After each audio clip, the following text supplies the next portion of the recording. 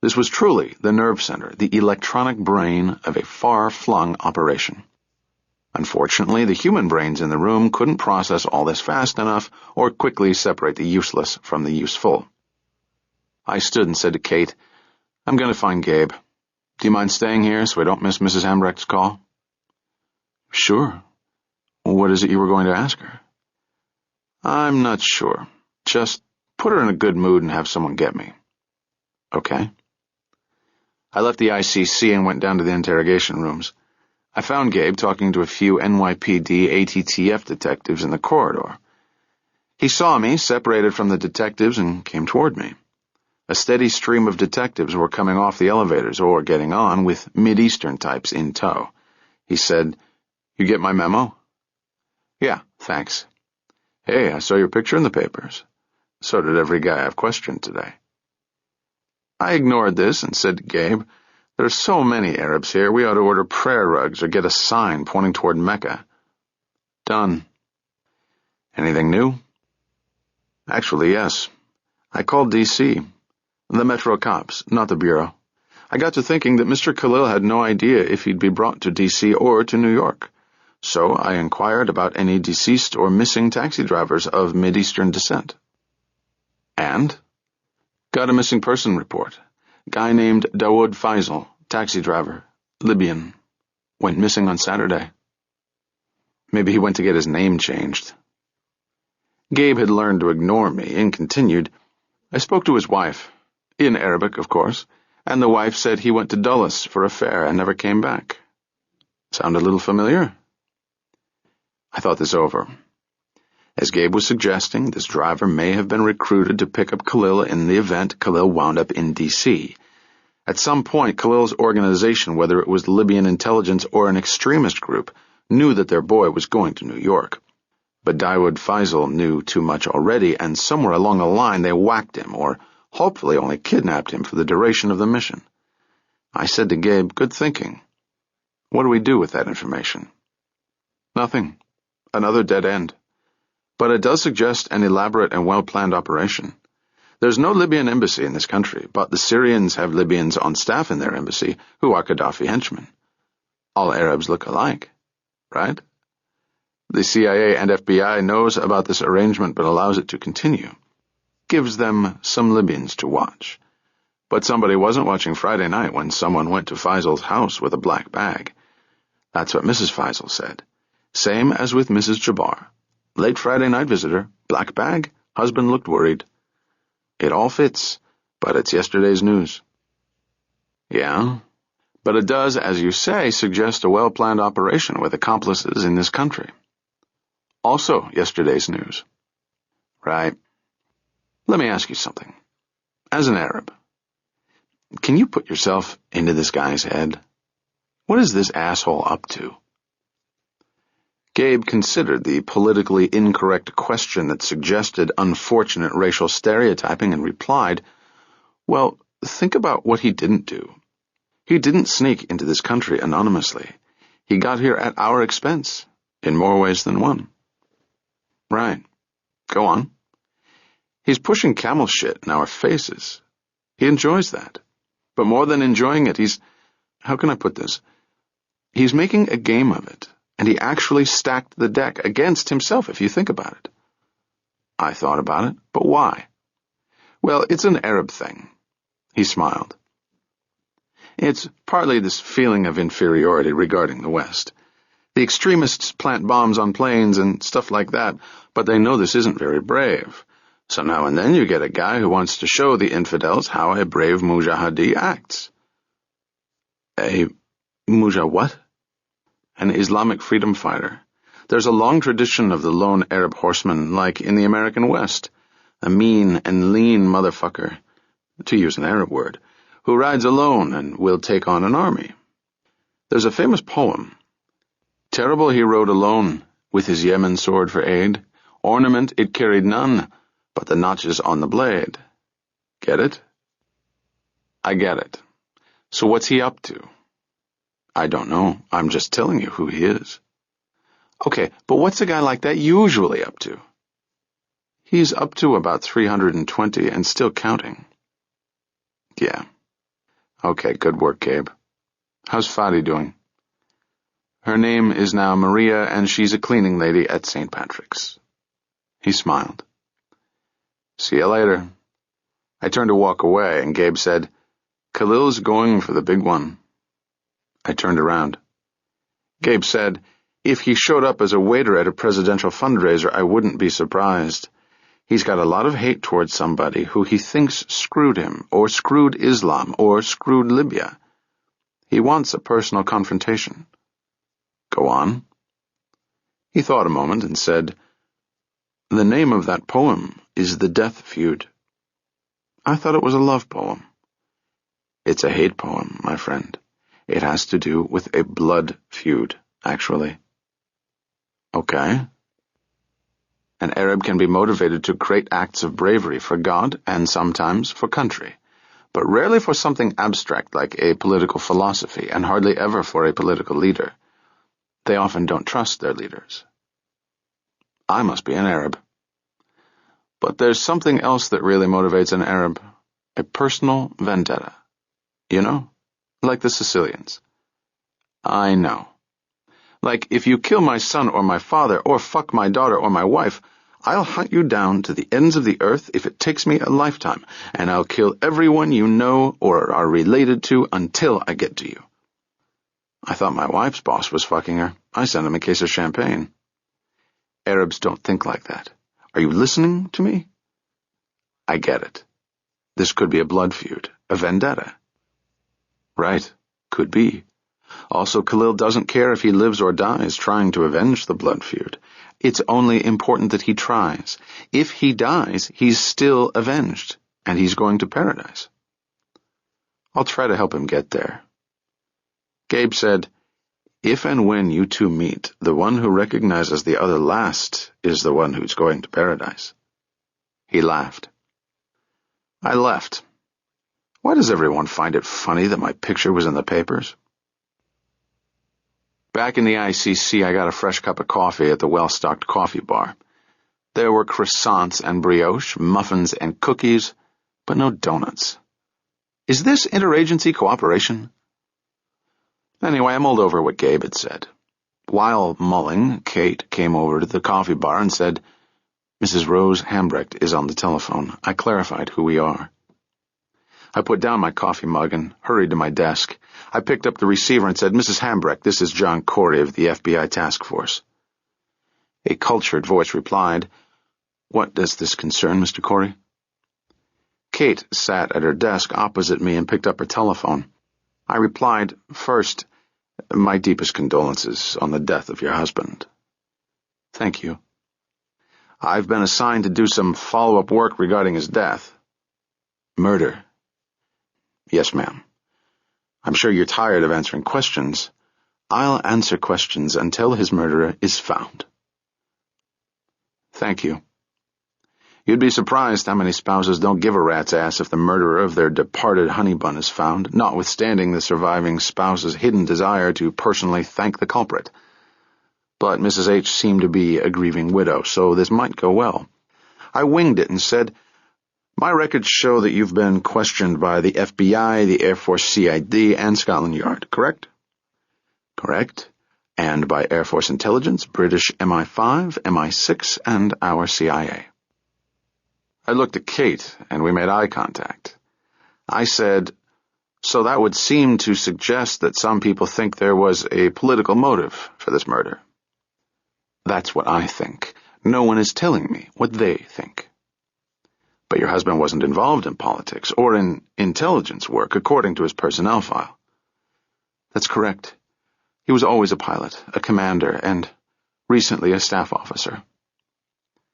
I was trying to slide into the deleted information without spooking her, so I said contrarily, We're now starting to think this was a random murder. Your husband was targeted by an extremist group simply because he wore an American military uniform. Nonsense. I thought so too, so I asked her, Can you think of anything in his background that would make him a specific target of an extremist group? Silence. Then, well, It has been suggested that his involvement in the Gulf War may have made him a target of Muslim extremists. The captain of the Vincennes, do you know about that? No, ma'am. So she explained it to me, and I did recall the attempted assassination. I asked, so it's possible that this was revenge for his part in the Gulf War? Yes, it's possible, but there were so many flyers involved in that war, thousands, and Bill was only a major then, so I never understood why he would be singled out. But some people suggested to you that he was. Yes, some people did. But you are not sure of that. No, I'm not. She stayed silent a while, and I let her think about what she was sure of. Finally she said, then with the death of Terry and Gail Waycliffe, how could anyone still think my husband's death was random or connected to the Gulf War? Terry wasn't even in the Gulf. I looked at Kate, who shrugged. I said, trying not to sound like I was clueless, you think the Waycliffe's deaths were related to your husband's death? Perhaps. If she thought so, then so did I. But she also thought I was informed, which I was not. I said, can you add anything to what we know about the Waycliffe's deaths? Not much more than was in the papers. Which story did you read? Which story? The Air Force Times. It was also reported in the Washington Post, of course. Why do you ask? I looked up at Kate, who was already on her computer banging away at the keyboard. I replied to Mrs. Hambrecht, some of the stories were inaccurate. How did you first hear of the deaths? The Waycliffe daughter, Sue, called me yesterday. She added, they were apparently killed sometime Sunday. I sat up in my chair. Killed? As in murdered? Kate's printer was spitting something out. I said to Mrs. Hambrecht, has anyone from the FBI or the Air Force spoken to you about this? No, you're the first. Kate was reading her printout and marking it. I motioned impatiently for her to hand it to me, but she kept reading it. I asked Mrs. Hambrecht, did their daughter indicate to you that she thought there was something suspicious about her parents' deaths? Well, she was very distraught, as you can imagine. She said it appeared to be a robbery, but she sounded as though she wasn't sure. She added, their housekeeper was also murdered. I was running out of generic questions, and finally Kate handed me the printout. I said to Mrs. Hambrecht, please hold. I put her on hold. Kate said, we may have hit on something. I quickly read the online news story from the Washington Post, discovering that Terrence Waycliffe was an Air Force general working in the Pentagon. Basically, it was reported as a straight homicide piece, saying that General and Mrs. Waycliffe and a housekeeper were found shot to death in the Waycliffe's Capitol Hill townhouse late Monday morning by the general's adjutant, who became concerned when his boss didn't report for work at his Pentagon office and didn't answer his telephone or pager. There was sign of forced entry. The door chain had been ripped from the jamb, and it appeared that the motive was robbery. There were valuables and cash missing. The general was in uniform and had apparently just returned from church, setting the time of the robbery and murder at about Sunday morning. The police were investigating.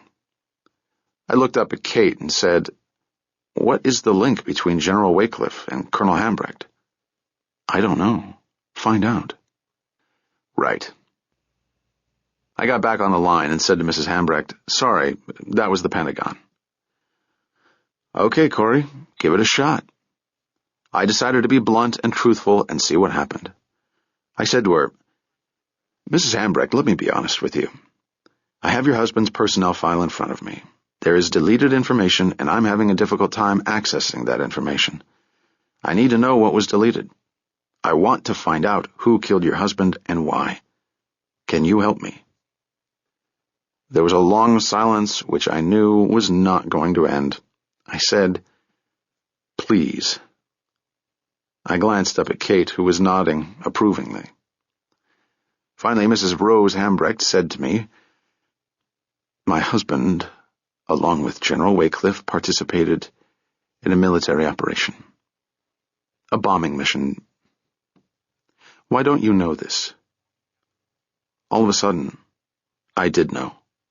What Gabe had said earlier was still in my head, and when Rose Hambrecht said bombing mission, it all came together like a key turning 15 lock tumblers and opening a door.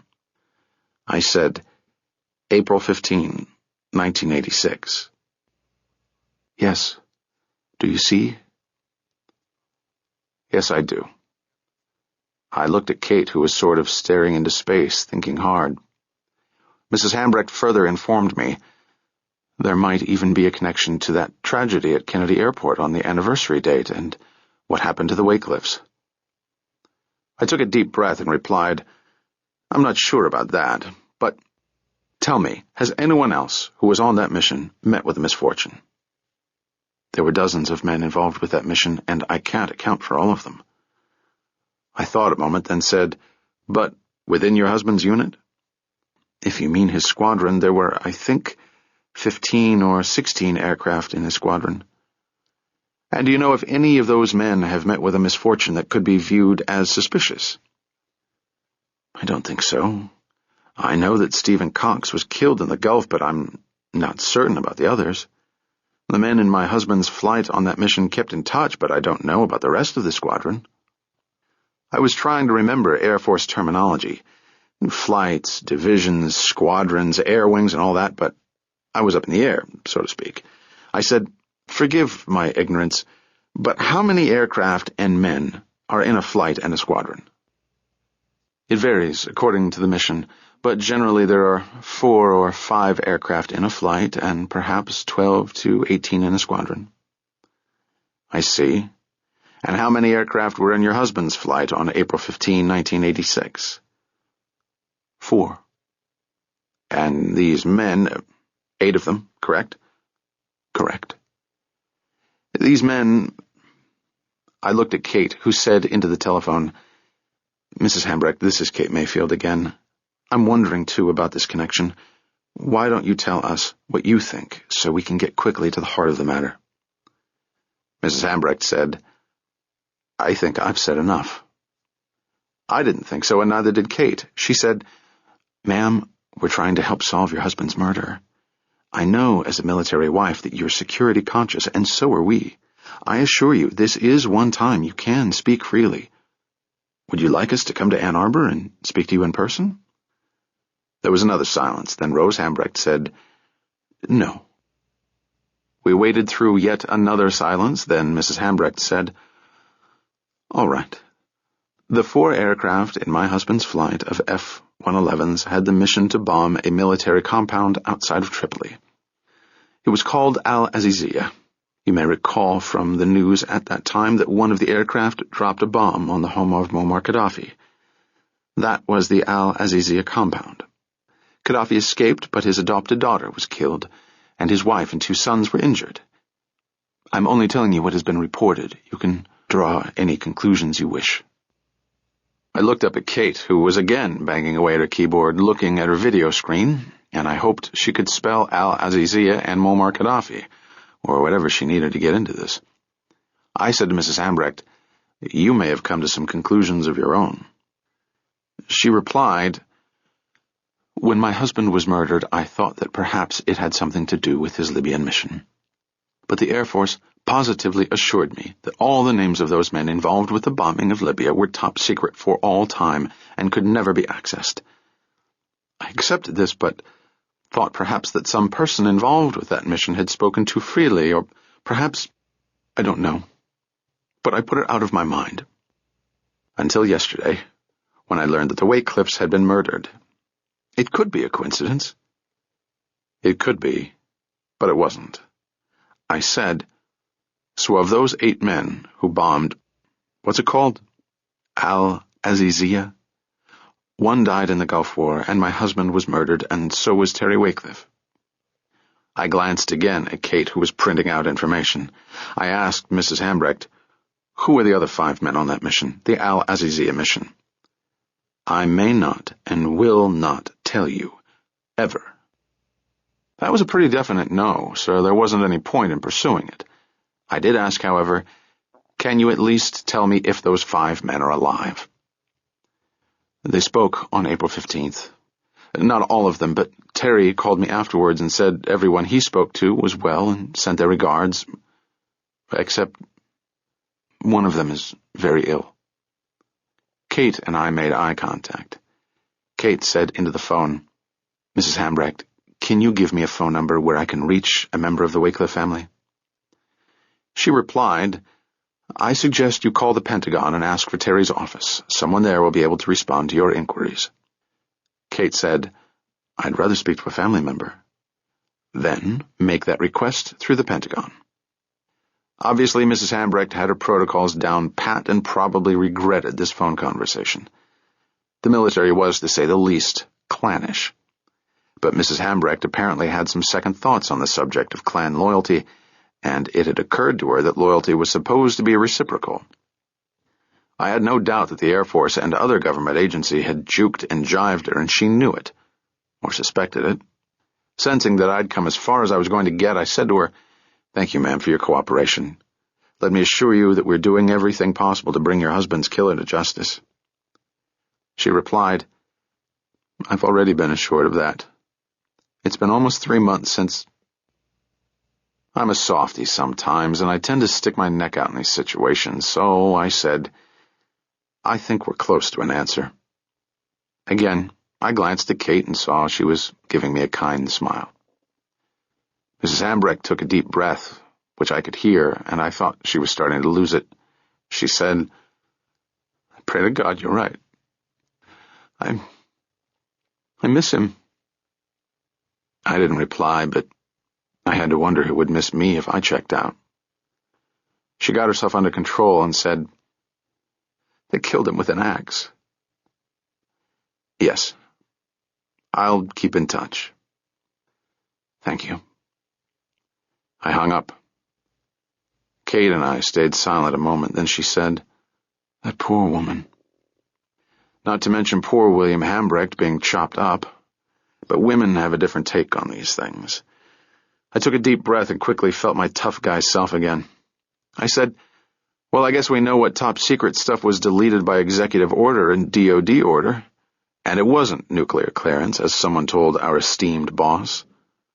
I left Kate to draw the conclusion that perhaps Jack Koenig was telling us less than he knew. Kate didn't or wouldn't get into that and said to me, "You did a good job." "You too." I asked her, "What did you find online?" She handed me some sheets of printout. I flipped through them, noting that they were mostly New York Times and Washington Post stories, dated after the April 15, 1986 raid. I looked up at her and said, "It's starting to make sense, isn't it?" She nodded and said, "It made sense from the beginning. We're not as smart as we think we are. Neither's anybody else around here, but solutions always look easy after you've come to them. Also, the Libyans aren't the only ones dragging red herrings around." She didn't comment on my paranoia. She did say, however, "There are 5 men somewhere whose lives are in danger." I replied, "It's now Tuesday. I doubt if all 5 men are still alive." Chapter 43. Asad Khalil woke from his short sleep and looked out the porthole of the Learjet. There was mostly blackness on the ground, but he noticed small clusters of lights and had the sense that the aircraft was descending. He looked at his watch, which was still on New York time, 3:16 a.m. If they were on schedule, they should be landing in Denver in 20 minutes. But he wasn't going to Denver. He picked up the airphone and with his credit card activated it and called a number he had committed to memory. After 3 rings, a woman's voice came on the line, sounding as if she'd been woken from a sleep, as well she should have been at this hour. "Hello? Hello? Hello?" Khalil hung up. If Mrs. Robert Callum, wife of Colonel Robert Callum, was asleep in her bed at her home in Colorado Springs, then Asad Khalil had to assume that the authorities were not in her home and not waiting for him. Boris and Malik had both assured him of this. The Americans would take his intended victims into protective custody if the authorities had set a trap for him. Khalil picked up the intercom handset and pressed the button. The co-pilot's voice came into the earpiece. "Yes, sir." Khalil said, I have made a telephone call that will necessitate a change of plans. I must land at the airport in Colorado Springs. No problem, Mr. Perlman. It's only about 75 miles south of Denver, about 10 minutes more flying time. Khalil knew this, and Boris had assured him that mid-air changes in plans were not a problem. Boris had said, "For the amount of money you're costing the Libyan treasury, they'll fly you in circles if you want." The co-pilot said, "I assume you want to land at the main municipal airport?" "Yes." "I'll radio the necessary flight plan change, sir." "No problem." "Thank you." Khalil put the receiver back on its hook. He stood, retrieved his black bag, and went into the small lavatory. After using the toilet, he removed the small travel kit from the overnight bag and shaved and brushed his teeth, keeping in mind all Boris's advice about American obsession with hygiene. He examined himself closely in the lighted mirror and discovered yet another bone splinter, this one in his hair. He washed his hands and face and again tried to rub out the specks on his tie and shirt, but Mr. Satterthwaite, or part of him, seemed intent on accompanying him on this flight. Khalil laughed. He found another tie in his black bag and changed ties. Asad Khalil again went into the black bag and retrieved both Glock pistols. He ejected the magazines from each and replaced them with fully loaded magazines that he had taken from Hundrey and Gorman. He chambered around in each Glock, took both of them off safety, and replaced them in the black bag. Khalil left the lavatory and put the bag in the aisle beside his seat. He then went to the console, which he noticed had a built-in tape and CD player, as well as a bar. He doubted if there was any music to his liking, and alcohol was forbidden. He found a can of orange juice in the small bar refrigerator and contemplated the food in a clear plastic container. He picked up a round piece of bread, which he suspected was the bagel that the captain had referred to. Boris had the foresight to brief him on bagels. "It is a Jewish creation, but all Americans eat them. During your journey, when you have become Jewish, be certain that you know what a bagel is. They can be sliced so that cheese or butter can be spread on them. They are kosher, so no pork lard is used in the baking, which will suit your religion as well." Boris had added, in his offensive way, "Pigs are cleaner than some of your countrymen I've seen in the souk." Khalil's only regret about Boris's fate was that Malik had not given Khalil permission to personally kill the Russian before Khalil began his jihad. Malik had explained, "We need the Russian for mission control while you are away, and no, we will not save him for you. He will be eliminated as soon as we hear you are safely out of America. Ask nothing further about this matter."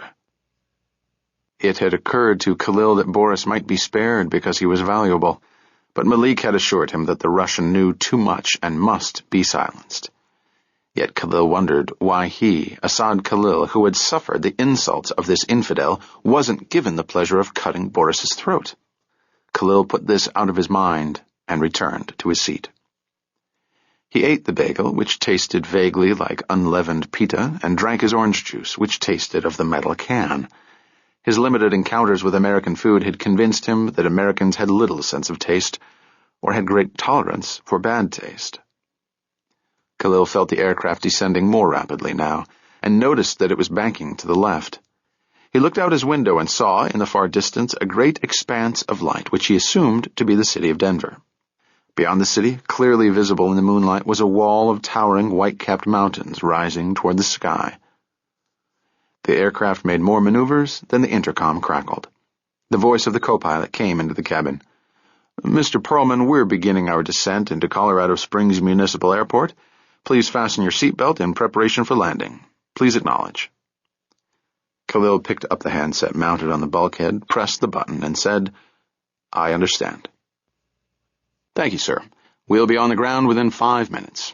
Clear skies, temperature 6 degrees Celsius." Khalil fastened his seatbelt. He heard the landing gear being lowered and locked into place.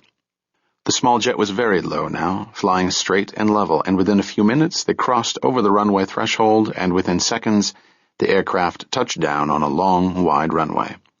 The co-pilot said over the intercom, "Welcome to Colorado Springs." Khalil had the irrational urge to tell the co-pilot to shut up. Asad Khalil did not want to be in Colorado Springs. He wanted to be in Tripoli. He did not want to be welcomed anywhere in this godless country. He wanted only to kill who had to be killed and to go home. The aircraft turned onto a taxiway, and the co-pilot slid back the partition and looked into the cabin. "Good morning." Khalil did not reply. The co-pilot said, "We'll taxi to the parking area and let you out before we refuel. Do you know how long you'll need here, sir?" "Unfortunately, I do not. It may be as little as 2 hours, perhaps less.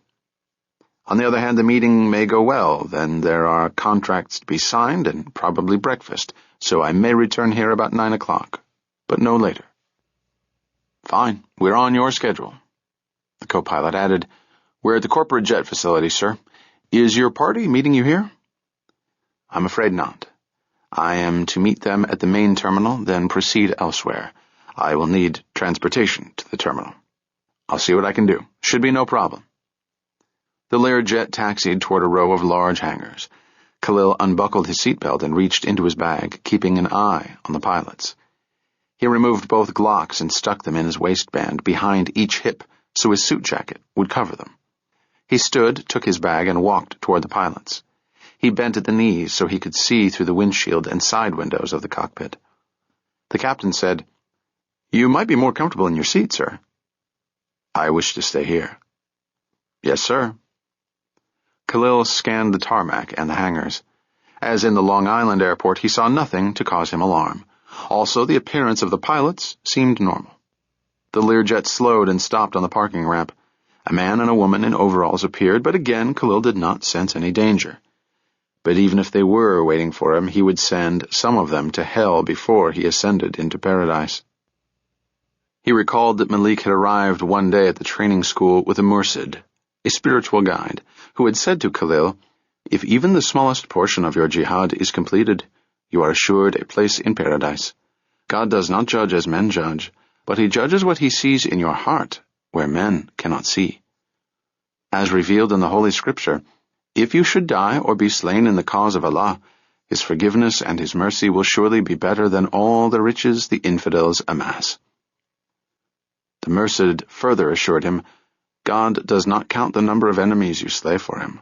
God counts only the enemies you swear with all your heart to slay."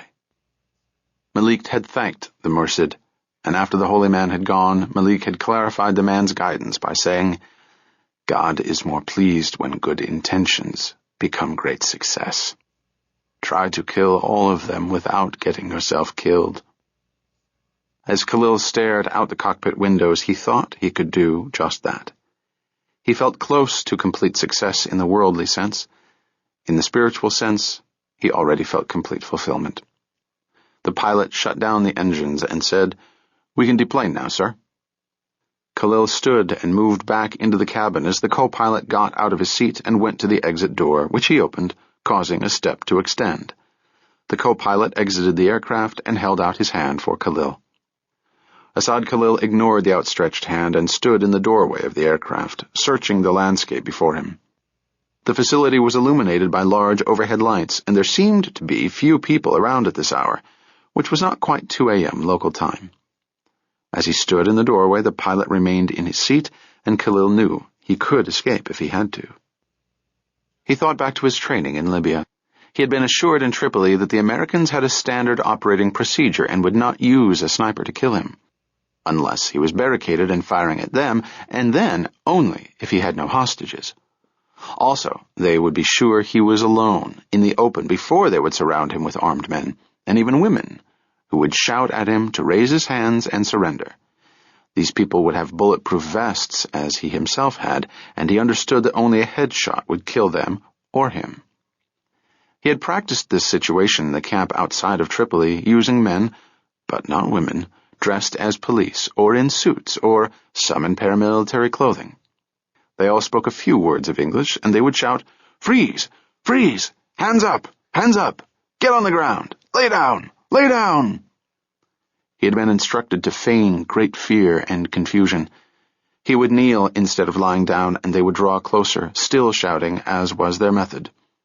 Then, as they drew into range, he would draw both pistols from his waistband and begin shooting. The 40-caliber Glock would not pierce body armor, but unlike the older 9mm, it would knock a man down and stun him. To assure him of this, his trainers had demonstrated on a condemned prisoner. At 20 meters, they had fired a 40-caliber round from the Glock at the prisoner's chest, and the man, wearing a Kevlar vest, was knocked off his feet and lay stunned for a half-minute, until he got up and was knocked down again by another round. They did this 2 more times until the prisoner would not or could not get up again. A bullet to his head ended the demonstration. Boris had told him, "Do not expect to win a gun battle. Americans pride themselves on good marksmanship. Guns are an important part of their culture, and the ownership of guns is actually guaranteed in their constitution." Khalil found this difficult to believe. Boris often invented things about the Americans, probably to impress and shock everyone. In any case, they had practiced what Boris called the shootout many times, and Boris had concluded, "It is possible to escape from a shootout. It has been done. If you are not badly wounded, you simply run, my friend, like a lion, faster and further than they can run. They have been trained not to shoot when they run. They may hit an innocent person or each other. They may shoot and not run, or run and not shoot. In either case, put some distance between you and them, and you may very well escape." Khalil recalled asking, "And what if they have a man with a sniper rifle?" "Then," Boris replied, "expect to have your legs shot out from under you. They hesitate to kill with a sniper rifle and pride themselves on bringing down a man without killing him."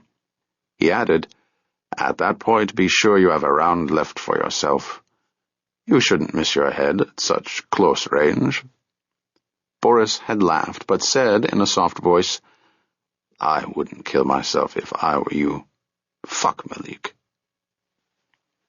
Asad Khalil noticed now that the co-pilot was still standing at the foot of the steps, attempting to keep a smile on his face while he waited patiently for his passenger. The pilot had gotten out of his seat and was also waiting for Khalil to step out. Khalil gripped his black bag with his left hand and kept his right hand free to draw his pistol. He stepped down onto the tarmac and stood close to the co-pilot. The pilot followed and walked toward a man whose windbreaker said, "Ramp Agent." Khalil stayed close to the co-pilot, closer than the suggested 1 meter, but the co-pilot made no move to distance himself from his passenger. Khalil kept scanning the tarmac, the vehicles, the hangars, and the parked aircraft. The pilot walked back to Khalil and said, "That gentleman will take you to the main terminal in his own car." The pilot added in a softer voice, "You may want to give him a tip, sir." "How much?" "10 should do it." Khalil was glad he'd asked. In Libya, $10 would buy a man for 2 days. Here, it would buy a 10-minute favor. Khalil said to the pilots, "Thank you, gentlemen. If I don't return in approximately 2 hours, then you can expect me, as I said, about 9 o'clock. No later." Captain Fisk replied, "Understood. Please look for us in that building where there's a pilot's lounge." Khalil joined the ramp agent, and after a few words of introduction, they walked to a parking lot and got into the ramp agent's automobile.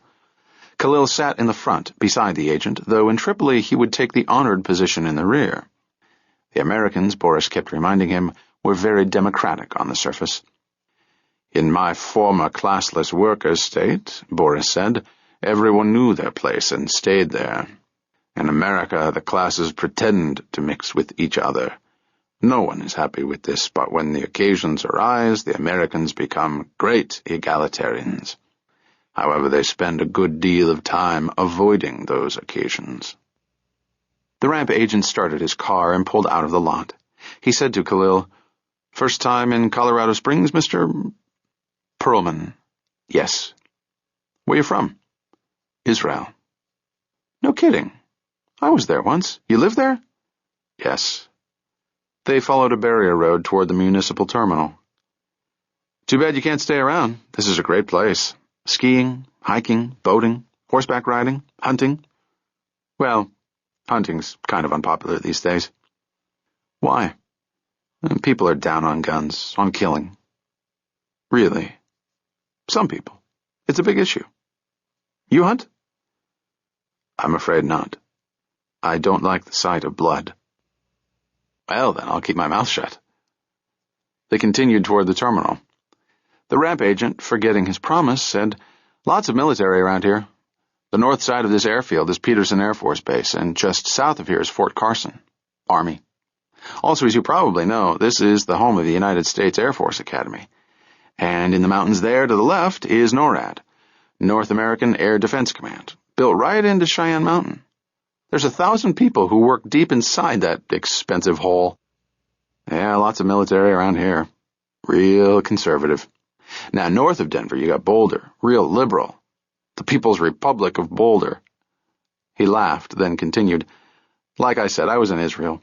My wife's real religious, and she dragged me to Jerusalem once. I don't mean dragged. A great city. We saw all the religious sites, you know? Hey, you're Jewish, right? Of course. Sure. We took this tour, to the Dome of the Rock. It's an Arab mosque, but it turns out that this was the main Jewish temple once. Well, I guess you know that. I mean, Christ probably went there. He was Jewish. Now, it's a mosque. He looked at his passenger and said, I think the Jews should take it back. That's what I think. They had it first. Then these Arabs come along and grab it and build a mosque there. Why should the Arabs own it? Because Muhammad ascended into heaven from that rock. Peace be unto him. Huh?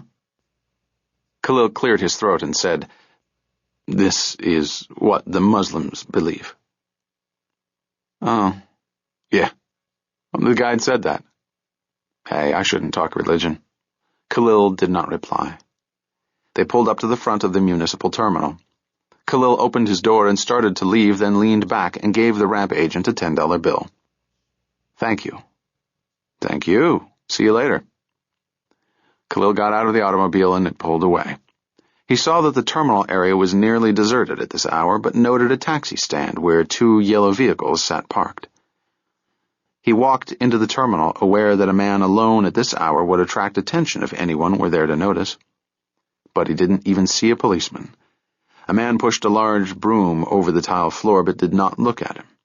They had stressed to him in Tripoli that municipal airports had much less security than international airports, and that even if the authorities were looking for him in America, the risks at these smaller airports would be minimal. Khalil strode quickly and purposely through the main lobby, remembering from photos and diagrams where the business center and conference rooms were. In an area just off the lobby, he saw a door marked Conference Room 2. Another sign said, Reserved. There was a keypad, and he punched in a code and opened the door. He entered the room and closed the door behind him.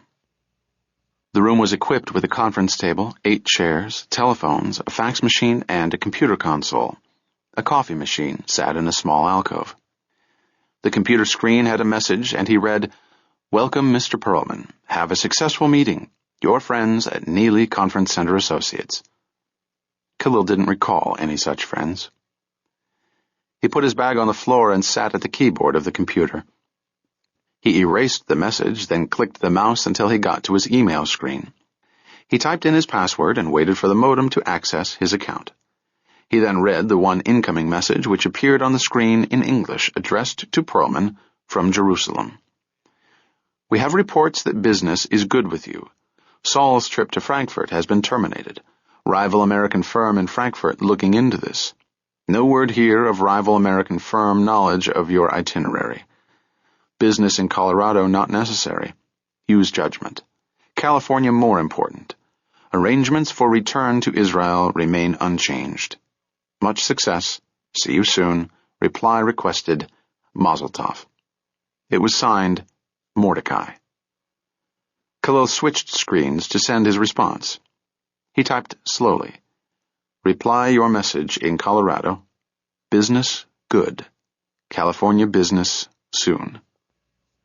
Khalil tried to fashion more English sentences, but it was not important that he do so. They had told him in Tripoli that any message would do as long as it contained the word business, which meant he was well and not under the control of the Americans. He signed it Perlman, then sent his email. He got out of his email account, returned to the main screen, and shut off the computer. He looked at his watch and saw it was 4:17 a.m. New York time, 2 hours earlier here. The home of Colonel Robert Callum was in the foothills of the mountain range, less than half an hour from where he now sat. There was an all-night car rental agency less than 10 minutes from the airport by taxi, and there was a car reserved for Samuel Pearlman there. Khalil stood and paced the room. Business in Colorado, not necessary. California, more important. But why couldn't he do both? He thought about going back through the terminal, taking a taxi to the car rental agency, renting the car, then driving to the home of Colonel Callum. There was some risk involved. There was always risk involved. But for the first time since he had walked into the American embassy in Paris, Asad Khalil had a sense of, not danger, he thought, but urgency. He continued pacing, weighing all the arguments for and against killing Colonel Callum and, of course, his wife, and whoever else would be in the house. The plan was simple, just as it had been at General Waycliffe's house. He would wait here, where it was safe, then go to the car rental agency, then drive to the Colonel's rural home in the early morning. The Colonel or his wife exited the house each morning no later than 7:30 and retrieved a newspaper from the mailbox at the end of the driveway, then re-entered the house. Like most military people, the Callums were punctual and habitual. Once the door was open, the Callums were only 5 or 10 minutes away from death, their remaining lifespan depending entirely upon Asad Khalil's mood and patience. He continued to pace the small room, like a lion, he thought, a lion such as the Romans kept in the arena at Leptis Magna, whose ruins he had seen near Tripoli. The lion knows from past experience that a man awaits him in the arena, and the lion becomes impatient. Surely he is hungry. The lion must be kept hungry. The lion also knows from his past experience that he always kills the man. What other experience could he know if he is still alive? But he also knows that he has encountered 2 kinds of men in the arena, the armed and the unarmed. The armed fought for their lives, the unarmed prayed. They tasted equally well. Khalil stopped pacing. He squatted on the floor, balancing himself on his haunches as the Berber tribesmen did in the desert. He raised his head and closed his eyes but did not pray. Instead, he transported himself into the night desert and imagined 1,000,000 brilliant stars in the black sky. He saw the full bright moon hanging over Kufra, his native oasis, and saw the palms swaying in the cool desert breeze. The desert was, as always, quiet. He remained in the desert for a very long time, keeping the image unchanged, waiting for an unbidden image to appear out of the desert sands. Time passed on earth but stood still on the desert. Finally, a messenger came out from the oasis, draped in cloths of black and white, illuminated by the moonlight, and casting a shadow on the sands as the figure moved toward him. The messenger stood before him but did not speak, and Asad Khalil dared not speak. Khalil could not see the messenger's face, but heard, now, a voice. The voice said, "In the place where you are now, God will do your work for you. Go from that place to the other place across the mountains. The sands of time are running out. Satan is stirring." Asad Khalil murmured a prayer of thanks, opened his eyes, and stood. He focused on the wall clock across the room and saw that over 2 hours had passed, though it seemed only minutes. He gathered his black bag, left the room, and moved quickly through the deserted lobby. Outside he saw a solitary taxi occupied by a sleeping driver. He got into the rear of the taxi and slammed the door hard. The taxi driver awoke with a start and mumbled some confused words. Khalil said, "To the corporate jet facility, quickly." The driver started the engine, threw the vehicle into gear, and pulled away. "Where?" Khalil repeated his destination and threw a $20 bill on the front seat beside the driver. "Quickly, please. I am late." The driver sped up and got onto the barrier road. Within 10 minutes, he was at the corporate jet facility. Khalil said, "Over there." The driver pulled up to a small building, and Khalil jumped out and walked rapidly into the building. He located the pilot's lounge, where he found both men asleep on couches. He shook the captain and said, "I am ready. We must leave soon." Captain Fisk rose quickly to his feet. The co-pilot was already awake, and he stood, stretched, and yawned. Khalil looked pointedly at his watch and said, "How long will it take to leave here?" Captain Fisk cleared his throat and said, "Well, I've already made preliminary arrangements for our outboard flight plan, in the event we needed to depart suddenly." "Yes, good. We need to depart suddenly. When can we depart?" "Well, at this early hour there's not much other air traffic, so we can take a few shortcuts with standard procedure. With luck, we should be able to taxi out in 15 minutes. "As soon as possible." "Yes, sir." Captain Fisk walked over to a telephone and punched in a few numbers. "Who are you calling?" "Control tower, to activate my prior arrangements." Captain Fisk spoke to someone on the other end. Khalil listened carefully to what the pilot said, but it seemed to be nothing more than technical talk. He looked at the pilot's face, then at the co-pilot, and both men seemed composed. Captain Fisk said into the phone, "Okay, thanks." He hung up and said to his passenger, "They promised to have our air traffic control departure clearance within 15 minutes. The local tower is already coordinating it with Denver radar." "I was under the impression that private flights could take off and land at their convenience." Captain Fisk replied, "That's not true for private jets, sir, because of the altitudes at which we fly. Above 18,000 feet, instrument flight rules always apply." "I see. Can we go now, to the aircraft?" "Sure." Fisk led the way out of the lounge, followed by the co-pilot and Asad Khalil. They walked quickly through the cold night air toward the Learjet less than 50 meters away. Khalil stayed very close to his pilots, but he had the sense that there was no immediate danger. The co-pilot opened the door of the Lear and entered, followed by Khalil, then by the captain. The pilots took their seats and began their pre-flight checks as Khalil took his seat in the rear of the cabin. Captain Fisk called back through the open partition, "We'll be underway shortly. Please fasten your seatbelt." Khalil did not reply. A few minutes later, Fisk started both engines, and the co-pilot radioed, "Springs Tower, Lear 25 Echo is ready to taxi." The tower replied, "Roger, Lear 25 Echo, taxi to runway 35 left. I've got your clearance when you're ready." "Go ahead with the clearance," the co-pilot said into the microphone, then began writing down what was being said on a pad in his lap. Captain Fisk continued to taxi the Lear 60 to the end of runway 35L, then wheeled the jet onto the runway centerline. "Here we go," Fisk said to no one in particular as he pushed the twin throttles forward. Within half a minute, the jet nosed up, left the ground, and was climbing away rapidly from the lights of Colorado Springs below. Khalil watched the pilots who had not yet slid closed the partition door between the cockpit and cabin. After a minute, he glanced out the side window to his left and watched the mountains in the distance, which were still visible in the moonlight. The co-pilot got on the intercom and said, "We need to continue on this northbound heading for a little while longer, sir, to get some altitude before we can turn westbound and on course. We've got those little hills over there to our left called the Rockies." He laughed and added, "Some of those peaks are 12,000 feet, about 4,000 meters. Khalil did not reply, but he looked at the foothills and mountains to their left as they continued on what was evidently a northerly heading. Somewhere down there, Colonel Robert Callum lay in bed, a terrible disease eating away at him. Khalil did not feel cheated, nor had he felt cheated when he'd learned that Stephen Cox had died in the war against Iraq. God, he decided, wished to claim his share of the spoils of war. Chapter 44. Kate and I spent the rest of the morning ringing the alarm bell, so to speak. The Incident Command Center went from anthill to beehive, if you'll pardon the insect analogy. Kate and I fielded about a dozen calls from higher-ups, congratulating us and so forth.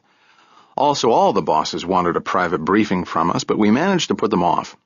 They really didn't want any information. They wanted to say they were part of the solution, though, of course, they were becoming part of the problem. Finally, I had to agree to a joint task force meeting such as we'd had yesterday morning. But I was able to put it off until 5 p.m. by lying about having to stay at the phones for calls from my worldwide network of informants. In some respects, the bosses here resembled the NYPD brass when a big case was making the news. Photo ops with me and Kate couldn't be far off. In any case, by the time Jack Koenig returned from collecting frequent flyer miles, the meeting would be over and Jack would be pissed. Tough. I told him to stay here. Within a half hour of our conversation with Mrs. Hambrecht, FBI agents were subpoenaing the phone records of Mrs. Hambrecht and, of course, General Wycliffe for April 15th. At the same time, the good people in the J. Edgar Hoover building were pushing hard to get the deleted information from Colonel Hambrecht's file, which I really didn't need now. But they were also trying to find the names of the surviving men in his flight who bombed Al-Aziziyah, which we did need. According to my email, the FBI had immediately warned the Air Force and DOD that the men on the Al-Aziziyah mission were in great and immediate danger, and that some degree of danger also existed for all the other men who flew the Libyan mission. The Air Force agreed to cooperate fully and quickly, of course, but in any bureaucracy, quickly is a relative term. I didn't know if the CIA was being kept informed, but I hoped they were not. I still had this weird idea that the CIA knew some of this already. Okay, it's easy to get totally paranoid about those people, and half the time, as I keep reminding myself, they're not as smart or cunning as people think. But as with any secret organization, they themselves sowed the seeds of mistrust and deception. Then they wonder why everybody thinks they're hiding something. What they're usually hiding is the fact that they don't know much. Sometimes I do the same thing, so how could I complain? I never actually thought that the FBI, which is the heart of the anti-terrorist task force, knew more than they were telling us in New York. But I was convinced they knew, as Kate said, that the CIA was in business for itself. And they let it pass because, after all, we're all on the same team, and we're all on the same side of the angels, and everybody has the best interests of the country at heart. The only problem was in defining best interests. The good news was that Koenig and Nash were out of the country. Anyway, during a little lull in the beehive activity, I looked at the printouts that Kate was still running from cyberspace. I started with a New York Times story dated March 11, 1989, headlined, Blast Wrecks Van of Skipper Who Downed Iran Jet. This was about the Vincennes captain, and didn't seem pertinent except as an example of what we suspected was happening now. Kate handed me an Associated Press article dated April 16, 1996, headlined, Libya Seeks Trials Over 1986 Air Raids. I read aloud, Libya demanded Monday that the United States surrender the pilots and planners behind air raids on Libyan cities 10 years ago, and Libyan leader Muammar Gaddafi insisted the United Nations take up the case. I looked at Kate and said, I guess we didn't hand anyone over, and Gaddafi got impatient. Read on, she said. I continued, We can't forget what happened, Gaddafi said on the anniversary of the U.S. attacks, which Libya said wounded over 100 people and killed 37, including Gaddafi's adopted daughter. These children, are they animals and Americans or human beings? Asked Gaddafi in a CNN interview in the ruins of his bombed-out home, left standing a full decade after the raids. I looked up at Kate. She said, I'm guessing that Asad Khalil lived in this military compound with the Gaddafi family. Remember, there was a family connection according to our files. Right. I thought about this and said, Khalil would have been about 15 or 16 when the raid occurred. His father was already dead, but he must have had friends and family at this compound. Kate nodded. He's avenging them and the Gaddafi family. Makes sense to me. I thought again about what Gabe had said earlier. I said to Kate, now we know what's motivating this guy, and I have to tell you, I don't sympathize with the bastard, but I understand. She nodded. I know. She added, Khalil is more dangerous than we thought, if that's possible. Read on. I read the end of the AP story. Gaddafi spoke as Libya conducts ceremonies in remembrance of the U.S. raids on the Libyan capital, Tripoli, and on Benghazi. The raids were in retaliation for the bombing of the La Belle discotheque in Berlin on April 5, 1986, which killed one U.S. serviceman.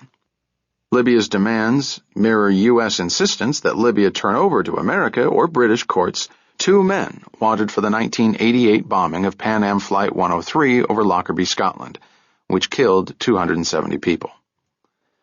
I put the article aside and said, "Round and round it goes, where it stops, nobody knows."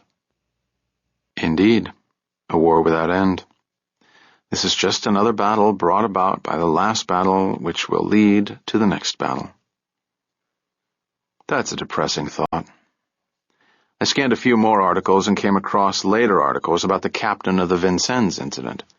As I said, there was no direct connection with Khalil, but I noticed an interesting progression of headlines, one of which, from the New York Times, read, "Bombing Inquiry Moving from State Terror Theory." The first of the succeeding articles indicated that maybe the Iranian government wasn't involved after all, and maybe no extremist groups were involved. Maybe it was a lone political weirdo, or maybe it was just a coincidence, or a personal grudge, leaving one wondering about who the captain or his wife pissed off down at the officers' club. Bullshit. It was incredible how Washington spun these stories to calm people down and not get everyone worked up about Iranians, or Iraqis, or Libyans, or other countries who really didn't like us and who got their own people worked up over the slightest incidents. There must be some sort of great diplomatic strategy at work, but I didn't get it. By this time next month, Assad Khalil would be described as a lone malcontent, angry at the U.S. for smearing ink on his entry visa. If you don't think anyone knows what they're doing in the White House or the J. Edgar Hoover Building or the Pentagon or Langley, try the State Department. They're totally adrift with one oar in the water. Anyway, geopolitics aside, Assad Khalil was either done and gone or heading toward his next victim. I said to Kate, "Any word on the crews of that mission?" "No, but they won't necessarily tell us. By now the FBI could have the survivors covered." "I think they should tell us. In the NYPD, the investigating detective knows and is responsible for everything." "I hate to be the bearer of bad news, John, but this is not the NYPD, and you'll be lucky if you even get a phone call telling you Khalil has been arrested." This really sucked. I racked my brain for ways to get a piece of the action, but all I could think of was that Jack Koenig owed me a favor, though we disagreed on that obvious and simple fact. But Koenig wasn't around, and I had no pull or influence here, and no one else owed me anything. I asked Kate, "Have you slept with a supervisor who could do us a favor?" "Not in New York." "Washington?" She seemed to be thinking about this, counting on her fingers and murmuring numbers until she reached 7, then said, "I think I called in all those favors." She laughed to show me she was just kidding. Anyway, I flipped through a few more news articles that had arrived from another dimension. I'm not real sure how the internet works, but it seems to tell you what you ask for, and it does what it's told, which is more than I can say for a lot of people I know. I came across an article from the Boston Globe that was informative. It was dated April 20th, 1986. It was a chronology of the events that led up to the American air attack. The first date of the crises was January 7th. It said President Reagan accuses Libya of armed aggression against the United States and orders economic sanctions against Libya and orders all Americans out of that country. Western allies refused to join the boycott. United States links Libya to an attack by Palestinian terrorists December 27, 1985, on Rome and Vienna airports, which killed 20 people. I continued reading. January 11, senior aide to Colonel Muammar Gaddafi says Libya will attempt to assassinate Reagan if United States attacks it. Gaddafi invites Reagan to visit him, saying a meeting might change Reagan's attitude. I wouldn't have bet the rent money on that. I scanned the chronology and saw a definite pattern of 2 strong-willed macho males engaged in a pissing contest. January 13th, 2 Libyan jet fighters approach a U.S. Navy surveillance plane. February 5th, Libya accuses U.S. of helping Israelis locate and bring down a Libyan plane, vows revenge. March 24th, U.S. warplanes strike a Libyan missile site. March 25th, U.S. forces hit 4 Libyan patrol boats. March 28th, Gaddafi warns that military bases in Italy and Spain or any country aiding U.S. 6th Fleet would be targets for retaliation. April 2nd, bomb explodes on TWA flight en route from Rome to Athens, killing 4 persons. Palestinian group says it was in retaliation for U.S. attacks on Libya. April 5th, bomb explodes in West Berlin disco, killing 1 U.S. serviceman. April 7th, U.S. ambassador to West Germany says U.S. has very clear evidence of Libyan involvement in disco bombing. I looked down the page at the rest of the events that led up to April 15th, 1986.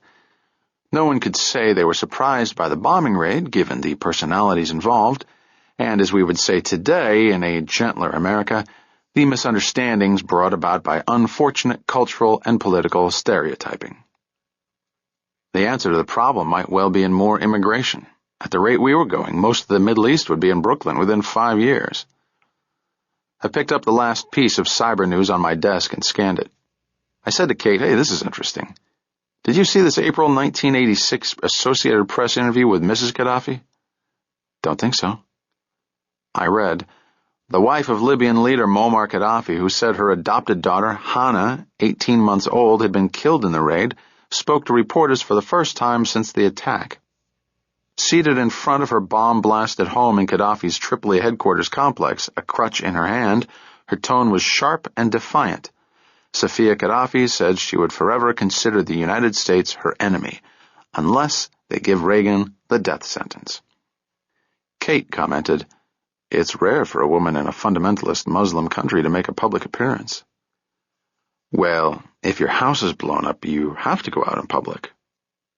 "I never thought of that. You're so clever." "Thanks." I looked back at the article and read aloud.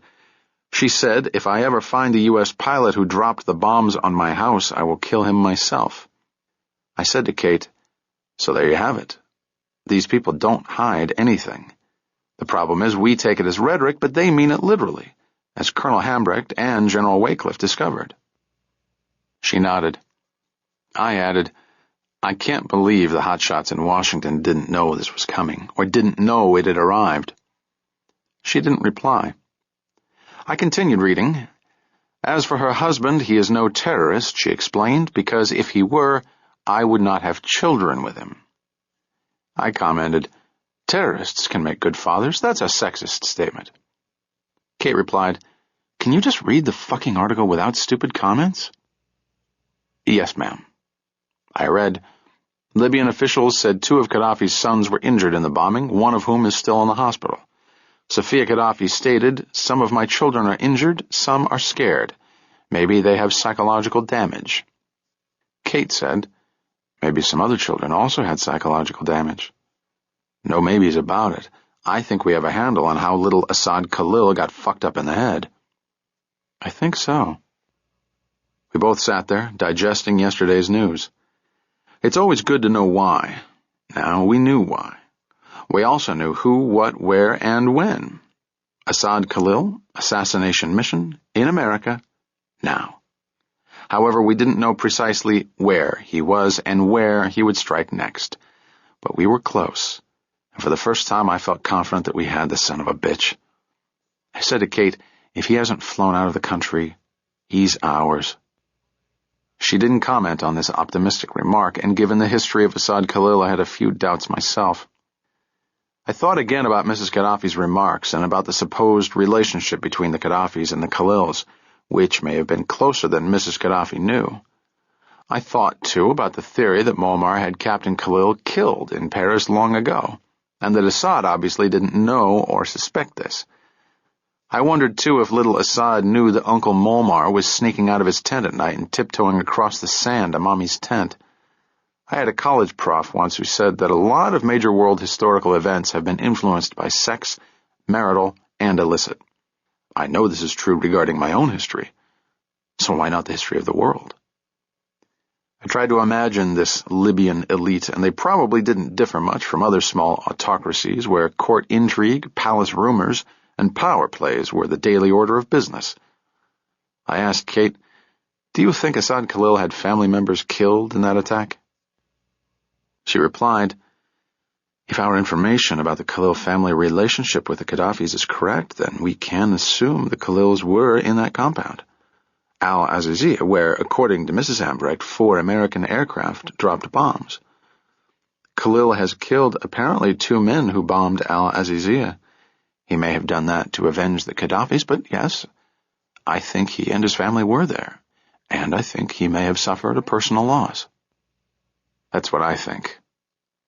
I tried to picture this guy, Assad Khalil, being blown out of his bed at some early morning hour, being scared shitless as the world around him was reduced to rubble. He must have seen lots of dead bodies and pieces of bodies. I made the assumption that he'd lost family members, and I tried to imagine his state of mind. Fright, shock, maybe survivor's guilt, then in the end, anger. Finally, at some point, he decided to get even, and he was in a good position to do that, being a victim as well as being part of the inner circle. Libyan intelligence must have jumped on this kid like he was a new prophet. And Khalil himself. He's been carrying a grudge all his life, and since Saturday he's been living his dream. His dream. Our nightmare. What are you thinking about? Khalil? How he got from there to here? He's been fantasizing about coming to America all his life, and we didn't know it, though we should have. And he's not here to start a new life, or to drive a taxi, or to escape persecution or economic misery. He is not who Emma Lazarus had in mind. Indeed not. And there are more of him out there. Indeed there are. So we remained at our posts, as we were told to do, but I'm not good at sitting and reading and answering dumb phone calls. I wanted to call Beth, but the situation across my desk had changed, so I emailed Ms. Penrose the following. Can't talk now. Big break in case. Maybe out of town this p.m. Thanks for big wet kiss. I hesitated at my keyboard. So in conclusion, no, that wasn't good. Finally I typed, need to talk to you. We'll call soon. I hesitated again, then sent the message. Need to talk, of course, says it all if you've been there. Lover's shorthand, as per my wife. John, we need to talk, i.e., fuck you. Kate asked, who are you emailing? Beth Penrose. Silence, then, I hope you didn't use email to tell her. No. That's really cold. How about a fax? You have to tell her in person. In person? I don't even have the time to talk to me in person. Well, a phone call will do. I'll leave. No, I'll handle it later. Unless you don't want to. I understand. I felt a headache coming on. Really, I understand if you've had second thoughts. Why did I not believe this? What happened last night does not obligate you in any way. We're both adults, so we'll just cool it a while and take it slow. Step at a time. Are you out of cliches yet? Go to hell. She stood and walked away. I would have jumped up and followed her, but I think we'd already attracted some attention from our co-workers, so I just smiled and whistled God Bless America, while members of the ATTF Anti-Sex League emailed Big Brother about a possible sex crime in progress. Which reminded me that I needed clean undershorts. There was a men's shop close by, and I'd planned a quick stop there later. I was going to let Kate help me pick out a shirt and tie. Anyway, back to the most wanted terrorist in America. I accessed my email and saw a message from the counterterrorism section in D.C. marked urgent. The distribution was limited to only those in the Incident Command Center. I read from the screen, Air Force informs us it may be difficult to ID pilots who flew Al-Azizia mission. Records exist for full squadrons and larger units, but smaller subunits need further research. I thought about this. It had the ring of truth, but I was so paranoid by now I wouldn't believe an exit sign. I read the remainder of the communique. We have passed on to Air Force substance of Rose Hambrecht's telephone interview with New York agents, i.e. 4 aircraft, F-111s on Al-Azizia mission, 8 airmen. General Waycliffe murder, etc. See prior comm on this. AF personnel and historian office are researching names as per above para. Mrs. Hambrecht has been phone contacted but will not divulge names via phone. A general officer with escort has been dispatched from Wright-Patterson AFB, Dayton, Ohio, to Hambrecht home, Ann Arbor.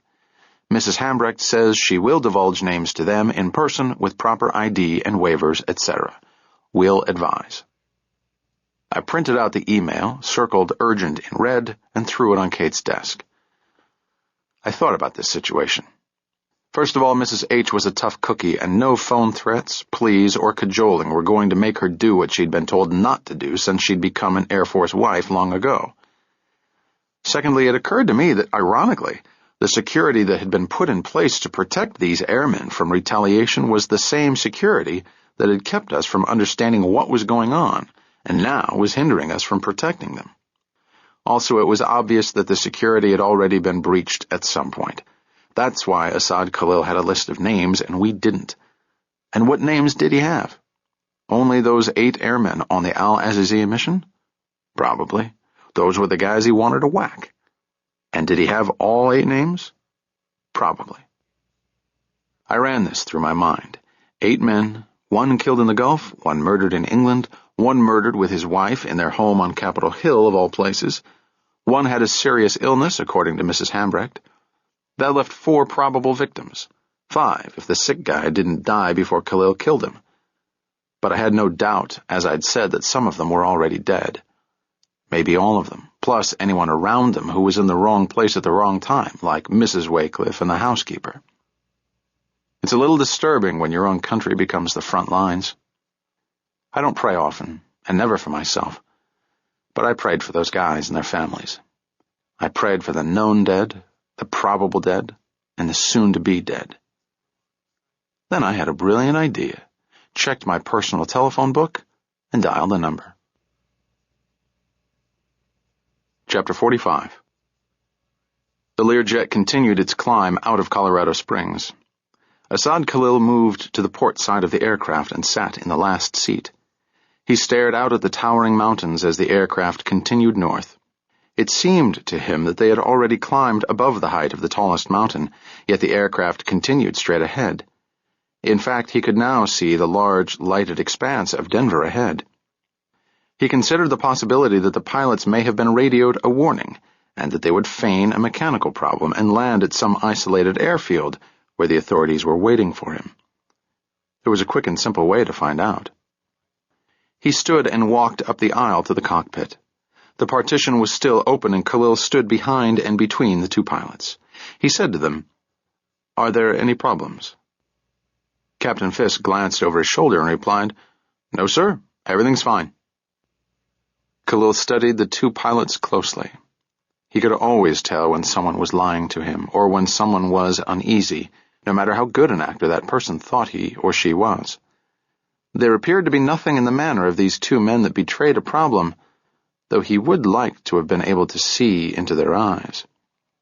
Captain Fisk said, "We're beginning our turn west over the mountains. We'll get some mountain turbulence, Mr. Perlman, so you may want to return to your seat." Khalil turned and went back to his seat.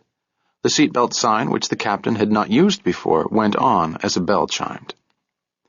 The Lear banked to the left, then leveled off and continued on. Within a few minutes, the aircraft began to be buffeted by updrafts. Khalil could feel the jet continuing to gain altitude, its nose pointing up at a sharp angle. The pilot came on the intercom and said, "We've just gotten our direct clearance for San Diego. En route time should be 1 hour and 50 minutes, which will put us on the ground at approximately 6:15 a.m. California time. That's an hour earlier than Mountain Time, sir." "Thank you. I think I understand the time zones now." "Yes, sir." In fact, Khalil thought he had been traveling with the sun since Paris, and the earlier time changes had given him some extra hours, though he didn't particularly need them. His next time change would take him across the international dateline, over the Pacific Ocean, and, as Malik had said, "When you cross that line, the captain will announce this, and Mecca will be to the west, not in the east. Begin your prayers facing east and end them facing west. God will hear you from both his ears, and you will be assured a safe journey home." Khalil settled back in his leather seat, and his thoughts turned from Malik to Boris. It was Boris, he realized, who was more on his mind than Malik these last few days. Boris had been his primary briefing officer in regard to America and American customs, so it was natural now for Khalil to think more of Boris than of the others who had trained his mind, body, and soul for this mission. Boris had trained him to understand the decadent culture in which Asad Khalil now found himself, though Boris did not always find American culture so decadent. Boris had told him, "There are actually many cultures in America, from very high to very low. Also, there are many people, such as yourself, Asad, who believe deeply in God, and there are those who believe only in pleasure, money, and sex. There are patriots and those who show disloyalty to the central government. There are honest men and thieves. The average American is basically more honest than the thieving Libyans I've dealt with, despite your love of Allah. Do not underestimate the Americans. They've been underestimated by the British, the French, the Japanese warlords, Adolf Hitler, and by my former government. The British and French empires are gone. So is Hitler, the Japanese Empire, and the Soviet Empire. The Americans are still very much with us." Khalil recalled replying to Boris, "The next century belongs to Islam." Boris laughed and said, "You've been saying that for 1,000 years. I'll tell you what is going to defeat you. Your women. They are not going to put up with your nonsense much longer. The slaves will turn on their masters. I saw it happen in my country.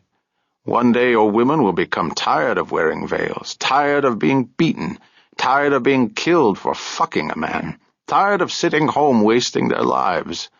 When that day comes, people like you and your fucking mullahs had better be ready to negotiate. If you were a Muslim, that would be blasphemy, and I would kill you right now." To which Boris had replied, "Yob vas," then buried his fist in Khalil's solar plexus and walked away, leaving Khalil doubled over, gasping for air. Khalil recalled that neither man spoke of the incident again, but both knew that Boris was already a dead man, so the incident needed no further resolution. It was the equivalent of a condemned prisoner spitting in the eye of the man who would behead him. The aircraft was still climbing and still being tossed about by the mountain winds. Khalil looked down and saw the moonlit peaks of the snow-capped mountains, but the moonlight did not penetrate into the dark valleys. He again settled into his seat and again thought of Boris. Boris, for all his blasphemies, his drunkenness, and his arrogance, had proved to be a good teacher. Boris knew America and Americans. His knowledge, Khalil had once discovered, had not been entirely accumulated during his time in America. Boris, in fact, had once worked in a secret training camp in Russia, a KGB facility called, Khalil remembered, Mrs. Ivanova's Charm School, where Russian spies had learned to become Americans. Boris had mentioned this secret to him once, in a drunken moment, of course, and told him that this was one of the last great secrets that had never been revealed by the old KGB after the collapse of the Soviet Union. The Americans, too, according to Boris, wanted this secret forever buried. Khalil had no idea what Boris was talking about, and Boris would not mention it again, even after much prodding by Khalil. In any case, during Boris's time in that school, he claimed to have come to an understanding of the American soul and psyche beyond anything he'd learned by living in America. In fact, Boris had once said, "There are times when I think I am an American. I remember once going to a baseball game in Baltimore, and when the Star-Spangled Banner was played, I stood and felt tears forming in my eyes." Boris added, "Of course, I still feel the same way when I hear the Internationale." He smiled and said, "Perhaps I have developed multiple personalities." Khalil recalled telling Boris, "As long as you don't develop multiple loyalties, you will be much happier and much healthier." The intercom crackled, breaking into Khalil's memories of Boris. Captain Fisk said, "Mr. Perlman, I apologize for the turbulence, but this is typical of a mountain range." Khalil wondered why the pilot would apologize for something that God, not he, controlled. Captain Fisk continued, "The air should smooth out in about 20 minutes. Our flight plan tonight will take us southwest across Colorado, then over what is known as the Four Corners, the place where the state borders of Colorado, New Mexico, Arizona, and Utah come together. Then we continue southwest across the northern portion of Arizona. Unfortunately, you won't be able to see much after the moon sets, but you should be able to make out the desert and high plateaus. Khalil had seen more desert in his life than these two had seen in their combined lives. He picked up his intercom and said, "Please let me know when we are passing over the Grand Canyon." "Yes, sir. Hold on a moment." "Okay, in 40 minutes we'll pass approximately 50 miles south of the South Rim. You may be able to see the general area of the canyon from the right side and certainly the high plateau beyond, but I'm afraid it won't be a very clear view from this altitude and distance." Khalil had no interest at all in seeing the Grand Canyon.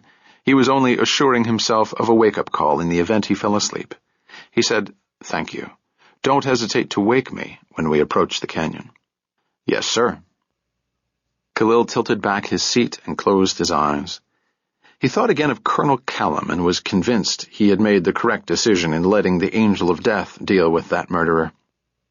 He thought, too, of his next visit, to Lieutenant Wiggins. Wiggins, they had told him in Tripoli, was a man of erratic movements, unlike the men of habit and predictable existence that he had already killed. For this reason, and because Wiggins came at the end of his list, there would be someone in California to assist him. Khalil did not want or need assistance, but this portion of his mission was the most critical, the most dangerous, and also, as the world would soon discover, the most important. Khalil felt himself falling into a sleep, and he dreamed again of a man who was stalking him. It was a confusing dream in which both he and the man were flying over the desert, Khalil in the lead, the man behind him, but out of sight, and flying over both of them was the Angel of Death that he had seen in the Kufra oasis. The angel, he sensed, was contemplating which man he would touch and make fall to the earth. This dream somehow transformed into a dream of him and the lady pilot flying naked, hand in hand, looking for a flat rooftop on which to alight so they could engage in carnal pleasure. Each building they saw below had been destroyed by a bomb. The intercom crackled, and Khalil awoke with a start, sweat on his face, and his organ aroused. The pilot said, "Grand Canyon coming up on your right, Mr. Perlman." Khalil took a long breath, cleared his throat, and said into the intercom, "Thank you." He rose and went into the lavatory. As he washed his face and hands in cold water, the dreams continued to run through his mind. He returned to his seat and glanced out the window. The full moon had nearly set on the horizon, and the earth below was black. He reached for the airphone and dialed a number from memory. A man's voice answered. "Hello?" Khalil said, "This is Perlman. I'm sorry to have awakened you." The man replied, "This is Tannenbaum. It is no problem. I sleep alone." "Good. I'm calling to see if we have business to do." The man said, "The business climate is good here." "And where are our competitors?" "They are nowhere to be seen." The rehearsed exchange complete, Khalil concluded with, "I look forward to our meeting." As planned. Khalil hung up and drew a deep breath, then picked up the intercom. The captain answered, "Yes, Mr. Perlman." Khalil said, "My phone call has necessitated another change of plans." "Yes, sir?" Boris had said to Khalil, "Mr. Perlman should not be overly apologetic when he keeps changing his flight plans. Mr. Perlman is Jewish, and he is paying good money, and he wants service for his money. Business comes first, and everyone else's inconvenience is of no concern to him." Khalil said to the pilot, "I need now to go to Santa Monica. I assume that is not a problem." The pilot replied, "No, sir. There isn't much difference in flight time from our present position." Khalil already knew that. "Good." Captain Fisk continued, "There won't be any delay with air traffic control at this hour." "What is our flight time to Santa Monica?" "I'm putting in the coordinates now, sir." "Okay, our flight time will be about 40 minutes, which will get us near the municipal airport at about 6 a.m. We may have to slow up en route to be sure to land after 6 because of the noise curfew." "I understand." 20 minutes later, the Learjet began its descent, and Khalil could see a low range of mountains in the soft glow of the sunrise behind him. Captain Fisk came on the intercom and said, "We are beginning our descent, sir, so you may want to fasten your seatbelt." Those are the San Bernardino Mountains ahead. Also, you can see the lights from the eastern edge of Los Angeles below. Santa Monica Airport is to your left front, near where the coast meets the ocean. We'll be on the ground in 10 minutes. Khalil did not reply. He felt the aircraft steepening its descent, and he could see enormous ribbons of lighted highways and roads below. He set his wristwatch to California time, which was now 5:55 a.m. He heard the pilot speaking on the radio but could not hear the other end of the conversation because the pilots were listening on their earphones. They had not always used the earphones during the flight from New York, and Khalil had now and then been able to hear radio transmissions. He was not suspicious regarding the earphones, but it was worth noting in the event that other small deviations developed. This flight had been planned in Tripoli so that his change of destination, announced over the Grand Canyon, would put him in Santa Monica no later, or even a few minutes earlier than if he'd landed in San Diego, and no earlier than the noise curfew allowed. If they were waiting for him in San Diego and they discovered that he was going to Santa Monica, they had less than 40 minutes to set a trap there. If it took longer to put the trap into place, the pilot would inform him of some delay, and Asad Khalil would make another request for a flight plan change, this time with a pistol to the pilot's head. Their alternate airport would be a small, abandoned facility in the San Bernardino Mountains, only a few minutes flying time from where they were now. A car with keys taped under the wheel well was waiting for him there. The authorities would soon learn who had the advantage. It was Asad Khalil in a private jet aircraft with a pistol. They flew out over the ocean, then turned back toward the coast and continued their descent. He waited for some indication of a delay in landing, but then he heard the Lear's landing gear being lowered, then watched the flaps extend from the back of the wing. Landing lights blinked on the tips of the wings and flashed into the cabin through the portholes. All of these changes in flight plans, he knew, was no assurance that he would be safe on the ground. But since the possibility existed to change plans almost at will, it was decided to do so, if for no other reason than to make life more difficult for the Americans if they were trying to trap him. Malik had shown him 2 interesting films. In the first film, shown in slow motion, a lion was in full pursuit of a gazelle. The gazelle changed course to the left, and Malik said, "Notice that the lion does not overcompensate in his turn to the left in order to intercept his prey. The lion knows that the gazelle can change direction quickly to the right, and the lion will overshoot his prey and lose him. The lion only changes directions at the same angle as his prey and follows directly behind him. He will not be fooled, and he knows that his speed will overtake even the gazelle as long as he focuses on the animal's rear legs." The film ended with the lion leaping onto the haunches of the gazelle, who collapsed under the weight of his pursuer and waited quietly for his death. The next film showed a lion being pursued across a grassy plain by a Land Rover, in which 2 men and 2 women rode. The people in the vehicle, according to the narrator, were trying to get close enough to the lion to shoot a tranquilizing dart into him, so that he could be captured for some scientific purpose. This film, too, was in slow motion, and Khalil noticed that the lion at first tried to rely on its speed to outdistance the vehicle, but as the lion tired, he changed direction to the right, and the vehicle went to the right as well, but at a steeper angle, in order to intercept the lion. But the lion, who was now in the position of a gazelle, knew by instinct and experience what the vehicle was doing, and the lion suddenly veered to the left, and the vehicle found itself far to the right of the retreating lion. The film ended, and Khalil never knew if the lion escaped. Malik had said, "The lion, when he is the hunter, remains focused on his prey. The lion, as the hunted, relies on his knowledge and instincts as a hunter to trick his pursuers. There are times when you must change directions to avoid your pursuers, and times when an unnecessary change of direction allows your prey to escape. The worst change of direction is that which leads you directly into a trap. Know when to change course, and when to increase your speed, and when to slow your pace if you smell danger ahead. Know, too, when to stop and blend into the bush. A gazelle who has escaped the lion quickly goes back to its mindless grazing. The gazelle is happy filling its belly with grass and not exerting itself. The lion still wants its meat and will wait for the gazelle to get even fatter and slower. The Learjet passed over the threshold of the runway, and Khalil looked out the porthole as the aircraft touched down on the concrete landing strip. The Lear came to a quick stop, then exited onto a taxiway. A few minutes later, the Learjet taxied up to a nearly deserted general aviation ramp.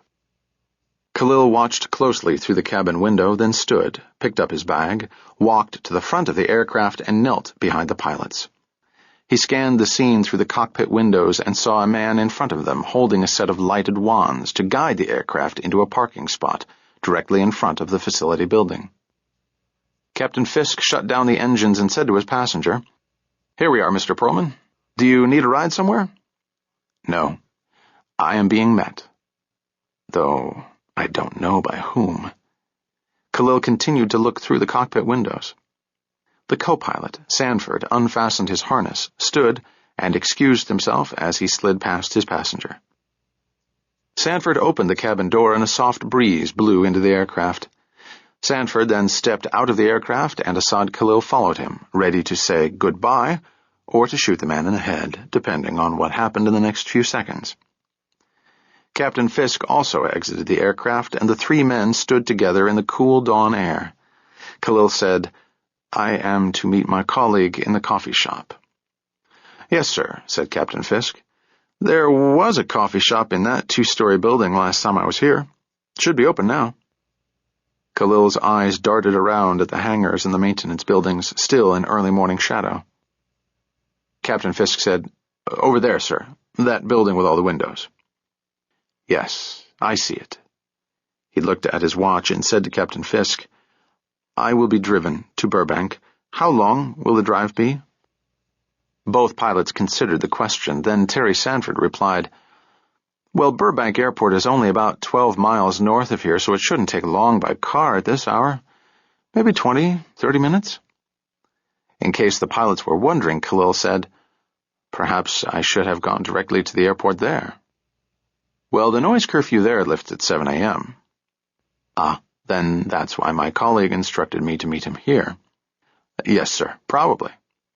In fact, Khalil knew all of this, and he smiled to himself at the thought of his pilots discovering some time in the future that their passenger was not as ignorant as they themselves had been regarding his flight plans. He said to them, "Thank you." He addressed both men and said, "And I thank you for your assistance and your company." Both pilots replied that it had been a pleasure having him on board. Khalil doubted their sincerity, but he gave each man $100 in cash and said, "I will request you both the next time I need your service." They thanked Mr. Perlman, touched their caps, and walked off toward the open hangar. Asad Khalil stood alone, exposed on the open ramp, and waited for the quiet to explode into screaming and running men. But nothing happened, which did not surprise him. He sensed no danger and felt the presence of God in the rising sun. He walked unhurriedly toward the glass building to the right of the hangar and entered. He found the coffee shop and saw a man sitting alone at a table. The man wore jeans and a blue T-shirt and was reading the Los Angeles Times. Like himself, the man had Semitic features and was about his age. Asad Khalil approached the man and said, "Mr. Tannenbaum." The man stood. "Yes, Mr. Perlman." They shook hands, and the man who called himself Tannenbaum asked, "Would you like coffee?" "I think we should go." Khalil exited the coffee shop. The man paid for his coffee at the cash register and met Mr. Perlman outside the coffee shop. They left the building and began walking to the parking lot. Mr. Tannenbaum, still speaking English, inquired, "You have had a good journey?" "If I had not, would I be here?" The man didn't reply. He sensed that this compatriot walking beside him was not looking for companionship or idle talk. Khalil asked, "Are you sure you weren't followed?" "Yes, I'm certain. I am not involved in anything that would cause me to come to the attention of the authorities." Khalil replied in Arabic, "You are not now involved in any such thing. Do not make any such assumptions, my friend." The man answered in Arabic, "Of course. I apologize." They approached a blue van parked in the lot. On the side of the van were the words "Rapid Delivery Service, local and statewide, guaranteed same or next day delivery," followed by a phone number. The man unlocked the doors and got into the driver's seat. Khalil climbed into the passenger seat and glanced into the rear of the van where a dozen packages sat on the floor. The man started the engine and said, "Please fasten your seatbelt to avoid being stopped by the police." Khalil fastened his seatbelt, keeping his black bag on his lap. He said, "Route 405, north." The man put the van in gear and drove out of the lot, then out of the municipal airport. Within a few minutes they were on a wide interstate, heading north. Khalil and the driver both looked in their side view mirrors as they gathered speed. The sky had lightened and Khalil looked around as they continued north. He saw exit signs for Century City, 20th Century Fox Studios, West Hollywood, Beverly Hills, and something called UCLA. Khalil knew that Hollywood was where the American movies were made, but he had no interest in that subject, and his driver volunteered no information. The driver said, "I have parcels in the rear addressed to Mr. Perlman." Khalil did not reply. The driver added, "Of course I do not know what is in them, but I trust you will find everything you need." Again, Khalil made no reply. The driver remained quiet, and Khalil saw that the man was becoming uneasy, so Khalil addressed him by his real name and said, "So, Azim, you are from Benghazi?" "Yes." "Do you miss your country?" "Of course."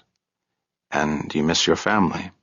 Your father, I believe, is still living in Libya." Azim hesitated, then replied, "Yes."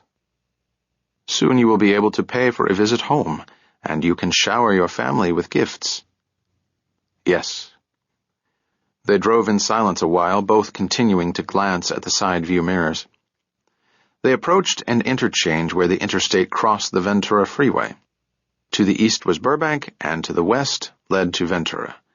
Azim said, "I was told you had the address of your meeting." Khalil replied, "I was told you had the address." Azim nearly ran the van off the road and began sputtering, No, I know nothing. They told me."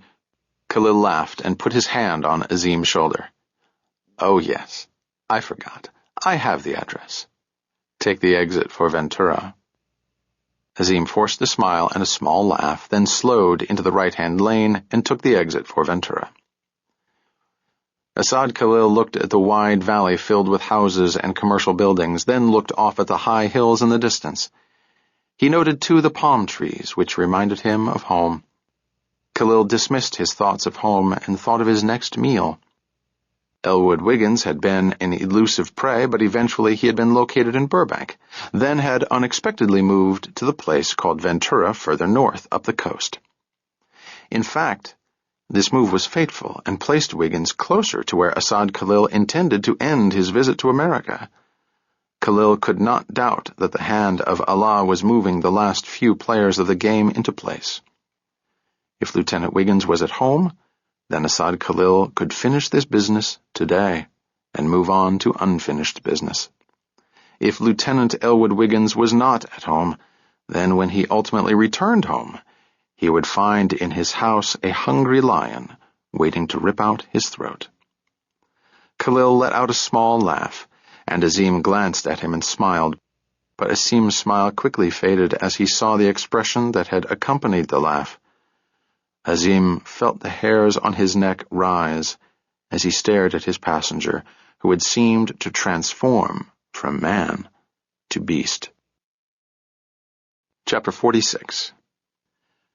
I dialed a Washington, D.C. number, and a voice came on the line. "Homicide, Detective Kellum." I replied, "This is John Corey, NYPD, Homicide. I'm looking for Detective Calvin Childers. He has an alibi for that night." Everyone's a comedian. I played the game and replied, "He's black, he's armed, and he's mine." Kellum laughed and said, "Hold on."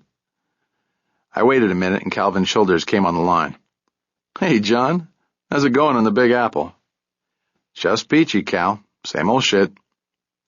The pleasantries over, I said, I'm actually working on the transcontinental thing. Well, whoop-de-doo. How'd you get a piece of that? It's a long story.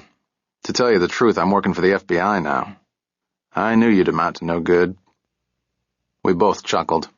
Cal Childers and I had attended the previously mentioned seminar at FBI headquarters some years ago, and we took a liking to each other for reasons that had to do mostly with our problems with authority and feds.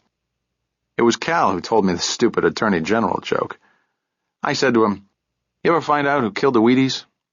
He laughed and said, "Hey, were those guys stiff or what? They sat there and never cracked a smile. You working for those turkeys?" I'm on a short contract and a shorter leash. Yeah. So what can I do for you? Well, you want me to be straight or should I try to bullshit you so that the less you know the better? Are we on the air? Probably.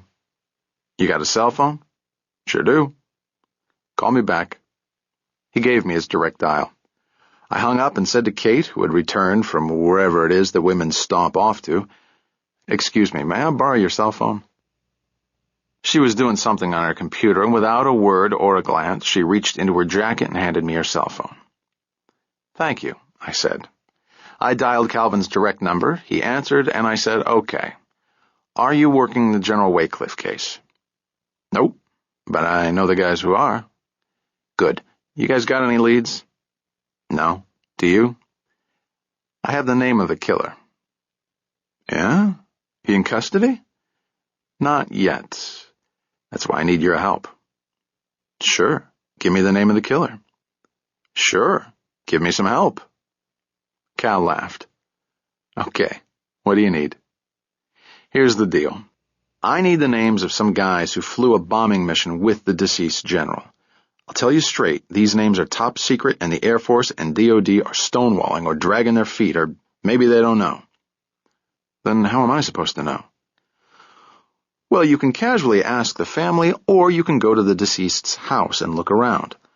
Look in his address book or in his files. Maybe there's a photo or something like that. I thought you were a detective." "I'm a detective, not a fucking mind reader. Give me more." "Right.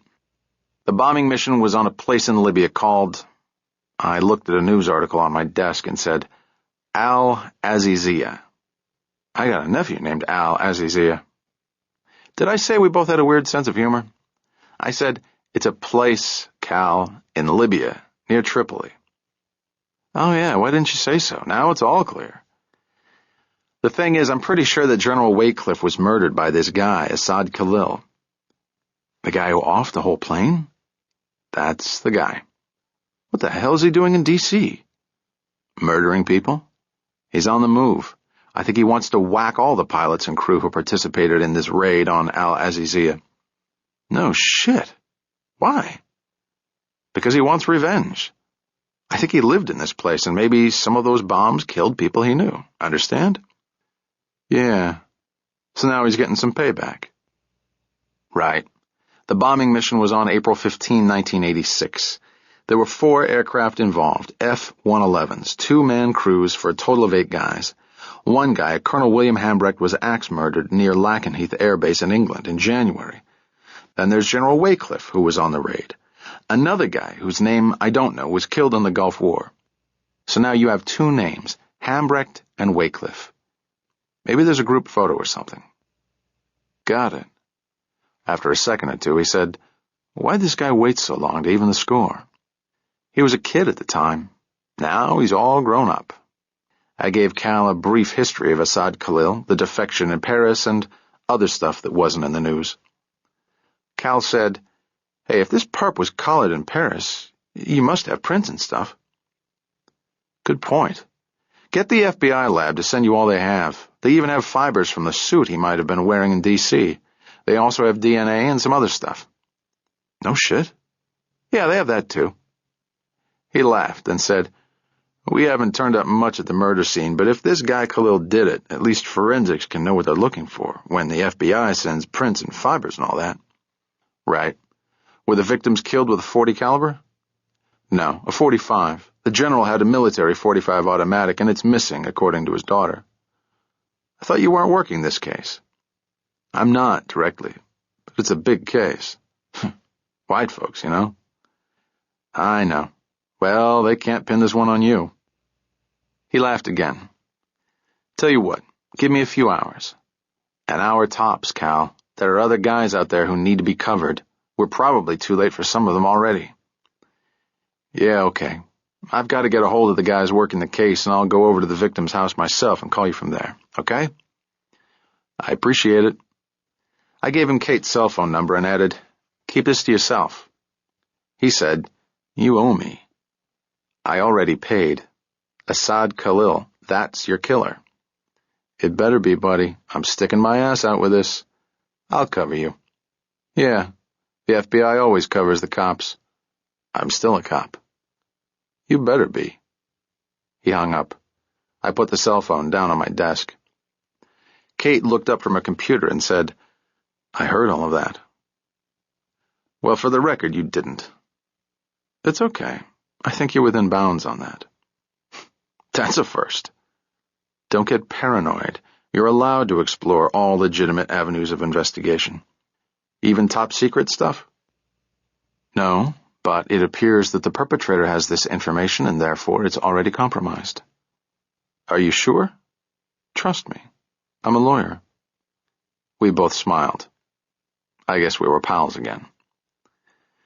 We had a sort of tenuous conversation, the kind that lovers have after a little misunderstanding about one of the parties not getting rid of someone that he or she was screwing. We segued from that issue to business. Kate said, if we can get those names and maybe addresses from your friend before Mrs. Hambrecht turns them over, or before the Air Force or DOD finds them, then we have a better shot at continuing to work this case. She added, as opposed to counterterrorism in Washington getting the names. I looked at her. Clearly Ms. Mayfield, team player, was rethinking how the game should be played. We made eye contact, and she smiled. I said, yeah, I hate it when people take things from me that are mine. She nodded, then said, you're actually quite clever. I never thought to call DC homicide. I'm a homicide cop. This is cop to cop. We do it all the time. Gabe just did it. I added, you were the one who thought to request Colonel Hambrecht's file. See? We work well together. FBI, cops, synergy. It works really well. What a concept. Why didn't I get into this outfit 10 years ago? When I think of all the time I wasted on the police force? John, cool it. Yes, ma'am. I'm ordering lunch. What would you like? Truffles on rye with béarnaise sauce. And pickles. How'd you like my fist down your throat? My goodness. I stood and stretched. Let me take you out for lunch. Well, I don't... Come on. I need to get out of here. We have beepers. I put Kate's cell phone in my pocket. All right. She stood and went over to the duty desk and told the woman there we'd be out and close by. We exited the ICC, and within a few minutes we were down on Broadway. It was still a nice sunny day, and the sidewalks were crowded with lunch-hour people, mostly government workers eating from vending carts or brown bags to save a few bucks. Cops aren't exactly overpaid, but we know how to treat ourselves well. When you're on the job, you never know what the future may bring, so you eat, drink, and make merry. I didn't want to get too far from the Ministry of Truth, so I walked 2 blocks south to Chambers Street near City Hall. As we walked, Kate said, I'm sorry if I seemed a little upset before. That's not like me. Forget it. The first few days can be tough. Exactly. It doesn't get appreciably better, but why mention that and spoil the moment? I directed Ms. Mayfield to a place called Echo, and we entered. This is a sort of cozy place with a flavor of old New York, except for the prices. X and I used to come here since we both worked in the area, but I didn't mention that to Ms. Mayfield. I was greeted by name by the maitre d', which never fails to impress one's dining companions. The place was crowded, but we were escorted to a nice table for 2 near the front window. NYPD guys wearing suits and guns are treated well in New York restaurants, and I guess it's the same all over the world. Yet I'd have no problem giving up the perks and status for a nice retirement someplace in Florida. Right? Anyway, the place was full of politicos from City Hall and other city agencies. This is sort of a power place for the municipal elite on fat expense accounts, a place where the city's sales tax is recycled back into the private sector, momentarily, then cycled back to the city. It works really well. Kate and I ordered glasses of $8 wine from the proprietor, whose name was Enrico. White for the lady, red for the gentleman. After Enrico left, Kate said, "You don't have to buy me an expensive lunch." Of course I did. I said, however, "I really owe you a good lunch after that breakfast." She laughed. The wine came, and I said to Enrico, "I might need to receive a fax here. Can you give me your number?" "Of course, Mr. Corey." Whereupon he wrote the fax number on a cocktail napkin and left. Kate and I touched glasses, and I said, "Slain tea." "What's that mean?" "To your health. It's Gaelic. I'm half Irish." "Which half?" "The left side." "I mean, mother or father?" "Mother. Pop is mostly English. What a marriage that is. They sent each other letter bombs." She laughed and observed, "New Yorkers are so concerned with national origins. You don't see that all over the country." "Really? That's boring." "Like that joke you told about Italians and Jehovah's Witnesses. It took me a few seconds to get it." "I have to introduce you to my ex-partner, Dom Fanelli. He's funnier than me." And so forth. I've been here before, but this time it was different for some reason. We studied the menus, as they say, me studying the right side, Kate studying the left side. The right side was a little steeper than I'd remembered it, but I was saved by the ringing cell phone. I took it out of my pocket and said, "Corey." Calvin Childers' voice said, "Okay, I'm in the deceased's den, and there's a photograph here of 8 guys in front of a jet fighter that someone tells me is an F-111. The date on the photo is April 13, and the year is 1987, not 86. Yeah, well, this was sort of a secret mission, so maybe. Yeah, I got it. Okay, but none of the guys in the photo is ID'd by name." "Damn." "Hold on, sport. Calvin is on the case." So then I find this big black and white photo labeled 48th Tactical Fighter Wing, Royal Air Force Station, Lakenheath. And there's about 50, 60 guys in the photo. And it's captioned with names, like first row, second row, and standing. So I put the magnifying glass to these faces, and I come up with the matches to the 8 guys in the F-111 photo. Then I go back to the big photo and get the names of those 8 guys from the caption. 7 guys. I already know what Wycliffe looks like. Okay, then I go into the deceased's personal phone book, and I get 7 addresses and phone numbers. I let out a deep breath and said, "Excellent. You want to fax those names and numbers to me?" "What's in it for me?" "Lunch in the White House? A medal? Whatever?" "Yeah, probably time in Leavenworth." "Okay, there's a fax machine here in the deceased's office. Give me your fax number." I gave him the restaurant fax and said, "Thanks, buddy. Good job." "What do you think this guy Khalil is?" "He's paying visits to those pilots. Any in the D.C. area?" "No." "Florida, South Carolina, New York?" "Where in New York?" "Let's see. Guy named Jim McCoy. Home is in a place called Woodbury. Office is Long Island Cradle of Aviation Museum." "Okay. What else?" "You want me to fax this or read it?" "Just fax it. And fax the 8-guy photo while you're at it. And note who's who on the photo. And while you're at it, send me a good photo on a shuttle flight. Call me with a flight number, and I'll send an underemployed agent to pick it up." "You're a pain in the butt, Corey." "Okay, let me get out of here before I start attracting attention." He added, "This Khalil guy's a nasty dude, Corey. I'll also send you some of the photos of the crime scene. I'll send you some photos of a plane load of corpses. Watch your ass." "I always do. See you at the White House." I hung up. Kate looked at me, and I said, "We have all the names and addresses. I hope we're not too late."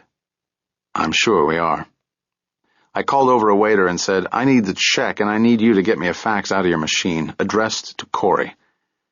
He disappeared. I knocked off my wine, and Kate and I stood. I said, "I owe you lunch." We moved toward the front door. The waiter came. I gave him a 20, and he gave me a 2-page handwritten fax and the faxed photo, which wasn't that clear. Kate and I went out to Chambers Street, and as we walked quickly back to Federal Plaza, I read the alphabetized names aloud.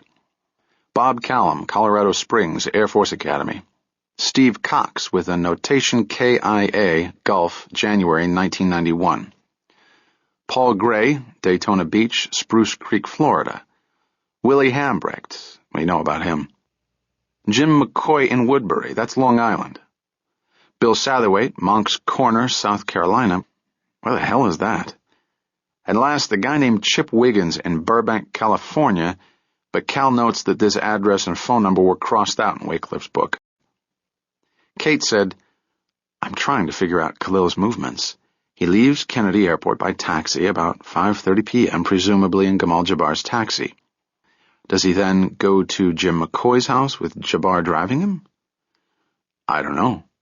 We'll know when we call Jim McCoy.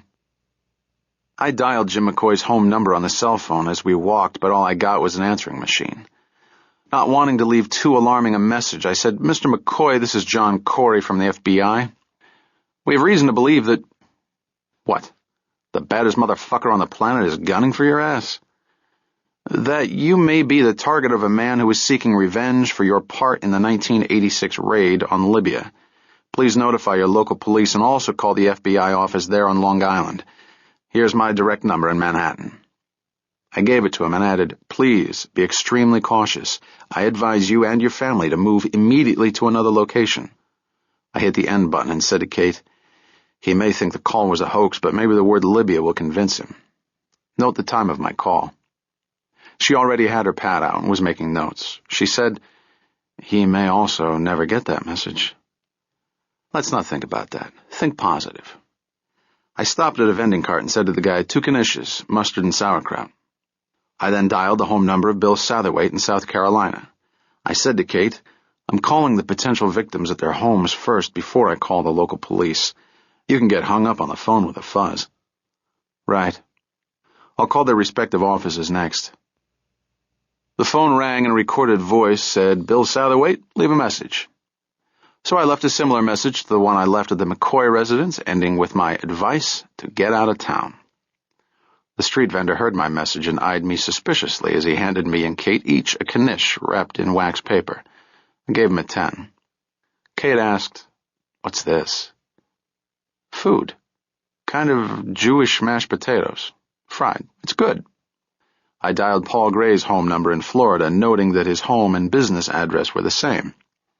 Yet another answering machine instructed me to leave a message.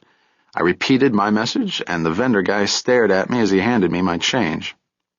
Kate and I continued walking. I tried Gray's office number and heard, Gray Simulation Software. We're not able to come to the phone, and so forth. I didn't like the fact that no one seemed to be home and Gray wasn't in his office. I left the same message, and again, Kate made a note of it. I then tried Satherwaite's business number, which was identified as Confederate Air Charter and Pilot Training. I got an answering machine with a sales pitch and a request to leave a number. I left my guarded message, which I noticed was becoming less guarded. I was tempted to scream into the phone, Run for your life, buddy. I hung up and said to Kate, Where is everybody today? She didn't reply. We were walking up Broadway, and Federal Plaza was a block away. I wolfed down half of my large knish in record time as I scanned the fax paper. Kate took a bite out of the knish, made a face, and deposited it in a trash receptacle without even offering it to me. My ex used to have the waiter take her half-finished food away without checking with me first. Not a good sign. I decided to try the number of the Long Island Cradle of Aviation Museum, knowing I'd get a human voice. A woman answered the phone. Museum. I said, Ma'am, this is John Corey, Federal Bureau of Investigation. I need to speak to Mr. James McCoy, the director. It's urgent. There was a long silence on the phone, and I knew what that meant. She said, Mr. McCoy. I heard a small sob. Mr. McCoy's dead. I looked at Kate and shook my head. I threw my knish in the gutter and spoke as we walked quickly up the block. How did he die, ma'am? He was murdered. When? Monday night. The police are all over the museum. No one is allowed in the building. Where are you, ma'am? I'm in the Children's Museum next door. I'm Mr. McCoy's secretary, and his line now rings here, so that... Okay. How was he murdered? He was shot in one of the aircraft. There was another man with him. Do you want to speak to the police? Not yet. Do you know who the other man was? No. Well, yes. Mrs. McCoy said he was an old friend, but I can't remember. I said, Gray? No. Satherwaite? Yes, that's it, Satherwaite. Let me put the police on the phone. In a minute. You said he was shot in a plane? Yes. He and his friend were sitting in a fighter, the F-111, and they were both... The guard, Mr. Bauer, was also murdered.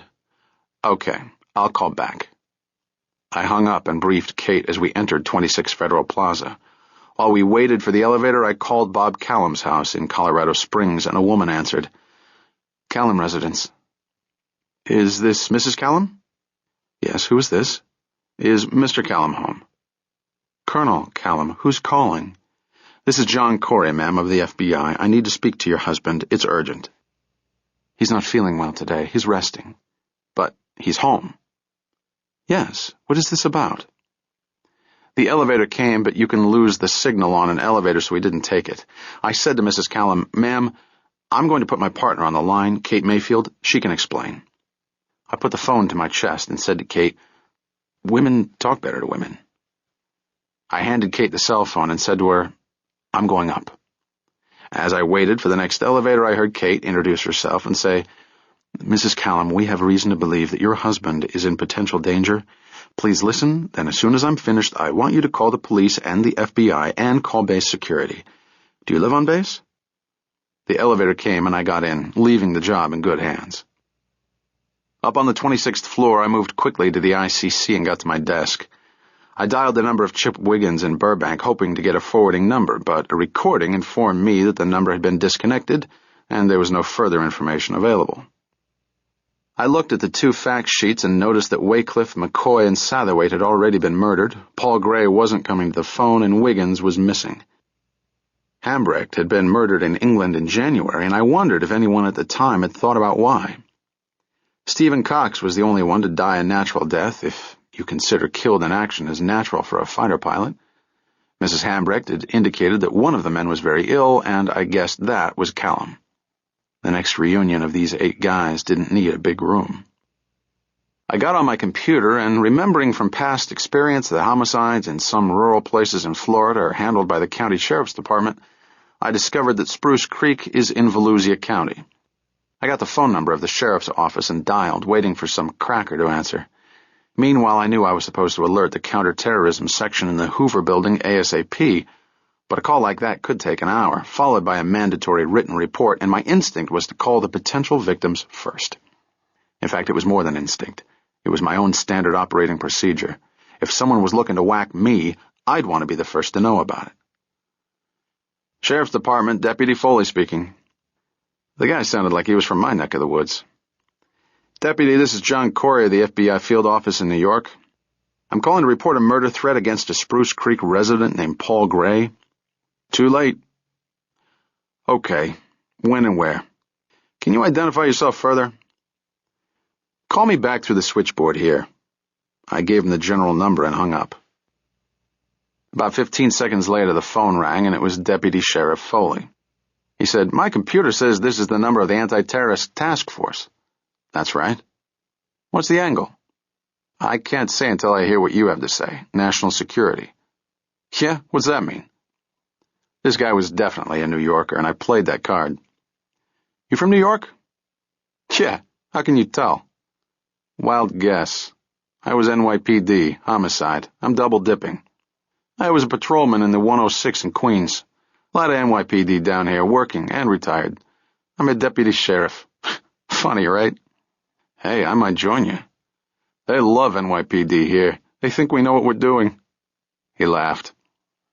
So the bonding over, I said to him, Tell me about the murder. Okay, it took place in the victim's house, home office, Monday. Coroner put the time of death about noon, but the air conditioner was on, so maybe earlier. Body discovered at about 8:15 p.m. by us, acting on a tip from a woman named Stacy Mall. She's a private pilot who flew a customer from Jacksonville Municipal Airport to the victim's home. The house is on an airstrip in this fly-in community called Spruce Creek outside of Daytona Beach. The customer said he had business with the deceased. Indeed, he did. Right. So this customer tells the lady pilot his name is Demetrius Poulos, an antique dealer from Greece, but afterwards, this woman sees this photo in the newspaper and she thinks her customer was this guy Assad Khalil. She got that right. Jesus. I mean, we thought she was hallucinating, but then we find this guy dead. Why'd Khalil want to whack this guy? He has a thing about airplanes. I don't know. What else? Well, 2 gunshot wounds, 1 abdomen, 1 head. Also, the cleaning lady got it. Single shot to the back of the head. Did you recover slugs or shell casings? Only the slugs. .340 caliber. Okay, I guess you notified the FBI. Yeah. I mean, we didn't actually believe the Assad Khalil thing, but that aside, the victim seemed to be involved in some sort of defense work, and there could be some computer disks missing, according to the victim's girlfriend, who we located. But did you report the possible Khalil connection to the FBI? We did. To the Jacksonville field office. They informed us they were getting Assad Khalil sightings every 15 minutes. He added, they didn't take it too seriously, but said they'd send an agent down. Still waiting. Right. So after Spruce Creek, this lady pilot flew her customer where? Back to Jacksonville Municipal, then drove him to Jacksonville International. The guy said he was flying back to Greece. I thought that over and asked, did you notify the Jacksonville PD? Of course. You think I forgot everything I know? They checked out the airport, manifests, ticket sales, and all that, but no Demetrius Poulos. Okay, how long did the perp stay in the house with the victim? The pilot said about half an hour. I nodded. I could almost recreate that conversation between Assad Khalil and Paul Gray. I asked Sergeant Foley a few more questions and got a few more answers, but basically that was it.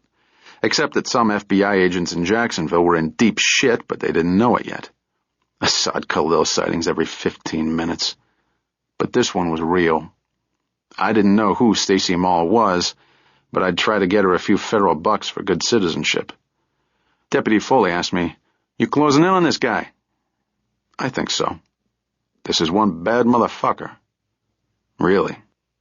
Hey, how's the weather in New York? Perfect. Fucking hot here. By the way, the lady pilot said a customer would be back next week. Made a reservation to fly back to Spruce Creek. Don't hold your breath. Right. She also made a dinner date with him. Tell her she's lucky to be alive. Really? Thanks. I hung up and noted next to Paul Gray's name, murdered, with the date and approximate time. That reunion just got smaller. In fact, maybe only Chip Wiggins would be there, unless Wiggins had moved east and already had a visit from Assad Khalil. Bob Callum was still alive in Colorado, and I wondered if Khalil had left him alive because he knew the man was, according to Mrs. Hambrecht, very ill, or because Khalil simply hadn't gotten to Colorado yet. And where was Wiggins? If we could save Wiggins' life, that would be a small victory in a game where the score was Lion 5, home team zip. Kate came into the cubicle and sat at her desk. She said, I stayed on the line with Mrs. Callum and held until she called the police and the Academy Provost Marshal on a second line. She said she has a gun and knows how to use it. Good. She said her husband was very ill. Cancer. I nodded. Do you think Khalil knows that? I'm trying to figure out what he doesn't know. I said to her, I called the Daytona Beach police. Paul Gray was murdered Monday, about noon, maybe earlier.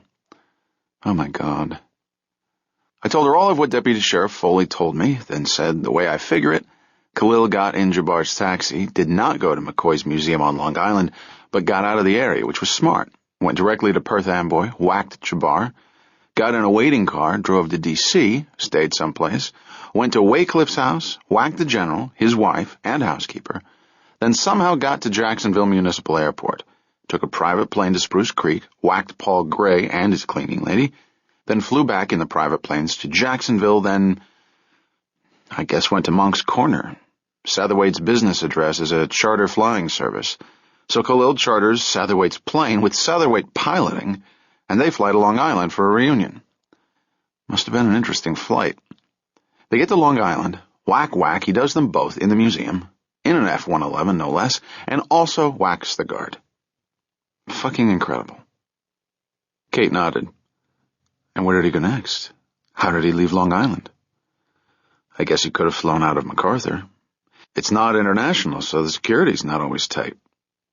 But maybe I see a pattern of private planes.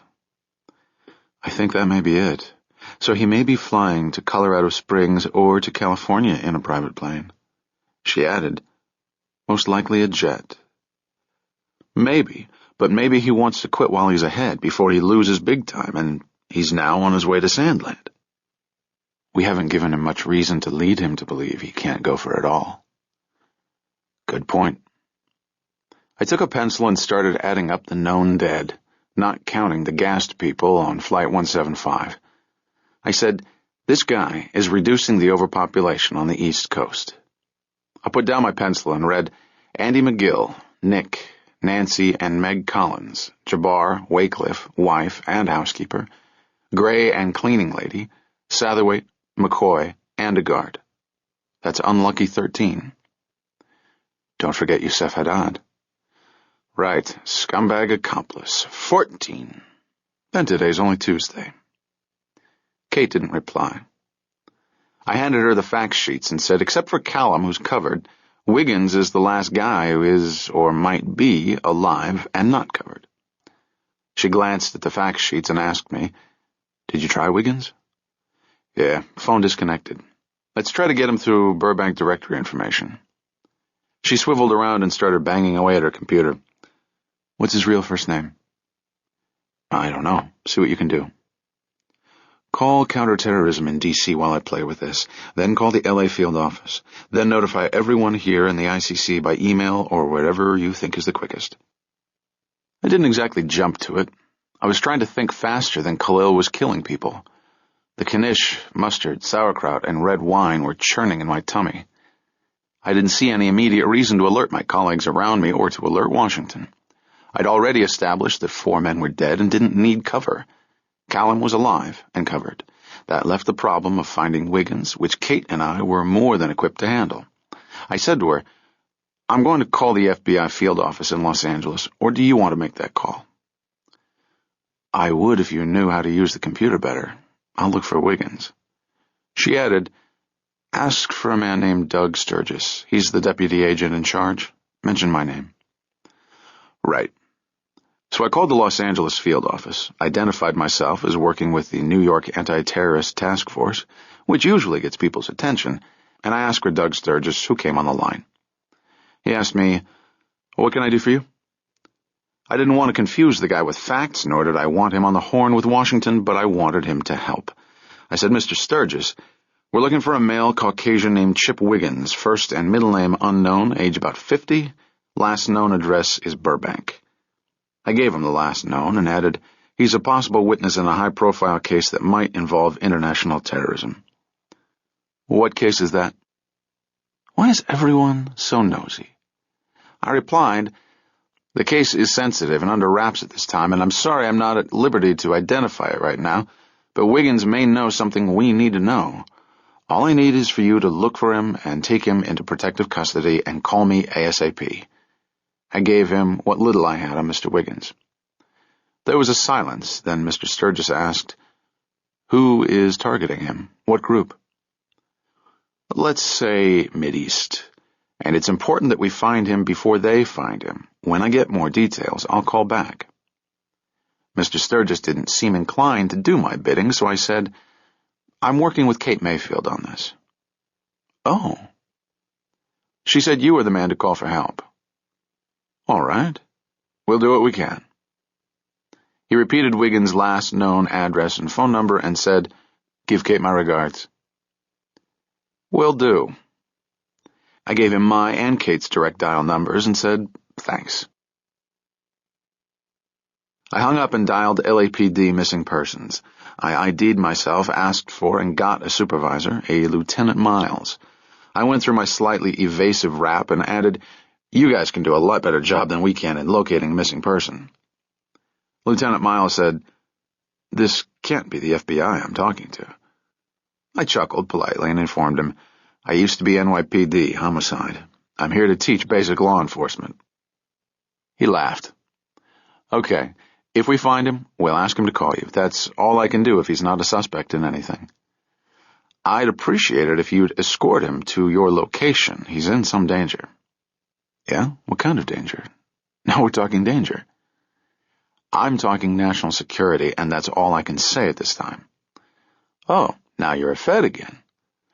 "No, I'm a cop in a bind. I need this, and I can't say why." "Okay, we'll put his picture on a milk carton. You have a photo?" I took a deep breath and said, "It's not much of a photo, and it's very old, and I don't want posters in his old neighborhood either. We're trying to catch the guy who's trying to find him, not scare the guy off, okay? By the way, I called the LA FBI office and Agent Sturgis, and they're working on this too. Whoever finds him first gets a gold medal."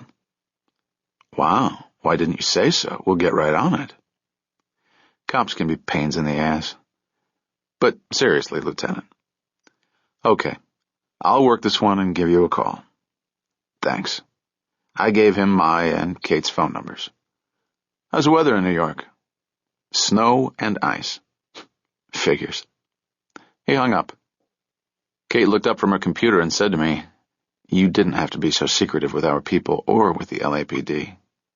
"I wasn't secretive." "Yes, you were." "Well, it's not important that they know why. It's only important that they know who. Chip Wiggins is missing and needs to be found. That's all they need to know." "They'd be more motivated if they knew why." She was right, of course, but I was trying to think like a cop and act like a Fed, and all this national security crap was getting to me. Kate went back to her computer and said, "I'm not finding anything in any of the Burbank or LA area directories." "Tell the computer why you need to know." "Fuck off, John." She added, "I am your boss. You'll keep me informed and listen to me." Wow. I replied in my "I'm out of here" tone, "If you don't like the way I'm handling this case and you're not happy with my results so far—" "Okay, sorry. I'm just a little tense and tired.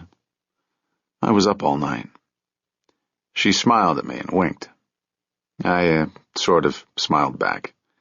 Ms. Mayfield had a tough side, too, and I'd be well advised to remember that. I said to her, "Sturgis says to say hello." She didn't reply, but continued banging away at her computer and said, "This guy could have moved to Nome, Alaska, for all we know. I wish I had his social security number. Check your email to see if we have any message from DOD or the Air Force regarding the personnel files of those 8 guys." "Yes, ma'am." I punched up my email, but aside from a lot of inter-office stuff, there was nothing there. I said to Kate, "But now that we have some names, we can specifically ask the Air Force for the Wiggins file." "Right, I'll do that."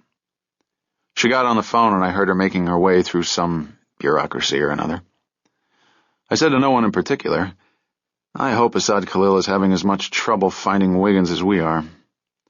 I got into my computer and tried a few avenues on the information highway, including the Air Force website. There was an MIA and a KIA section, and incredibly I found Stephen Cox killed in the Gulf War. But there was no section called Guys on Secret Missions. Kate put down her phone and announced, "It may take a while to get Wiggins' file. The chip thing threw them. They want his service number or social security number. That's what we want." Right. I played with my computer, but aside from a good recipe for chocolate chip cookies, I wasn't getting much. I really prefer the telephone. Kate kept bugging me to call the counterterrorism office in D.C., and I kept putting it off because I knew it would be an hour conversation, followed by me on the shuttle to Washington. And in truth, with only one target still standing for Khalil, it was more important that I find Wiggins before Khalil did. There are lots of ways to find a missing Joe citizen in America. Land of record-keeping, credit cards, driver's licenses, and all that. I've found people in less than an hour, though sometimes it can take a day or two. But sometimes you never find a person, even if that person was once Mr. Happy Homeowner with a wife and kids. All I had on this guy was a nickname, a last name, a last known address, and the fact that he'd served in the Air Force. I called the California Department of Motor Vehicles, and an unusually helpful civil servant gave me the name of an Elwood Wiggins in Burbank with the same last known address plus the date of birth. Voila! Now I had a name and a DOB that fit. I was getting a picture of this guy, Chip, and I pictured a jerk-off who was totally irresponsible about keeping the world informed as to his whereabouts. On the other hand, that might be keeping him alive. I said to Kate, "Try Elwood from now on. That's on his driver's license." I added, "DOB for Elwood is right for Chip, 1960. Not a son, not a father." Okay. She banged away at her computer, scanning telephone directories. I called the Los Angeles County Coroner's Office to see if a Mr. Elwood Chip Wiggins had done me the favor of dying naturally. A clerk there informed me that a number of Wigginses had passed on in the last year, but not Elwood. I said to Kate, "Coroner's office doesn't have a record of him." She said, "You know, he could be out of LA County, out of the state, and out of the country. Try the Social Security Administration." I'd rather look for him on foot. I added, "Anyway, they'll want his Social Security number." "Try the Veterans Administration, John." "You try. But I'll tell you, this character probably doesn't keep anyone informed. I wish we had a hometown for him. Notify Air Force personnel that we have the name Elwood and date of birth. That may help their computer." So we worked the phones and computers for the next half hour. I called LAPD Missing Persons again and gave them Elwood and the date of birth, and did the same with my colleagues at the FBI LA office. But I was running out of clueless people to call. Finally, I had a thought and called Mrs. Rose Hambrecht. She answered the telephone, and I reintroduced myself. She informed me, "I've given all the information I had to a General Anderson from Wright-Patterson." "Yes, ma'am. I don't have that information yet, but I have other information about the 8 men on that Al-Azizia mission, and I wanted to confirm some of it with you." "Don't you people work in concert?" "No." "Yes, ma'am, but it takes a while, and I'm trying to do my job as quickly—" "What do you want?" "Well, I'm focusing on one person, a man named Chip Wiggins." "Oh, Chip. He's a real character." "Yes, ma'am. Would you know if his first name is Elwood?" "I never knew his real first name, only Chip." "Okay. I have a Burbank, California address for him." I read her the address and asked, "Is that what you have?" "Let me get my phone book." I held on while Mrs. Hambrecht went to find her phone book. I said to Kate, "How are we doing there?" "Nothing. John, it's time we turned this problem over to the whole ICC. We've already delayed too long." "I don't need 50 agents to call back the same people and agencies we've already called. If you need help, then you go ahead and put out an email or however you alert the troops. Meanwhile, I know how to find a fucking missing person." "Excuse me?" said Mrs. Hambrecht, who was back on the line. "What did you say?" Just clearing my throat." I cleared my throat. She said, "I have the same address you have." "Okay. Would you know Mr. Wiggins' hometown?" "No. I don't know much about him. I only remember him from Lakenheath on our first tour of duty there in the 1980s. He's a very irresponsible officer." "Yes, ma'am. But did Colonel Hambrecht keep in touch with him?" "Yes, but not often. I know that they spoke last April on the anniversary of Al-Azizia." "Yes." I asked her a few more questions, but she didn't know anything, or like most people, she didn't think she knew anything. But you had to ask the right question. Unfortunately, I didn't know the right question. Kate was listening on the line now and discovered that I was starting to run out of even stupid questions, and she covered the phone and said to me, "Ask her if she knows if he's married." "Who cares?" But I asked, "Do you know if he was married?" "I don't think so. But he could have been. I've really told you all I know about him." "Okay, well," Kate said, "what did he or does he do for a living?" I asked Mrs. Hambrecht, "What did he or does he do for a living?" I don't Well, actually, I do recall that my husband said Chip took flying lessons and became a pilot. He took flying lessons after he went on the bombing raid? Isn't that a little late? I mean, Chip Wiggins was not a pilot, Mrs. Hambrecht informed me coolly. He was a weapons officer. He dropped the bombs, and he navigated. I see. So he took flying lessons after he left the Air Force and became a cargo pilot, I believe. Yes, he couldn't get a job with an airline, so he flew cargo. I remember that now. Do you know what company he flew for? No. Like FedEx or UPS or one of the big ones? I don't think so. That's all I know. Well, thank you again, Mrs. Hambrecht. You've been very helpful. If you think of anything else regarding Chip Wiggins, please call me immediately. I again gave her my phone number. She asked me, "What is this all about?" What do you think? I think someone is trying to kill the pilots who flew that mission, and they started with my husband. Yes, ma'am. My God. Well, again, my condolences.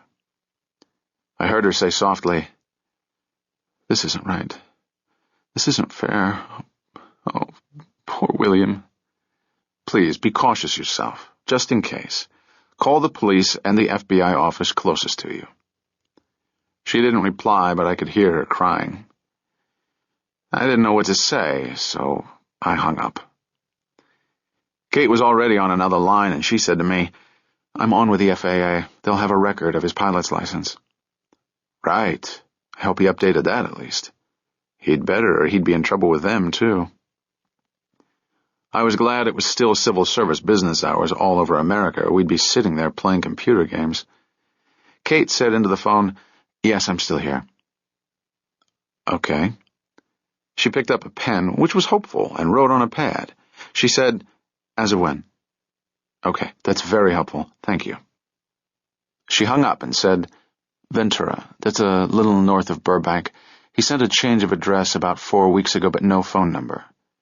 She got online and announced to me, "He's not in the Ventura directory. I'll try an operator for directory assistance." She called directory assistance and gave them the name Elwood Wiggins. She hung up and said, "Unlisted number." "I'll have our office there get the number." I looked at my watch. This had taken about an hour and 15 minutes. If I'd gotten on the phone with Washington, I'd still be talking. I said to Kate, "Where's the closest FBI office to Ventura?" "There's a small resident agent office right in Ventura." She picked up the phone and said to me, "I hope we're not too late, and I hope they can set a trap for Khalil." Yeah. I stood. "I'll be back in about 15 minutes. "Where are you going?" "Stein's office." "More cop stuff?" "Well, with Koenig over the Atlantic, Stein is the man." "Be right back." I hurried off, out of the ICC. I took the elevator up. Captain Stein's office was located in the southwest corner of the 28th floor, and I had no doubt it had the exact same number of square feet as Mr. Koenig's southeast office. I sort of barged past 2 secretaries and found myself in the middle of the room facing Captain Stein, who was sitting at his large desk talking on the telephone. He saw me and got off the phone. He said, "This has got to be important, Corey, or your ass is in a sling." He motioned me to a chair across from his desk, and I sat. We looked at each other, and we established that this was important. He opened his desk drawer, took out a seltzer bottle, and poured 2 vodkas in plastic cups. He handed one to me, and I drank about half of it. The Federal Angels wept somewhere. He took a slug himself and said, "What do we got?" "We got it all, Captain, or most of it, but we got it about 72 hours too late." "Then let's hear it." So I told him quickly, without regard to grammar or punctuation, cop to cop, if you will, my mouth in New York overdrive. He listened, nodded, made no notes, then sat there when I finished and thought for a while. Finally he said, 4 dead? 5, counting Colonel Hambrecht. 14 counting everyone, not to mention everyone on board Transcontinental Flight 175. That fuck. Yes, sir. We'll find this fuck. Yes, sir. He thought a moment, then said, And you didn't call anyone in Washington? No, sir. The call would be better coming from you. Yeah. He thought a while longer, then said, Well, I guess we have one or two chances to collar this guy, assuming he didn't already get to this guy Wiggins, or if he goes for Callum. Right. But maybe he's done, or he thinks it's getting hot around here and he's out of the country already. Possible. Shit. Stein thought a moment and asked, So the Ventura office is covering Wiggins' last known address. Kate is working on it. And this guy, Colonel Callum, is covered? Yes, sir. Are the feds laying a trap for Khalil there? I believe they're just covering the Callums. I'm thinking if Khalil knows this guy is dying, why would he go for a dying man? Stein replied, If the dying man dropped a bomb on him, I think he would. I'll call the FBI in Denver and strongly suggest they set a trap. He finished his vodka, and I finished mine. I thought about asking for seconds. Captain Stein looked up at his high ceiling a while, then looked back at me and said, You know, Corey, the Israelis took 18 years to settle the score for the Munich Olympic massacre in 1972. Yes, sir. The Germans released the captured terrorists in exchange for the release of a hijacked Lufthansa flight. The Israeli intelligence people systematically hunted down and assassinated each of those 7 Black September terrorists who massacred the Israeli athletes. They got the last one in 1991. Yes, sir. They play a different game in the Mideast. There's no clock on the field. Ever. I see that. Stein stayed silent a half-minute or so, then said, Did we do everything we could? I think we did. I'm not sure about anyone else. He didn't reply to that, but said, Hey, good work. You like it here? No. What do you want? Back where I was. You can't go home again, my boy. Sure I can. I'll see what I can do. Meantime, you have enough writing to do to keep you busy through the weekend. I'll talk to you later. He stood, and I stood. He said, Tell Ms. Mayfield I congratulate her, if it means anything from a cop. I'm sure it does. Okay, I've got a lot of calls to make. Scram. I didn't scram. I said, Let me fly out to California. Why? I'd like to be in on the last act. Yeah? There's an army of police and FBI there by now. They don't need you. But I need to be there. Why not Colorado Springs? I'm thinking geography. Colorado's on the way to California last time I checked. I'm tired of chasing this asshole. I want to be ahead of him. What if you go to California and the FBI nabs him in Colorado Springs? I can live with that. I doubt it. Okay, go wherever you want to go. You're better off out of here anyway. I'll authorize it. Use your own credit card to save time. Don't get yourself killed. You have reports to write. Beat it before I change my mind.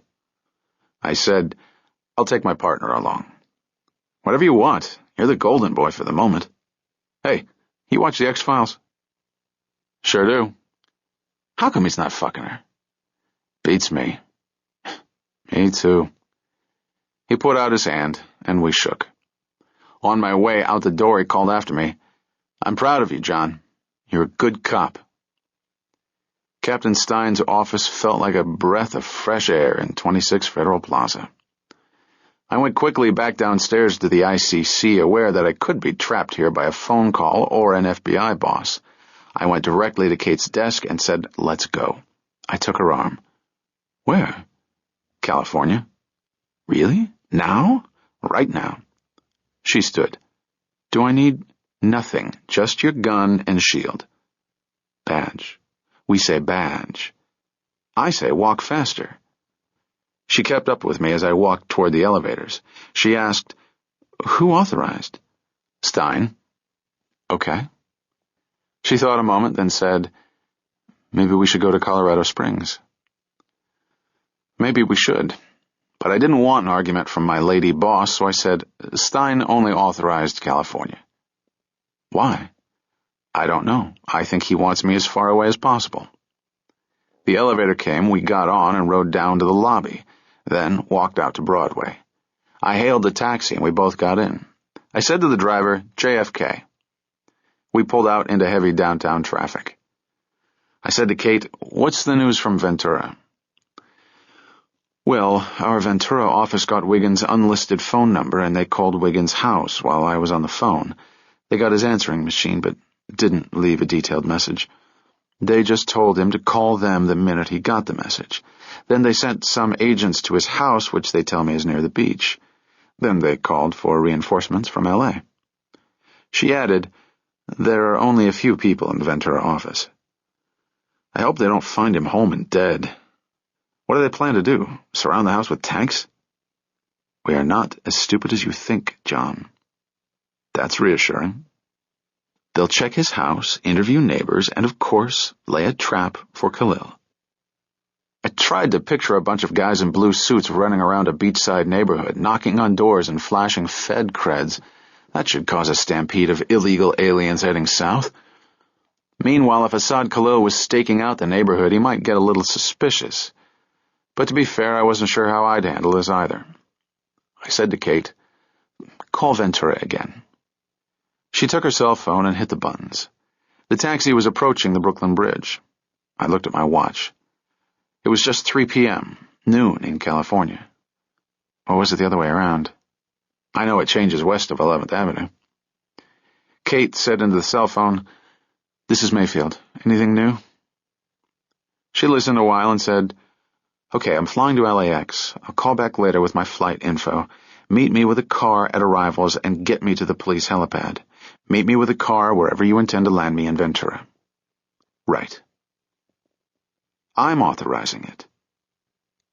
Don't worry about it unless you don't do it. Then you have something to worry about. She hung up and looked at me. See? I can be an arrogant asshole like you. I smiled and asked her, so what's new in Ventura? Well, the 3 available Ventura agents got to Wiggins' house and they broke in on the possibility that he was dead inside, but he's not home. So they're in the house and they're using his phone book to call people where he might be, or who might know where he is. If he's dead, he's not dead at home. Okay. He could be on a long flight. Could be. He flies for a living. Could be his day off. He could be at the beach. How's the weather in Ventura? It's always the same. Sunny and 72. She added, I put in 2 years with the LA office about 3 years ago. How'd you like it? It was okay. Not as interesting as New York. We both smiled. I asked her, where the hell is Ventura? She told me, but I didn't quite understand the geography or all the Spanish names she was throwing around. We were over the Brooklyn Bridge, and the cabbie got on the southbound BQE, which is the Brooklyn-Queens Expressway, and may have once moved cars in an express-like fashion, but I've never seen that, except at 3 a.m. I flashed the Fed creds and said to the driver, step on it. I always say that even when I'm not late and I don't know where I'm going. I asked the cabbie where he was from, and he told me he was from Jordan. That was a new one. Pakistan is way ahead, but Macedonia is starting to catch up. I said to Kate, Stein said to congratulate you. She didn't reply. I said, there's an outside chance I can get back on the job, on the police force. Again, no reply. So I changed the subject and asked her, where do you think Khalil is? California, Colorado Springs, or in transit? Maybe. But maybe he only worked the East Coast where he has some assets, then he got out, maybe with the help of some Mideast embassy. California and Colorado are a long way off. John, this guy didn't come halfway across the world to... She glanced at the taxi driver and said, to eat part of a meal, you know that. Right. But I'm wondering how he's getting to L.A. The airports are dangerous for him. The big ones are. I once had a fugitive who went from L.A. to Miami via small airports. He could have walked it faster, but he managed to give us the slip until we caught up with him in Miami. Right. And don't forget a private charter. I had a drug king once who chartered a private jet. A lot of them do that. No security points, no records of their flight, and they can go anywhere they can land. Maybe we should alert the local airports in the Ventura area. I suggested that to the Ventura office. They reminded me that there are dozens of small airports in the area, dozens more close by, and a private aircraft can land 24 hours a day at most of them. You'd need an army to watch every general aviation facility, not to mention abandoned or unmanned landing fields. I guess. Kate seemed to know this stuff better than I did. I do cabs and subways. Half of my fugitives wind up going to their mother's house or their girlfriend's apartment or hanging around their favorite saloon. Most criminals, especially murderers, are really stupid. I like the smart ones better.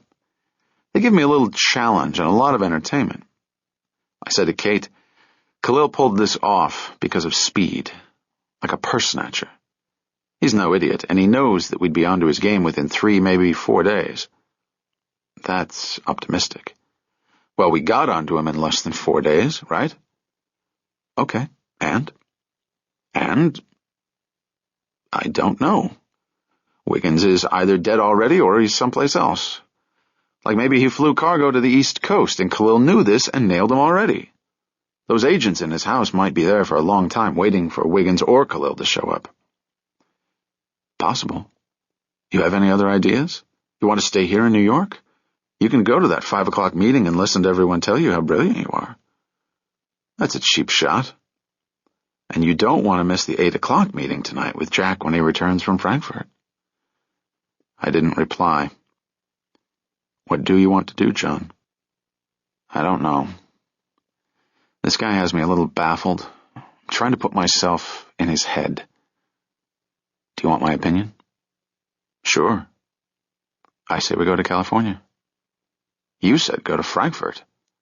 I never said that. What do you want to do? Call Ventura again. They have my cell phone number. They'll call me if anything develops. Call Denver. Why don't you buy your own cell phone? She dialed the Denver FBI office and asked for an update. She listened, thanked them, and hung up. She said to me, the Callums have been taken to housing at the Air Force Academy. We have agents staking out their off-post residence and waiting inside, same as Ventura. Okay. We were on the Belt Parkway now, heading for Kennedy Airport. I was trying not to second-guess myself, trying to stay on the roll I was on without blowing it at the end. It was not easy being the man of the hour. Normally I wouldn't confide all these doubts to anyone, but Kate and I were more than partners now. I said to her, call the LA office and tell them to put a watch on consulate offices of countries that might help Khalil effect an escape. Also make sure they're watching Wiggins' former Burbank house in case Khalil has old information and shows up there. I did that while you were talking to Stein. They informed me they already knew what to do. Get a little respect for the FBI, John. You're not the only genius in law enforcement. I thought I was. But I guess I'm not alone. Still, there was something bothering me about how this was playing out. I was missing something, and I knew that I knew what it was, but I couldn't think of what it was. I ran the whole thing through my mind, from Saturday to now, but whatever it was kept slipping away into a dark corner in my mind, not unlike how Assad Khalil kept slipping away. Kate was on her cell phone to the woman at Fed Plaza who makes travel arrangements and was saying we needed info on first available non-stop flights to LAX and to Denver. She listened, glanced at her watch, then said, Hold on. She said to me, Where would you like to go? Where Khalil is going. Where is he going? L.A. She got back on the phone and said, Okay, Doris, can you book the American flight? No, I don't have an authorization number. She looked at me and I pulled out my credit card. Kate took it and said to Doris, We'll pay and put in for reimbursement.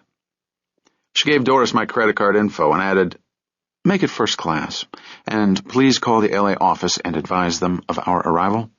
Thanks. She handed me my card. For you, John. they'll pick up first class.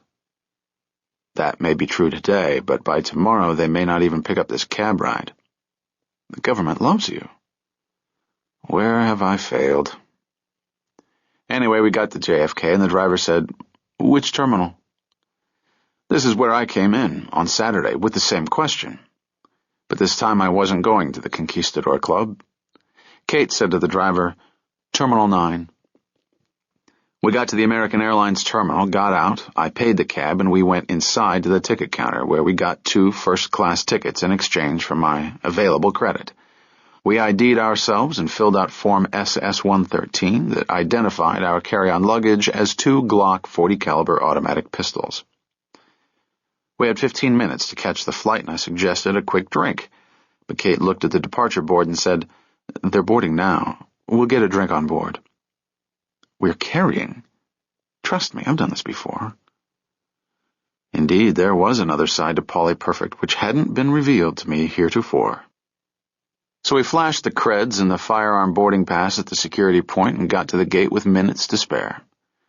The first-class flight attendant was in her late 70s or thereabouts, and she put her dentures in her mouth and welcomed us aboard. I asked her, "Is this a local or an express train?" She seemed confused, and I recalled that seniority sometimes equaled senility. Anyway, I was out of airline jokes, so we gave them our firearm boarding passes, and she looked at me as though wondering how I'd been licensed to carry. Kate gave her a reassuring smile. But perhaps this was all my imagination. The flight attendant checked her manifest to assure herself of our identity, then went into the cockpit with the boarding passes, as per regulations, to inform the captain that 2 armed law enforcement people were on board, a nice lady and a weirdo, traveling together in first class. We found our seats, 2 bulkhead seats on the port side. First class was half full, mostly people who looked like Angelinos going home where they belonged. Well, we weren't tarmacked too long, considering this was JFK, and we took off only 15 minutes late, which the captain said we'd make up in the air. Which is better, I guess, than making it up on the ground at LAX by taxiing to the gate at 600 miles an hour while deploying the emergency chutes. So off we went, into the wild blue yonder, armed, motivated, and hopeful. I said to Kate, "I forgot to buy clean underwear."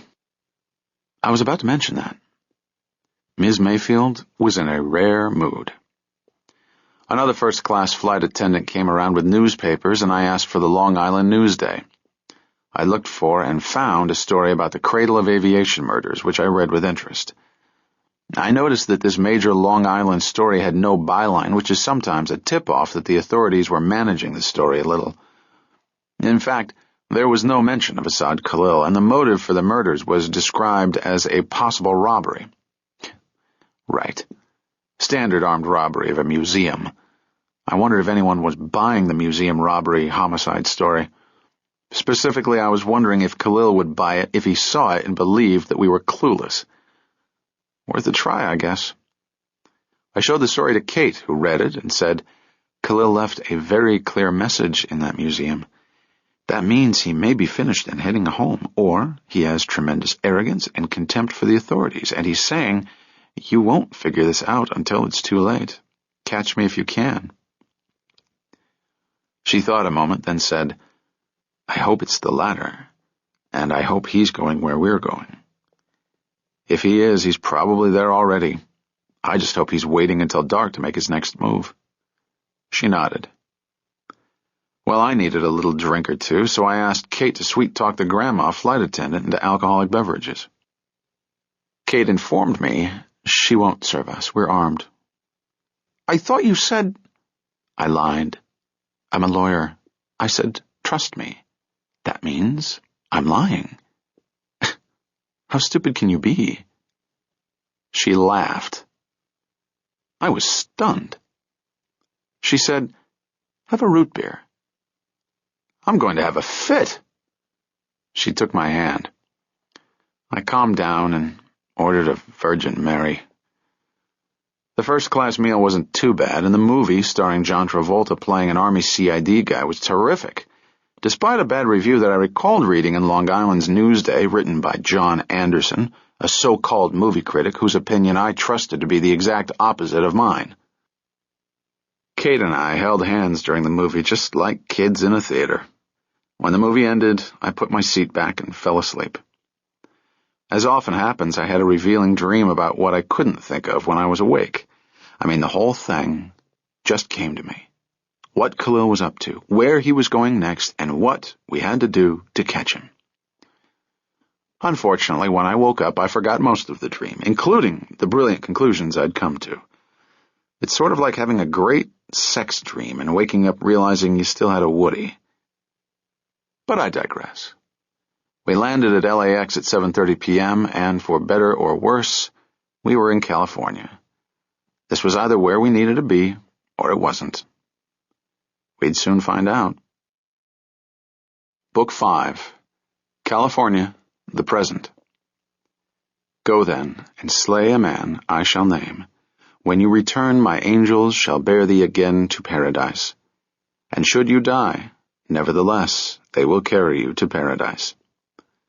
The Old Man of the Mountain, a 13th century prophet and founder of the Assassins.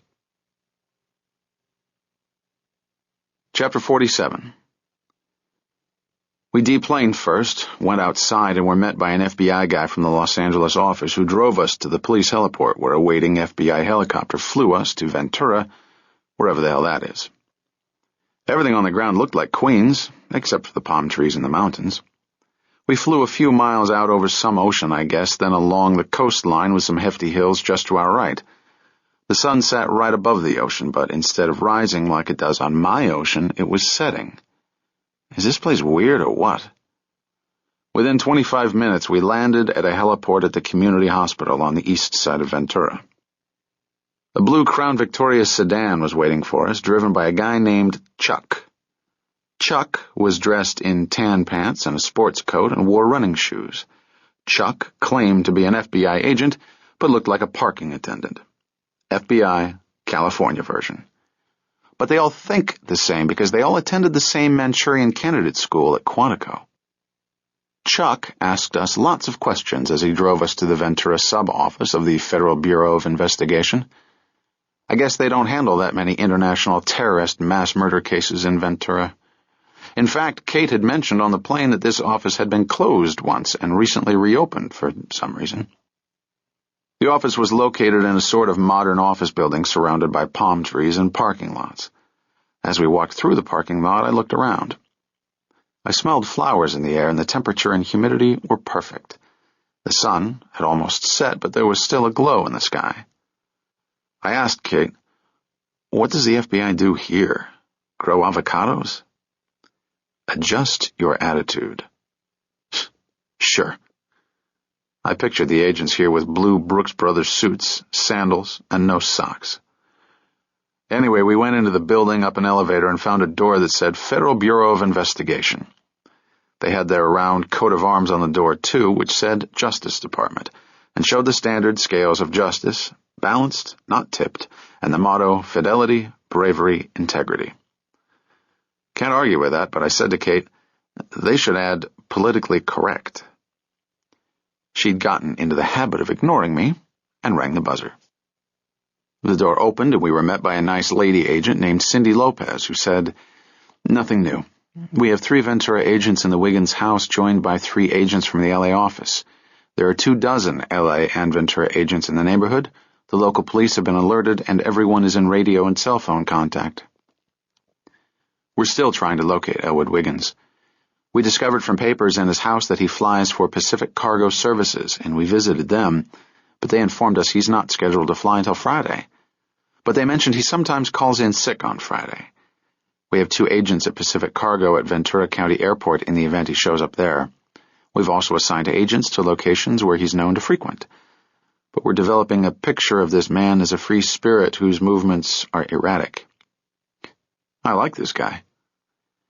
Agent Lopez sort of smiled and continued, "His girlfriend is also missing. They are both known to be campers, and it's very possible they're camping." "What's camping?" I asked. Ms. Lopez looked at Ms. Mayfield. Ms. Mayfield looked at me.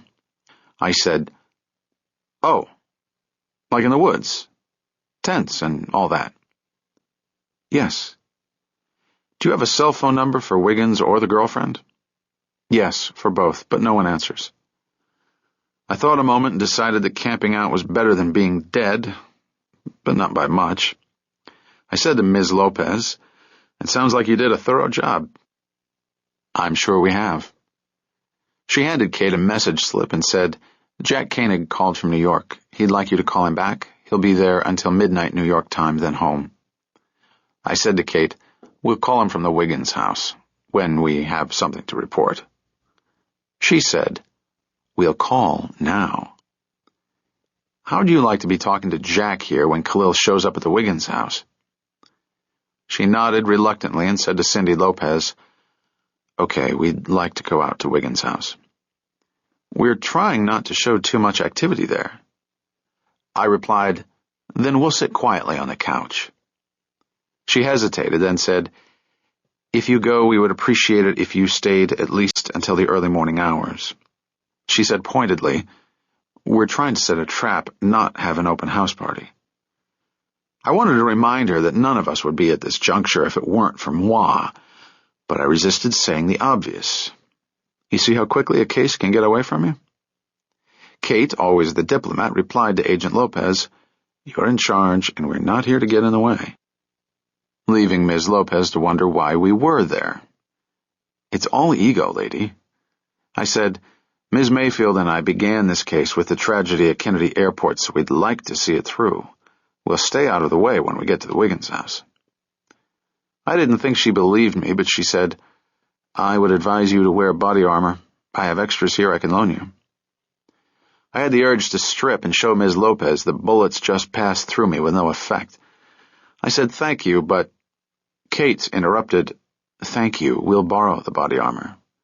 She informed Ms. Lopez, "Never ask a man if he wants a bulletproof vest or a pair of mittens. Just make him put it on." Ms. Lopez smiled knowingly. Well, I was feeling really special now, surrounded by nurturing, caring females who knew what was best for dopey little Johnny. But then I thought about Assad Khalil, and I hoped they had a vest in my size. So off we went into their locked armament room behind a steel door. Inside the room were all the goodies: rifles, shotguns, stun grenades, handcuffs, and so on. Ms. Lopez said, "You can try the vests on in the men's and ladies' room if you wish." Kate thanked Agent Lopez as she left.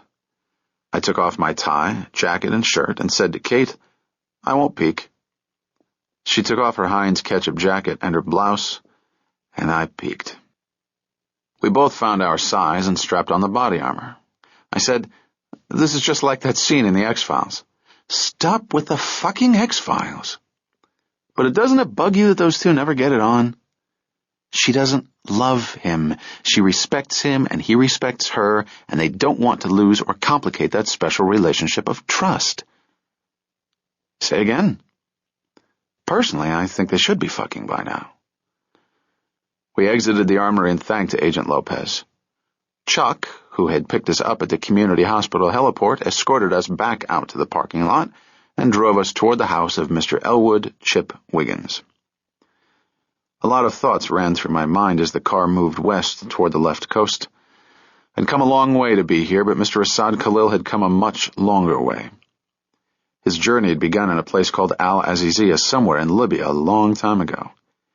He and Chip Wiggins had, for a few brief minutes, shared a point in space and time on the night of April 15th, 1986. Now Assad Khalil wanted to repay the visit, and Mr. Wiggins didn't know he had company calling. Or Chip Wiggins had already met Assad Khalil and the business was finished. In that case, no one would show up at the Wiggins house ever. But if Wiggins and Khalil had not yet met, I wondered who would be the first to come walking up the driveway. The sunlight was almost gone and the streetlights had come on. As we approached Wiggins' neighborhood, Chuck radioed ahead to the stakeout units around Wiggins' house so that they didn't get nervous or trigger-happy. Chuck then used his cell phone to call the agents inside the Wiggins house for the same reason, and I said, "Tell them to put the coffee on." Chuck didn't pass this along, and I could tell by his end of the phone conversation that the agents in the house weren't thrilled about the unexpected company. Fuck 'em. It's still my case. Anyway, we drove through the long, straight streets of a suburban neighborhood that Chuck said was near the ocean, though I didn't see or smell the ocean. All the houses were on undersized lots, and the houses themselves were all single-story stucco boxes with attached garages and red-tile roofs, plus at least one palm tree per house. It didn't seem to be an expensive neighborhood, but in California there was no way to tell, and neither did I care. I said to Chuck, "Were these houses always here, or did they come down in a mudslide from the mountains?" Chuck chuckled and replied, "They slid down from the last earthquake, which preceded the wildfires." I liked Chuck. Happily, I didn't spot any of the stakeout units, and more happily, I didn't spot any kids around. Chuck said, "That's the house on the right, second from the cross street." "You mean the white stucco with the red tile roof and the palm tree?" "Yeah, second from the end." Kate, riding in the rear, kicked the back of my seat, which was some sort of signal, I guess. Chuck said, "I'll stop, you exit, and off I go. Front door is unlocked." I'd noticed when I got in the car that the interior lights had been disconnected, just like on the East Coast, which was reassuring. It was possible these people knew what they were doing. The car stopped, Kate and I got out quickly and without running moved up the broken concrete walkway. To the right of the door was a large picture window with the Venetian blinds shut. In my old neighborhood, the whole block would have been hip to the strange goings-on by this time, but this block looked like a scene from a 1950s B-movie where everyone is dead from atomic radiation. Or maybe the feds had evacuated the neighborhood. So I opened the door and in we went. There was no foyer, and we found ourselves in a combination L-shaped living room-dining room, lit only by a single dim table lamp. A man and a woman stood in the middle of the room wearing blue slacks and shirts, FBI nylon windbreakers with creds attached. They had big grins on their faces, and their hands were outstretched in greeting. Not really. The man did say, "I'm Roger Fleming, and this is Kim Rhee." Ms. Rhee was Oriental, now called East Asian, and by her name I guessed she was of Korean ethnicity. Roger was white bread and mayonnaise. I said, "I guess you know our names. I'm the one called Kate." Agent Fleming did not smile, and neither did Agent Rhee. Some people get all serious when they're waiting around for a deadly shootout. Cops tend to yuck it up, probably to cover their nervousness, but the feds take everything seriously, including, I'm sure, a day at the beach. Agent Rhee inquired, "How long will you be staying?" I replied, "As long as it takes." Kate said, "We don't intend to become involved with the actual apprehension of the suspect if he shows up here unless you need us. We're here only to help identify him and to take a statement after he's apprehended. Also, we will escort him back to New York or Washington to answer a variety of federal charges." That wasn't exactly what I had in mind, but it was good for Fleming and Rhee to hear that one of us was sane. Ms. Mayfield continued her mission statement and said, "If Mr. Wiggins shows up first, then we'll interview him and ask that he turn over the premises to us, then someone here can escort him to another location. In either case, we intend to remain in this house waiting for the suspect, who we believe is headed this way." Ms. Rhee replied, "We have determined that 6 is the optimum number of agents we want in the house for safety and logistical reasons. So if the suspect shows up at this location, we'll ask you to take a position in a back room, which we'll show you." I said, "Look, Ms. Rhee, Mr. Fleming, we could all be here a long time, sharing the bathroom and bedroom, so why don't we cut the shit and try to get along, okay?" No response. Kate, to her credit, changed her tone and said, "We've worked this case since Assad Khalil landed in New York. We've seen over 300 dead people aboard the aircraft he arrived in. We've had a member of our team murdered, our secretary murdered, and the duty officer murdered." And so on. She put it to them, too nicely, I thought, but they got the message and actually nodded when Kate was finished. Meanwhile, I looked around the living room, which was sparse yet tasteless.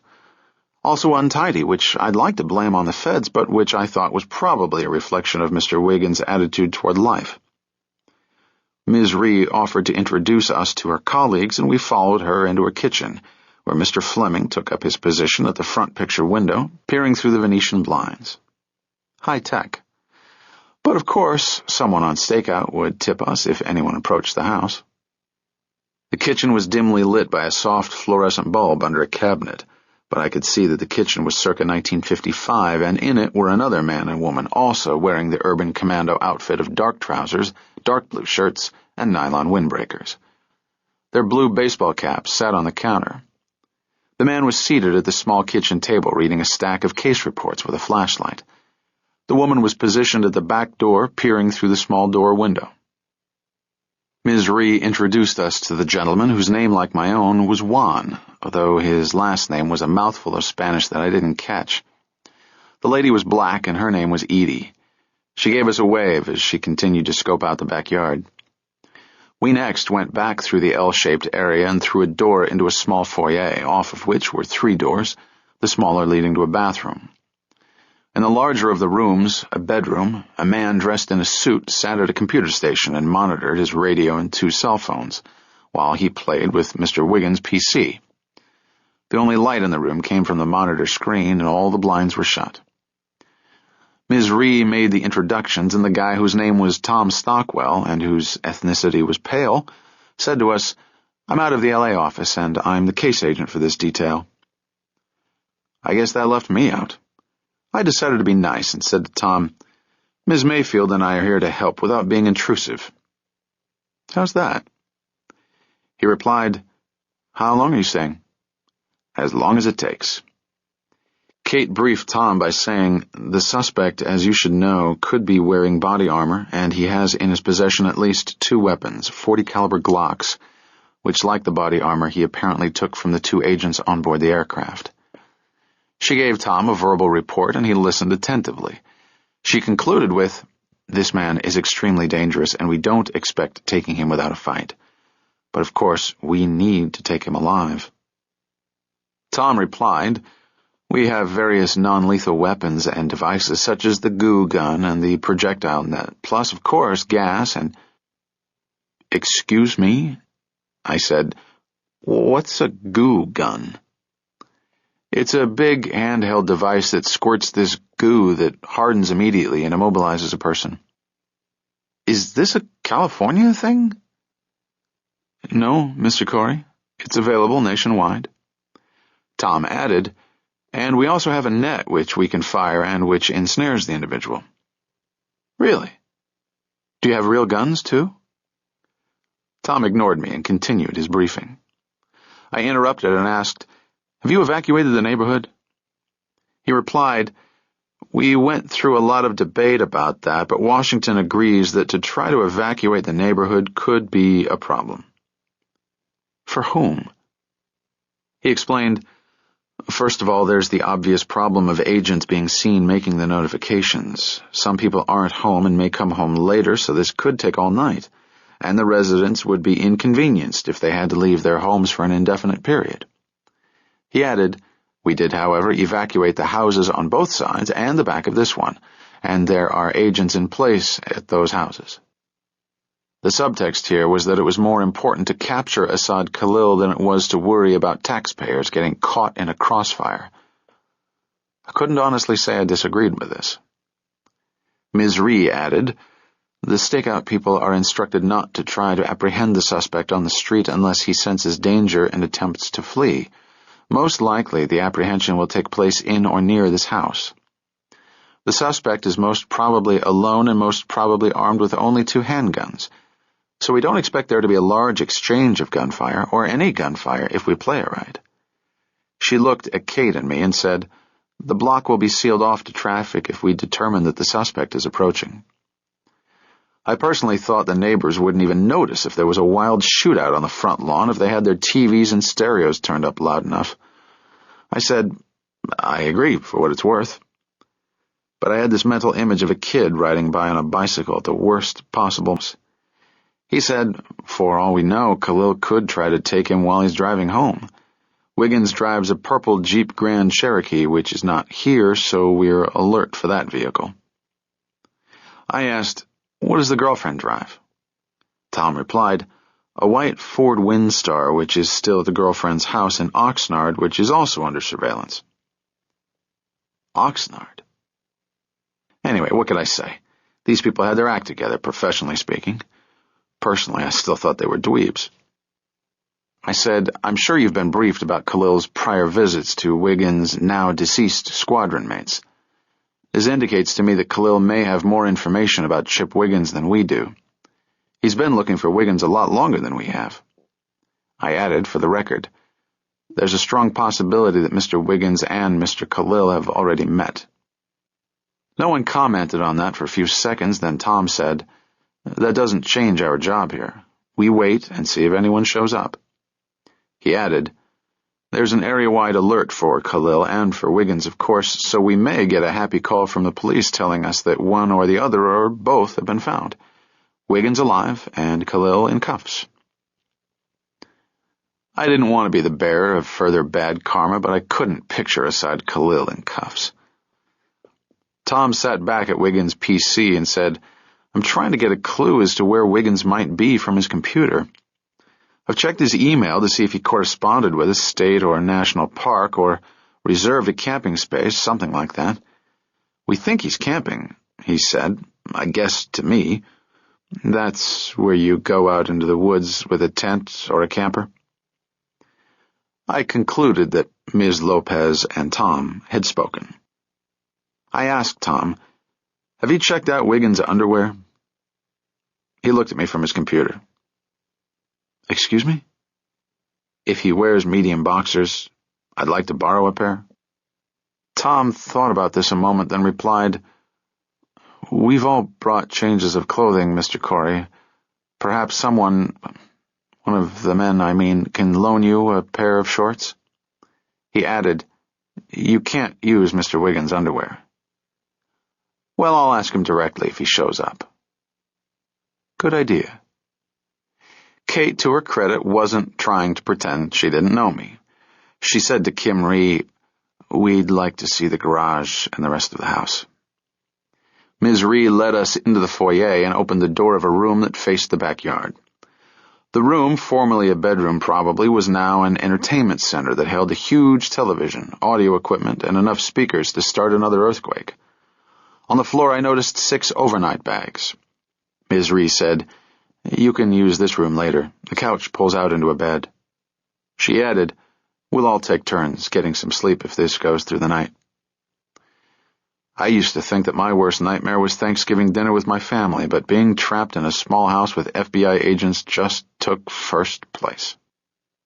Ms. Rhee also showed us the small bathroom, leading me to wonder if she'd once been a realtor. One thing I noticed that was missing from this house was any military memorabilia, which indicated to me that Elwood Wiggins did not want to be reminded of his service. Or maybe he just lost everything, which would be consistent with the profile we developed on him. Or maybe we had the wrong house. It wouldn't be the first time the feds got the address wrong. I thought about mentioning this last possibility to Ms. Rhee, but this is a touchy subject with them.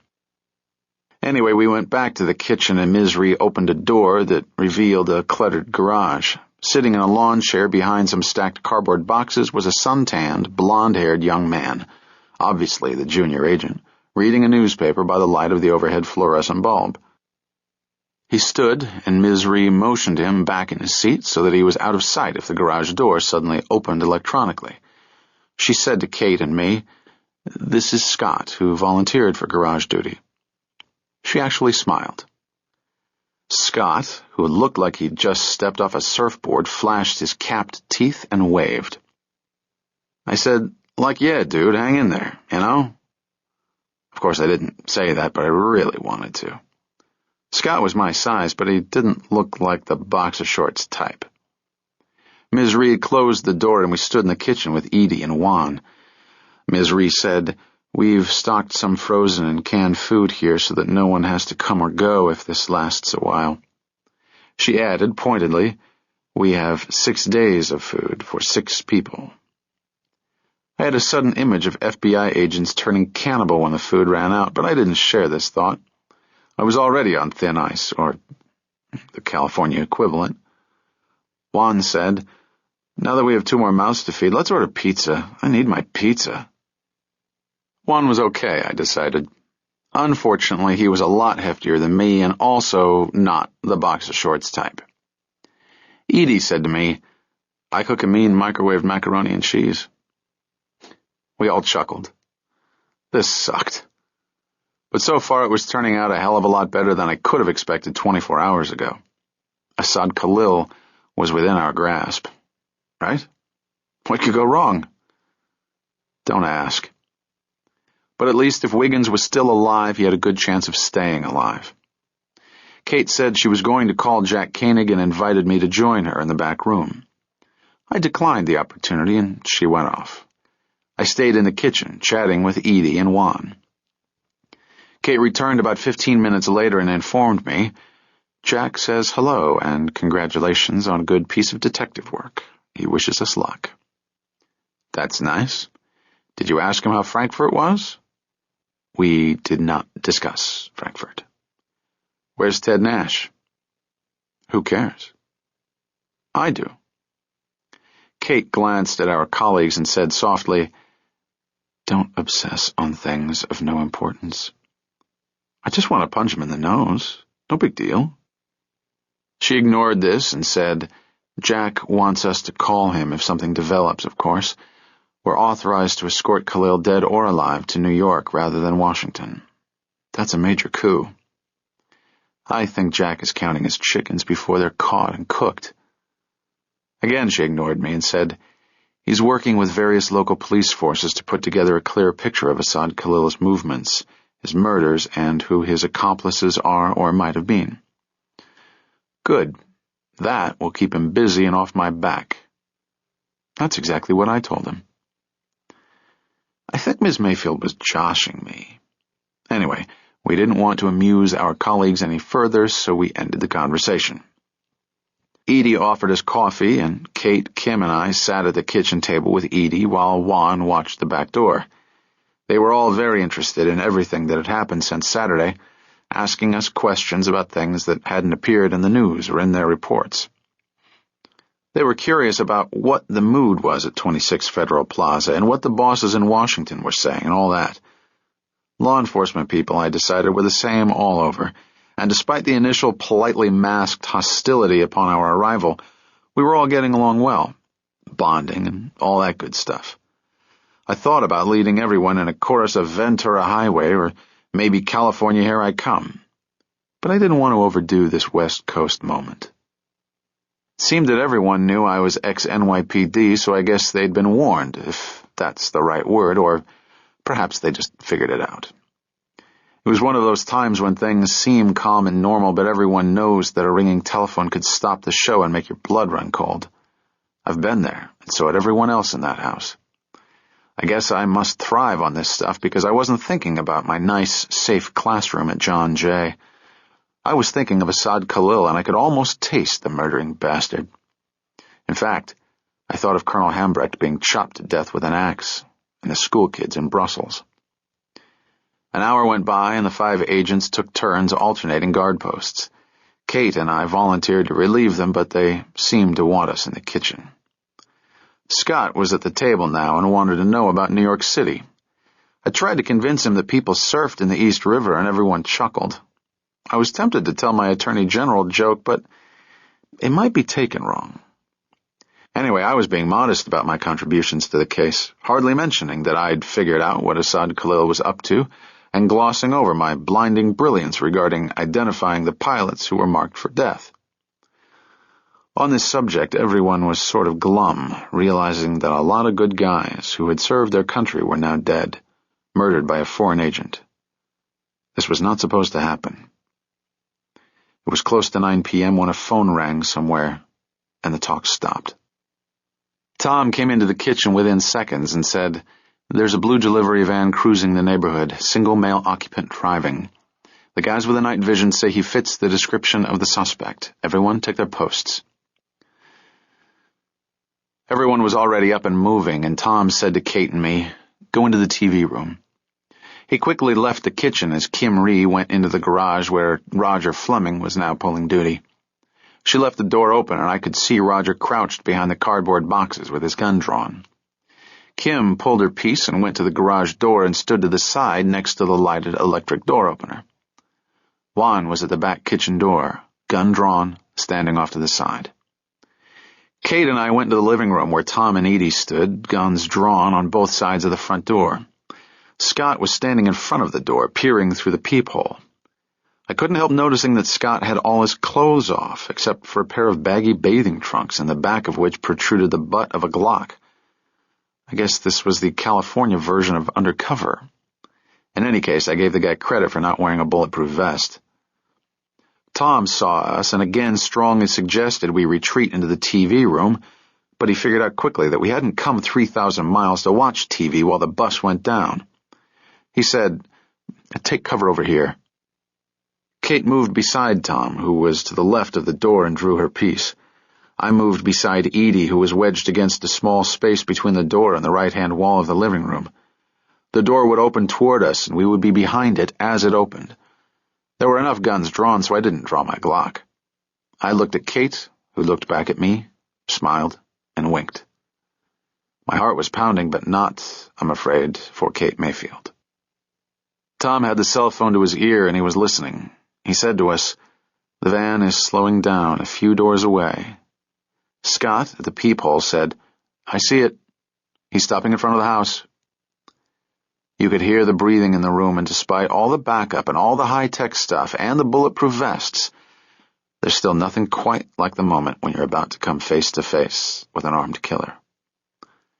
Scott, pretty cool, I thought, said, "A guy is getting out of the van. Street side, can't see him. He's going to the rear, opening the doors. He's got a package. Coming this way.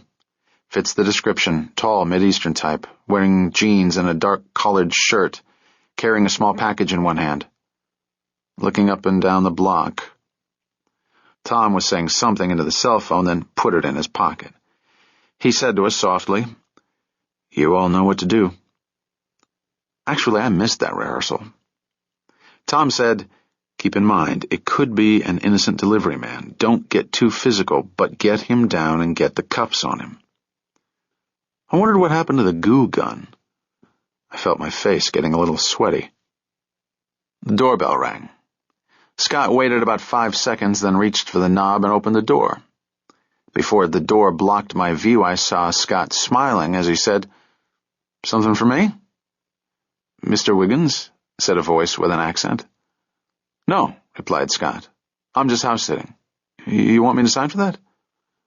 "When will Mr. Wiggins be home?" "Thursday, maybe Friday. I can sign, it's okay." "Okay. Please sign here." I heard Scott say, "This pen doesn't write. Come on in." Scott backed away from the door, and I couldn't help but think that if Scott were really a house-sitter, he'd soon be dead and stinking in the back room while Asad Khalil waited for Mr. Wiggins to return home. A tall, swarthy gentleman stepped a few feet into the living room, just clearing the door, which Edie kicked shut. Even without being briefed, I knew what was going to happen next. Before you could say abracadabra, Scott grabbed the guy's shirt and yanked him into the waiting crowd. Within about 4 seconds, our visitor was pinned face down with me on his legs, Edie's foot on his neck, and Tom and Scott putting the cuffs on him. Kate opened the door and signaled with a thumbs up to whomever was watching through binoculars. Then she ran down the walkway to the van, and I followed her. We checked out the van, but there was no one in it. A few packages lay scattered on the floor, and Kate found a cell phone on the front seat, which she took. Cars started appearing out of nowhere, screeching to a halt on the street in front of the house as agents jumped out, just like in the movies, although I don't see the need for the screeching. Kate said to them, "He's cuffed."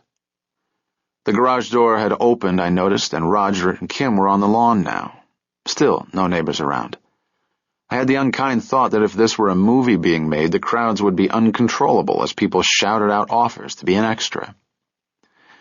Anyway, as per SOP, the stakeout people all got back in their vehicles and began leaving to resume their watch of the house so as not to scare off any accomplice that might show up, not to mention upsetting Mr. Wiggins if he came home, or his neighbors who might eventually notice. Kate and I ran back into the house where the prisoner was now lying on his back, being closely searched by Edie and Scott as Tom stood over the guy. I looked at the man and was not overly surprised to discover that it wasn't Asad Khalil. Chapter 48. Kate and I looked at each other, then at everyone around us. No one looked real happy. Edie said, "He's clean."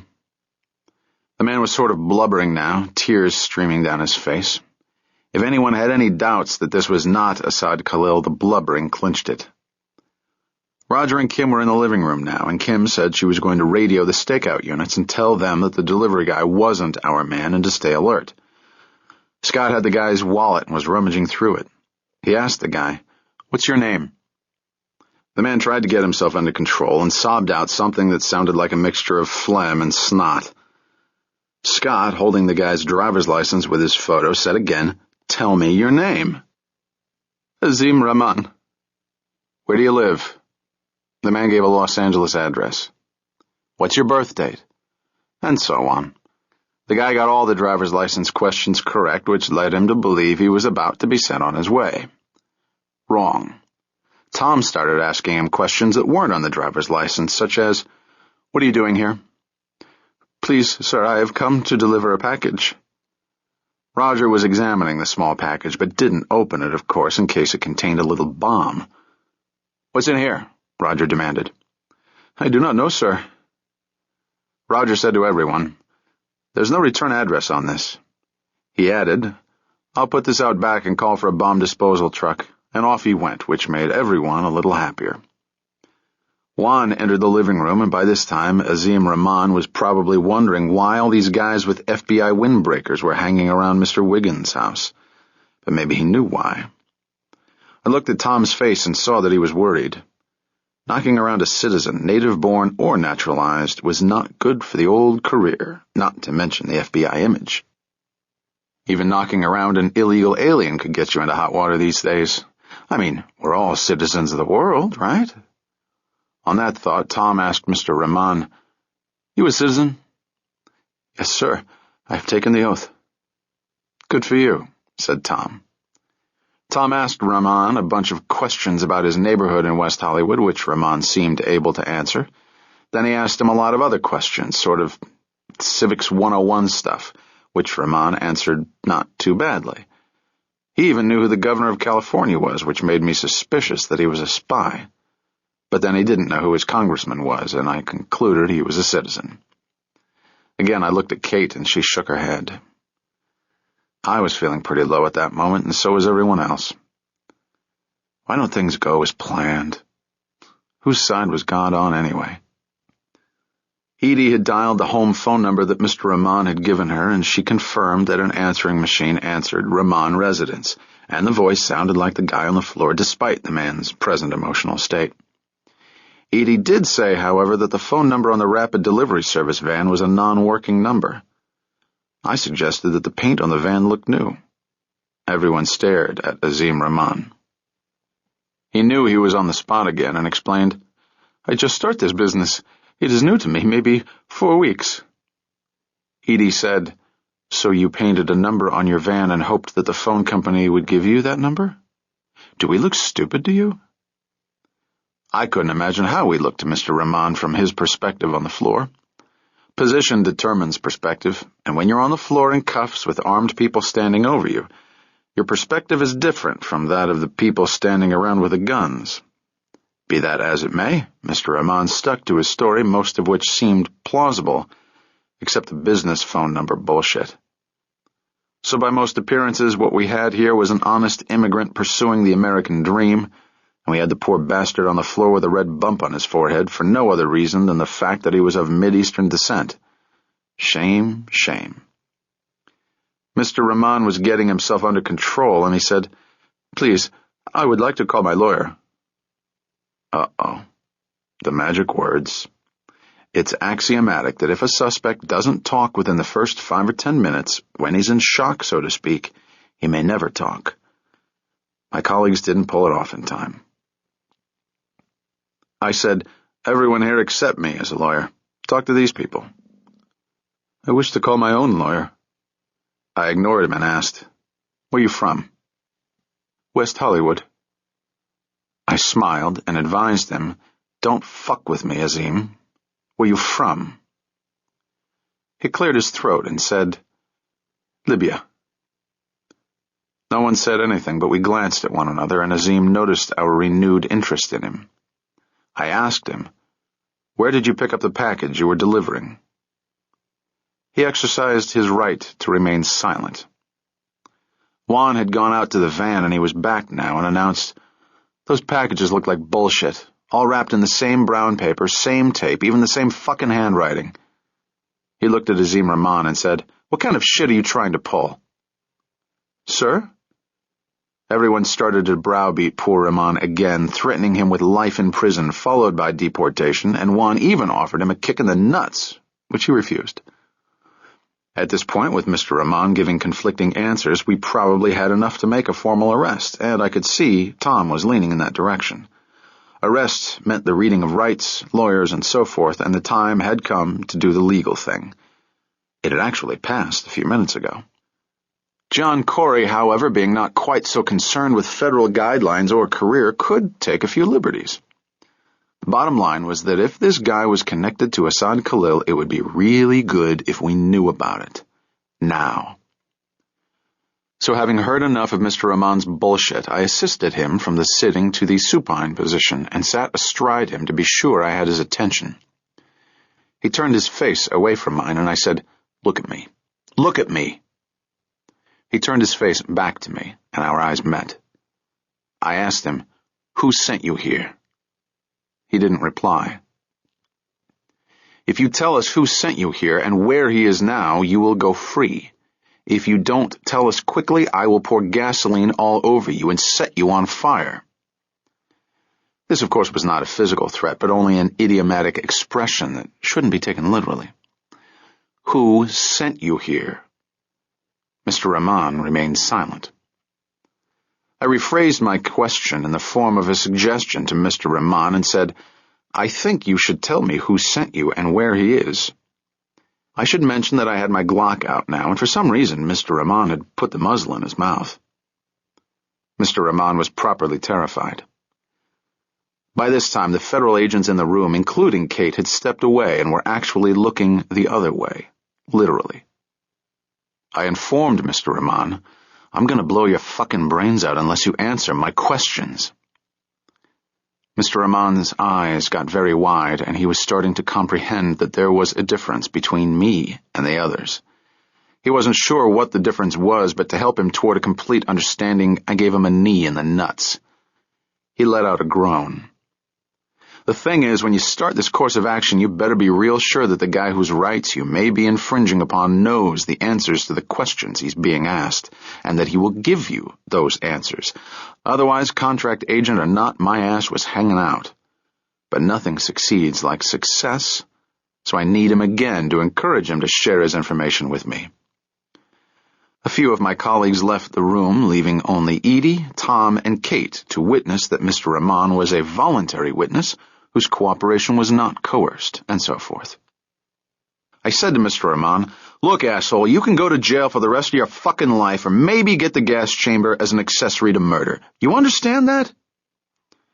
He wasn't sucking on my automatic any longer, but still he refused to say anything. I hate to leave marks, so I shoved my handkerchief down Mr. Rahman's throat and pinched his nostrils shut. He didn't seem able to breathe through his ears, and he began thrashing around, trying to get my 200 pounds off his chest. I heard Tom clear his throat. I let Mr. Rahman turn a little blue, then took my fingers off his nose. He caught his breath in time to get another knee in his nuts. I really wished that Gabe were there to instruct me on what worked, but he wasn't, and I didn't have much more time to mess around with this guy, so I held his nostrils again.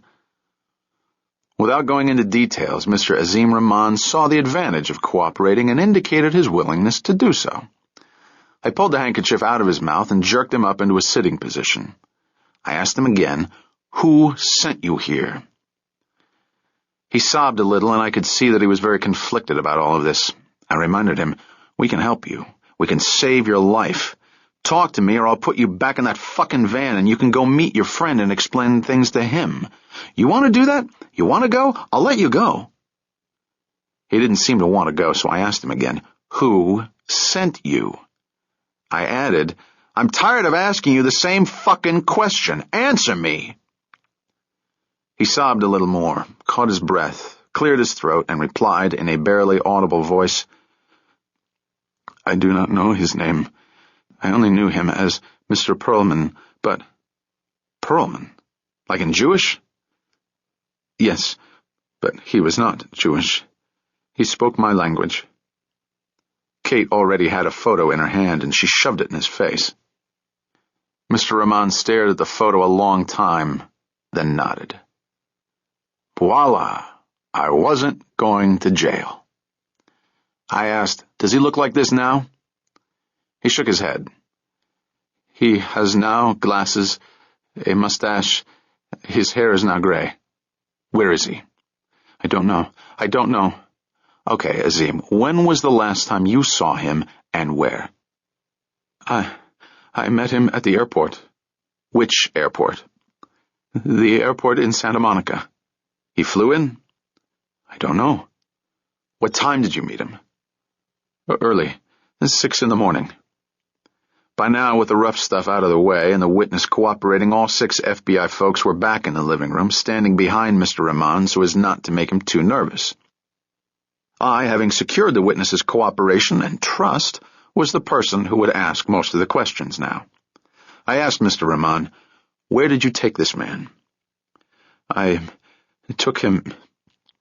He wanted to drive, so we drove." "Where?" "We drive up the coast road." "Why?" "I do not know." "How long did you drive? Where did you go?" "We drove to nowhere. We drive perhaps an hour or more. Then we return here, and we find a shopping mall that was now open." "A shopping mall? What shopping mall?" Mr. Rahman said he didn't know the mall because he was not from around here. But Kim, who was from the Ventura office, knew it by Rahman's description, and she quickly left the room to call the troops. But I had no doubt that Asad Khalil had not stuck around the mall all day. I backtracked to the airport and asked Rahman, "You met him with your van?" "Yes." "At the main terminal?" "No, at the other side, in a coffee shop." Further questioning revealed that Rahman met Mr. Khalil at the general aviation side of Santa Monica Airport, leading me to believe that Khalil had arrived by private plane. Made sense. Then, with time to kill until dark, the 2 Libyan gents took a nice scenic drive up the coast, then got back to Ventura, where Mr. Khalil expressed a desire to do a little shopping, maybe get a bite to eat, and maybe buy a few souvenirs. I asked Rahman, what was he wearing? "A suit and a tie." "Color?" A dark gray suit." "And what was he carrying? Luggage?" "Only a bag, sir, which he disposed of as we drove. I drove him into a canyon." I looked around. "What's a canyon?" Tom explained. Sounded silly to me. Back to Azim Rahman. I asked him, "Could you find this canyon again?" I don't know. Perhaps. In the daytime, I will try." "You bet you will." I then asked him, "Did you give him anything? Did you have a package for him?" "Yes, sir. 2 packages. But I do not know what they contained." Well, everyone there probably took the same course I did in something called crateology, so I asked Mr. Rahman, "Describe the packages, the weight, size, all of that." Mr. Rahman described a generic box about the size of a microwave oven, except it was light, leading us all to believe it may have contained a change of clothes and perhaps some documents. Crateology. The second package was more interesting and scary. It was long. It was narrow. It was heavy. It did not contain a tie. We all looked at one another. Even Azim Rahman knew what was in that package. I turned my attention back to our star witness and asked him, did he also dispose of the packages, or does he still have them? "He has the packages."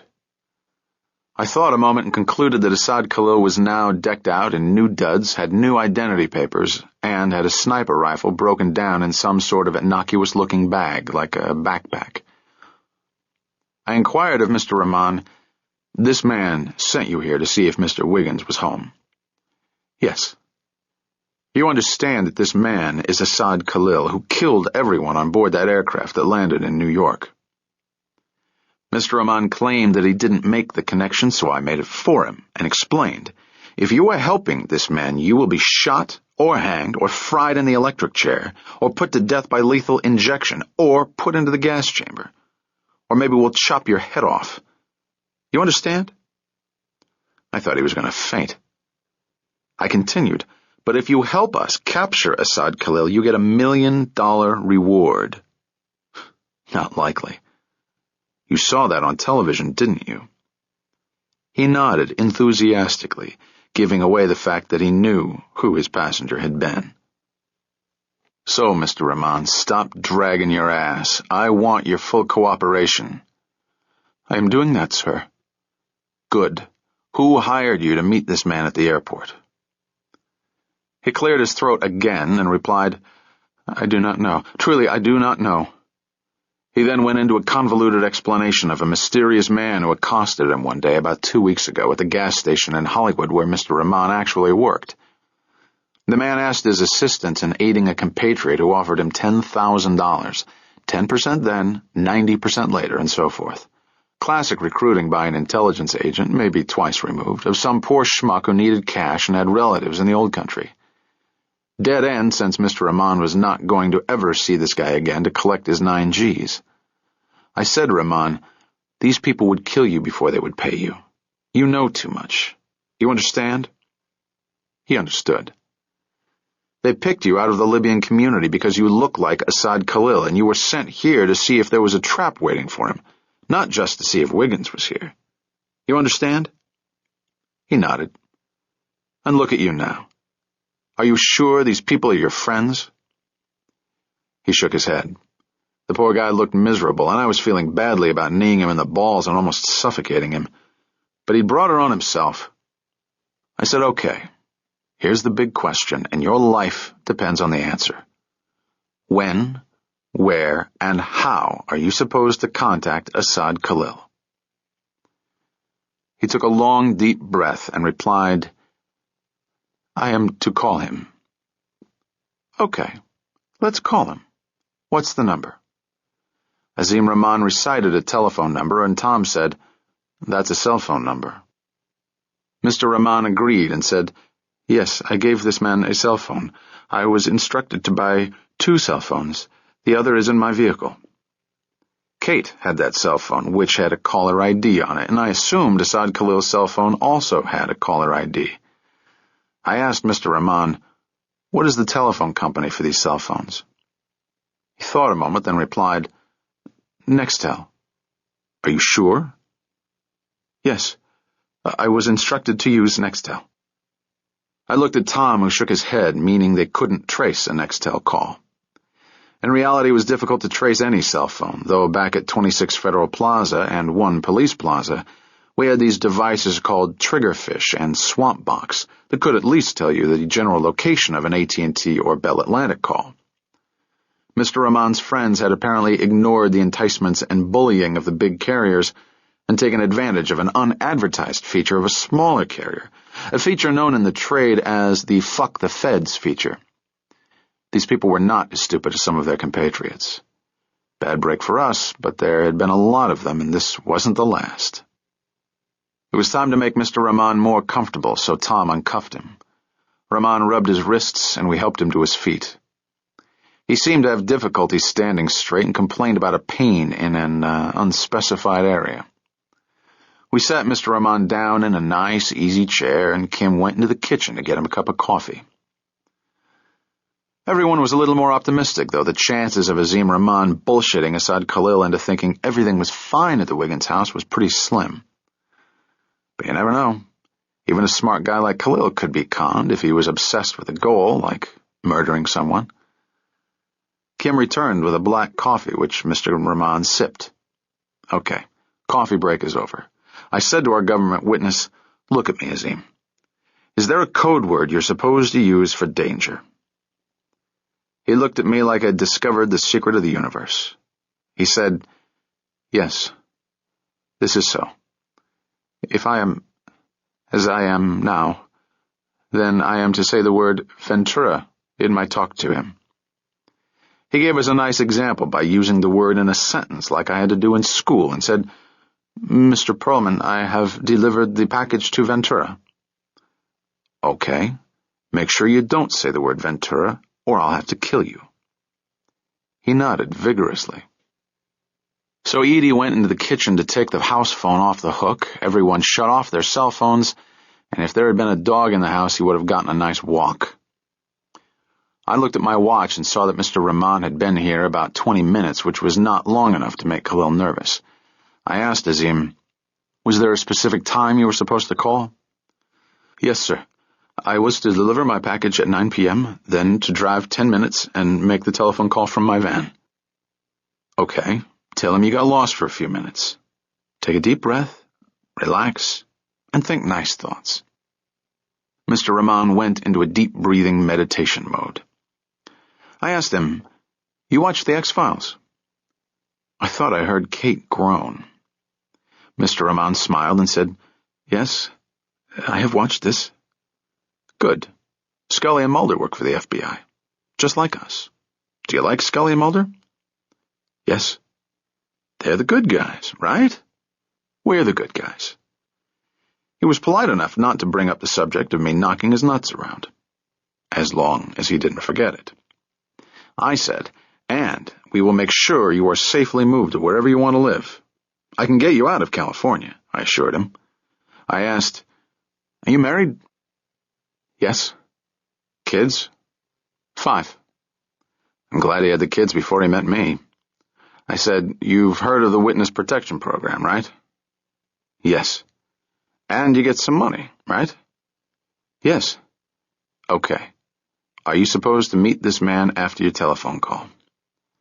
"Yes." "Excellent. Where?" "Where he says." "Right. Make sure your telephone call leads to that meeting, yes?" I didn't get an enthusiastic response. I asked Mr. Rahman, if all he needed from you was to come here and see if Wiggins was home, or to see if the police were here, why does he need to meet you again? Mr. Rahman had no idea, so I gave him an idea. "Because he wants to kill you, Azim. You know too much, understand?" Mr. Rahman swallowed hard and nodded. I had some good news for him, and I said, "This man will be captured, and he will cause you no further trouble. If you do this for us, we will take you to lunch at the White House, and you will meet the president. Then we give you the money. Okay?" "Okay." I took Tom to the side and said softly, "Does anyone here speak Arabic?" He shook his head and said, "Never needed an Arabic speaker in Ventura." He added, "Juan speaks Spanish." Close enough. I went back to Mr. Rahman and said, "Okay, dial the number. Keep the conversation in English. But if you can't, my friend Juan here understands a little Arabic, so don't fuck around. Dial." Mr. Azim Rahman took a deep breath, cleared his throat yet again, and said, "I need to smoke a cigarette." Oh, shit. I heard a few groans. I said, "Does anyone here smoke?" Mr. Rahman said, "You have taken my cigarettes." I informed him, "You can't smoke your own, pal." "Why may I not?" "In case they're poison. I thought you watched the X-Files." "Poison? They are not poison." "Of course they are. Forget the cigarettes." "I must have a cigarette. Please." I know the feeling. I said to Tom, "I'll light one of his." Tom produced Azim's cigarettes, not Camel's, and in an act of uncommon bravery put one in his own mouth and flipped Azim's lighter. Tom said to Azim, "If this is poison and it harms me, my friends will—" I helped out and said, "We'll cut you up with knives and feed the pieces to a dog." Azim looked at me. He said, "Please, I want only a cigarette." Tom lit up, took a drag, coughed, didn't die, and handed the cigarette to Azim, who puffed away without dropping dead. I said, "Okay, my friend, time to make your telephone call. Keep it in English." "I don't know if I can do that." He nursed the cigarette as he dialed the telephone, flipping the ash into his coffee cup. "I will try. Try hard. And make sure you understand where you have to meet him." Rahman listened to the rings, which we could all hear. Then Azim Rahman said into the telephone, "Yes, this is Tannenbaum." Tannenbaum? He listened, then said, "I'm sorry, I became lost." He listened again, then suddenly the expression on his face changed, and he looked at us, then said something into the telephone. I have no idea what he said because it was in Arabic. He continued the conversation in Arabic, making helpless shrugging gestures toward us. But Juan was cool, pretending to listen, nodding, even whispering in my ear. Juan whispered to me, "What the fuck is he saying?" I made eye contact with Mr. Rahman, mouthed the word Ventura at him, and made a cutting gesture across my throat, which in Arabic or English or whatever is understandable. He continued his conversation, and it was obvious, despite everyone's lack of Arabic, that Mr. Khalil was putting Mr. Rahman on the spot. In fact, Mr. Rahman began to sweat. Finally, he put the cell phone to his chest and said simply, "He's asking to speak to my new friends." No one said anything.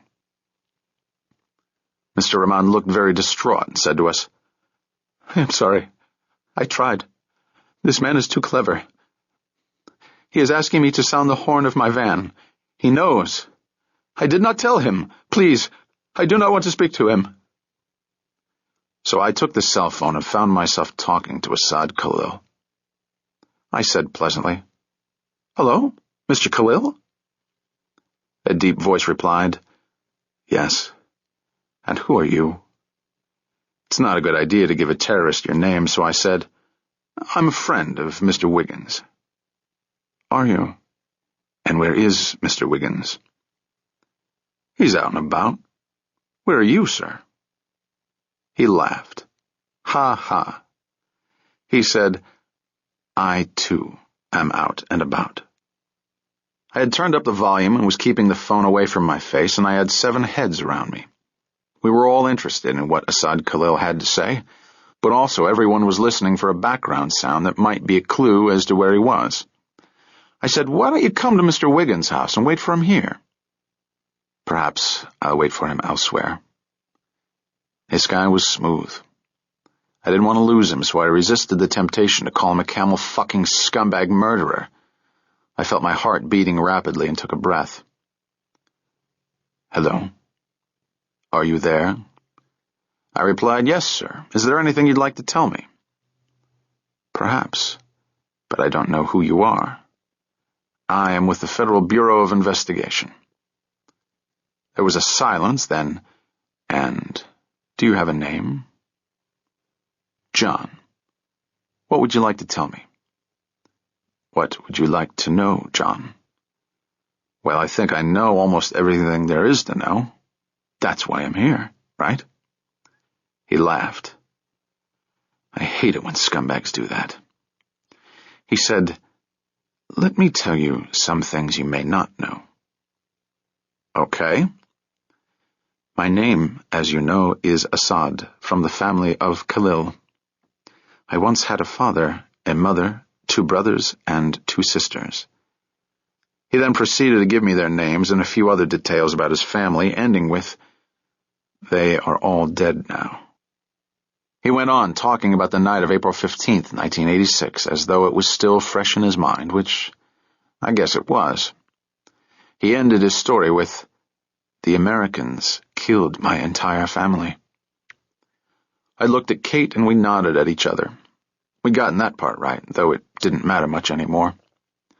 I said to Asad Khalil, "I sympathize with you, and I don't need your sympathy." Then he said, "I have lived my life to avenge my family and my country." This was going to be a difficult conversation since we had so little in common, but I wanted to keep him on the line. So I used the techniques I'd learned in hostage negotiating class and said, "Well, I can certainly understand that. Now it may be time to tell the world your story." "Not yet. My story is not finished." "I see. Well, when it is, I'm sure you'd like to tell us all the details, and we'd like to give you an opportunity to do so." "I don't need you to give me any opportunities. I make my own opportunities." took a deep breath. The standard stuff didn't seem to be working. But I tried again. Look, Mr. Khalil, I'd like us to meet, to talk in person, alone. I would welcome the opportunity to meet you alone. Perhaps we will someday. How about today? Another day. I may come to your home someday, as I came to the homes of General Waycliffe and Mr. Gray. Call before you come. He laughed. Well, the asshole was toying with me, but that's okay. Part of the job. I didn't think this was going anywhere, but if he wanted to talk, that was fine. I said to him, How do you think you're going to get out of the country, Mr. Khalil? I don't know. What would you suggest? Asshole. Well, how about we fly you to Libya in exchange for some people in Libya that we'd like to have here? Who would you rather have in jail here more than me? Good point, asshole. But if we catch up with you before you leave the country, we won't offer you such a good deal. You're insulting my intelligence. Good night. Hold on.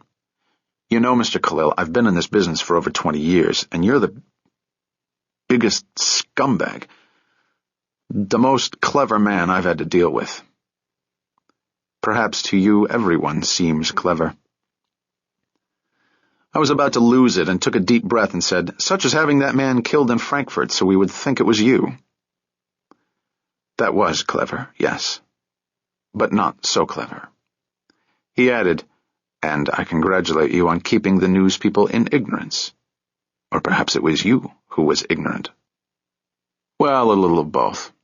Hey, for the record, Mr. Khalil, did you dispose of, I guess you'd say, anyone else we don't know about yet? Actually, I did. A motel clerk near Washington and a gas station attendant in South Carolina. Why'd you do that? They saw my face. I see. Well, that's a good... But the lady pilot in Jacksonville saw your face, too. There was a long pause. Then Khalil replied, So, you know a few details. Sure do. Gamal Jabbar, Yusef Haddad on board the airliner? Why don't you tell me about your travels and the people you've met along the way? He had no problem with that and gave me a nice rundown on his travels by car and plane, the people he met and killed, where he'd stayed, things he'd seen and done, and all that.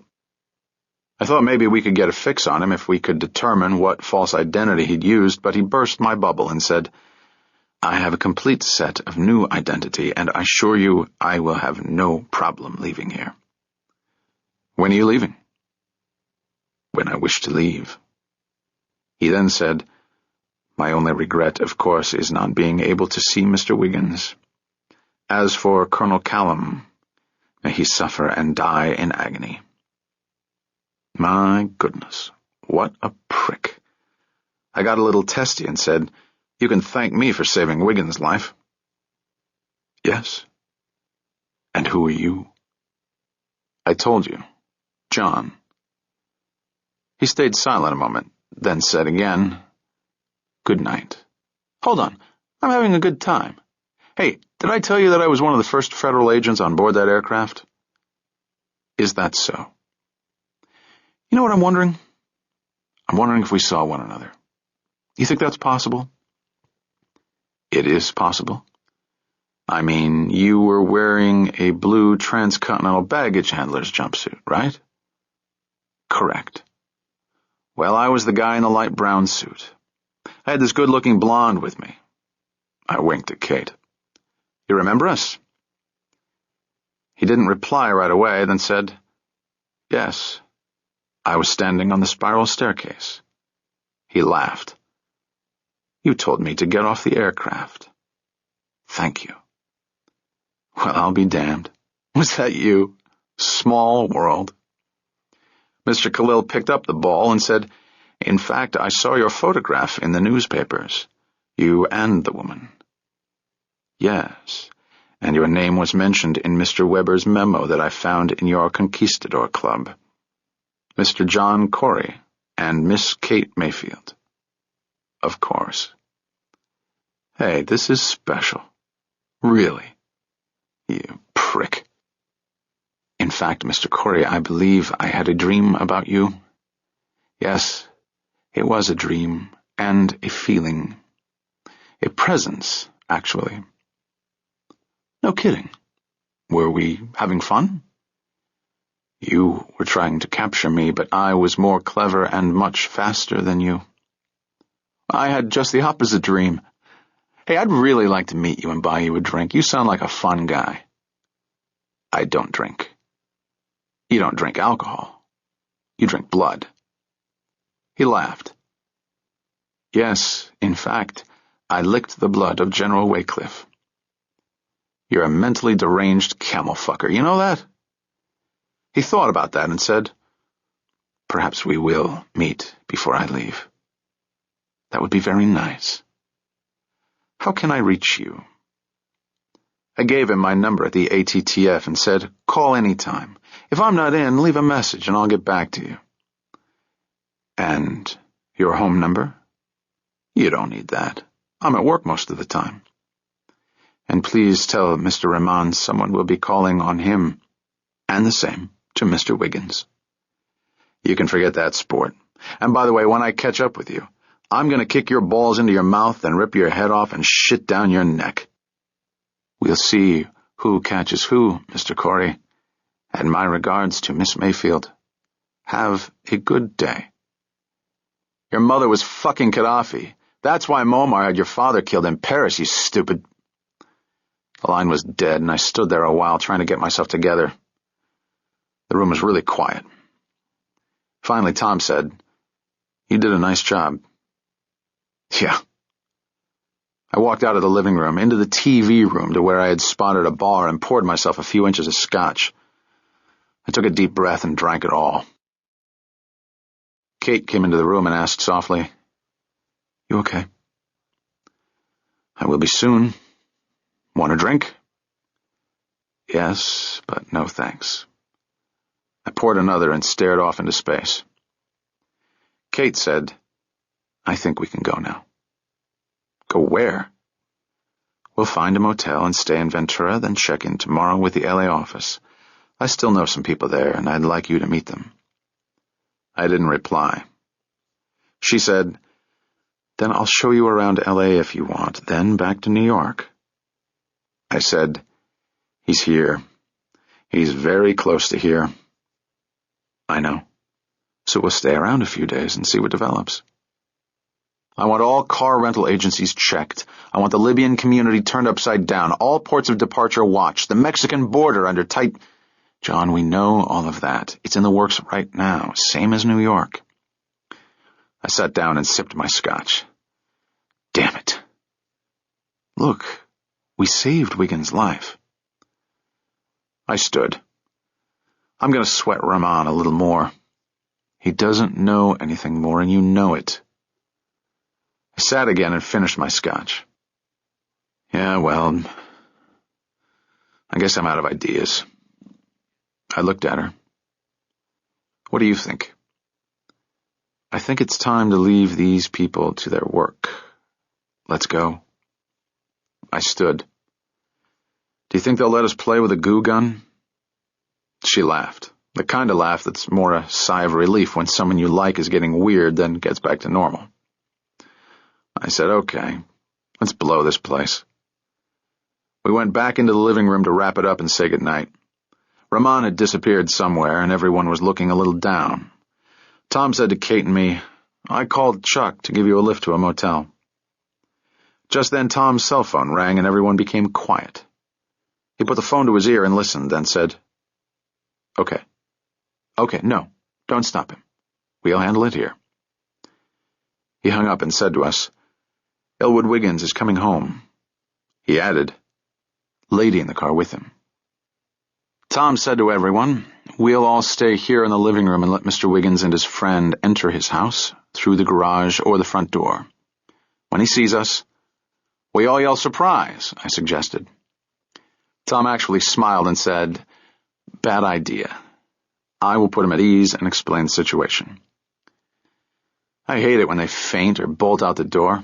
Half the time they think you're bill collectors.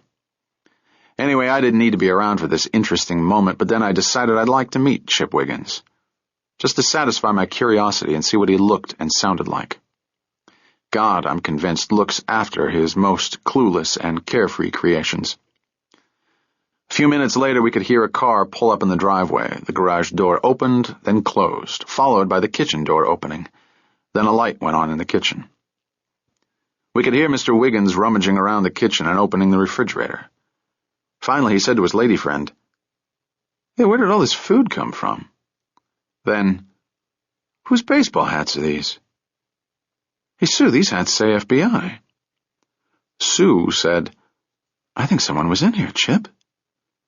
"What was your first clue, sweetheart?" "Yeah," Chip agreed, maybe wondering if he had the right house. We waited patiently for Mr. Wiggins to come into the living room. He said, "Stay here. I'll check it out." Chip Wiggins walked into his living room and stopped dead in his tracks. Tom said, "Please don't be alarmed." He held up his badge case. FBI. Chip Wiggins looked at the 4 men and 4 women standing in his living room. He said, "What?" Chip was wearing jeans, a t-shirt, and hiking boots and looked fairly tan and fit and younger than his age. Everyone in California looks tan and fit and young, except people like me who were just passing through. Tom said, "Mr. Wiggins, we'd like to talk to you for a few minutes." "Hey, what's this about?" The lady friend peeked around the door jamb and said, "Chip, what's happening?" Chip explained to her where the FBI hats had come from. After about a minute or so, Chip was seated, the lady was escorted into the TV room by Edie, and Chip was relaxed but curious. The lady, by the way, was a knockout, but I didn't notice.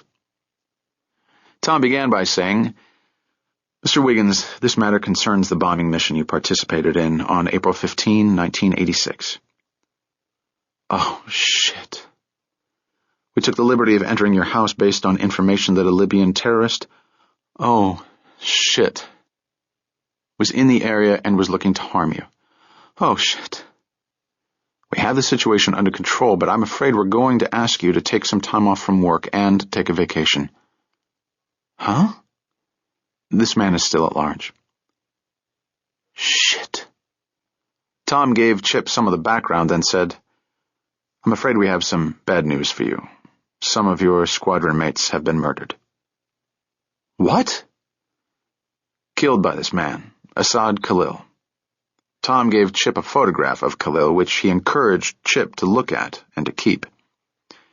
Chip stared at the photograph, put it down, and said, "Who was killed?" Tom replied, "General Wycliffe and his wife." "Oh, my God. Terry is dead? And Gail?" "Yes, sir. I'm sorry. Also, Paul Gray, William Satterwhite, and James McCoy." "Oh, my God. Oh, shit. Oh." "And, as you may know, Colonel Hambrecht was murdered in England in January." Chip got himself under control, and the realization dawned on him that he'd had a close call with a Grim Reaper. "Holy shit." He stood and looked around as if trying to spot a terrorist. He said, "Where is this guy?" "We're trying to apprehend him," Tom assured Chip. "We can stay here tonight with you, though I don't think he'll show up here, or we'll wait until you pack and escort you. I'm out of here." "Fine." Chip Wiggins stood in deep thought for a moment, perhaps the deepest thinking he'd done in some time, and said, "I always knew. I told Bill that day, after we'd released and were heading back, I told him those bastards weren't going to let that one go. Oh, shit. Bill is dead?" "Yes, sir." And Bob? Bob Callum?" "He's under close protection." I spoke up and said to Chip, "Why don't you go visit him?" "Yeah. Good idea. He's at the Air Force Academy?" "Yes, sir," I said. "We can keep an eye on both of you there. And it's cheaper that way." Well, no use hanging around, so Kate and I made our farewells while Chip went off to pack. He looked like the kind of guy who'd loan you a pair of underwear, but he had enough on his mind. Kate and I went outside and stood in the balmy air waiting for Chuck. Kate observed, "Chip Wiggins is a very lucky man." "No kidding. Did you see that babe?" Why do I even try to talk to you? Sorry. I thought a moment, then said, Why did he need the rifle? Who? Oh, you mean Khalil? Yeah, Khalil. Why did he need the rifle? We don't know it was a rifle. Let's say it was. Why did he need the rifle? Not to kill Chip in his house. That's true. But maybe he wanted to kill him someplace else, in the woods.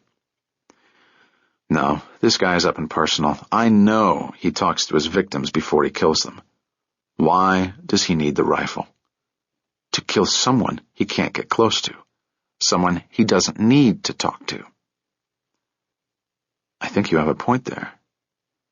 The car came and we got in. Me in front, Kate in the back, Chuck at the wheel. He said, Tough break. You want a good motel? Sure, with mirrors on the ceiling. Someone behind me smacked my head. So off we went, toward the ocean, where Chuck said there were a few nice motels with an ocean view. I asked Chuck, is there an all-night drive-through underwear place in the area? A what? You know, like California has all these all-night drive-through places. I wondered if... Kate said, John, shut up. Chuck, ignore him. As we drove, Chuck and Kate talked about logistics and scheduling for the next day. I was thinking about Mr. Asad Khalil and our conversation. I was trying to put myself into his disturbed mind, trying to think what I'd do next if I were him. The one thing I was sure of was that Asad Khalil was not heading home. We would hear from him again. Soon. Chapter 49. Chuck made a call from his cell phone and reserved us 2 rooms at a place called the Ventura Inn on the beach. He used my credit card number, got the reduced government rate, and assured me it was a reimbursable expense. Chuck handed a small paper bag to Kate and said, I stopped and got you a toothbrush and toothpaste. If you need anything else, we can stop. This is fine. What did you get me? I asked. He produced another paper bag from under his seat and handed it to me, saying, I got you some nails to chew on. Chuckle, chuckle. I opened the bag and found toothpaste, toothbrush, a razor, and a travel-size can of shaving cream. Thanks. On the government. I'm overwhelmed. Right. I put the stuff in my jacket pockets. Within 10 minutes, we reached a high-rise building whose marquee announced itself as the Ventura Inn Beach Resort. Chuck pulled up to the reception doors and said, Our office will be staffed all night, so if you need anything, give a call. I said to Chuck, if anything pops, make sure you call us, or I'll be very, very angry. You're the man, John. Tom was impressed with how you got that delivery guy to voluntarily cooperate. I said a little psychology goes a long way. To tell you the truth, there's a lot of lotus eaters out here. It's good to see a meat-eating dinosaur once in a while. Is that a compliment? Sort of. So what time do you want to be picked up in the morning? Kate replied, 7:30. Chuck waved and drove off. I said to her, Are you crazy? That's 4:30 in the morning, New York time. It's 10:30 a.m. New York time. Are you sure? She ignored me and walked into the motel lobby. I followed. It was a pleasant place, and I could hear a piano playing through the lounge door. The check-in guy greeted us warmly and informed us that he had deluxe ocean view rooms for us on the 12th floor.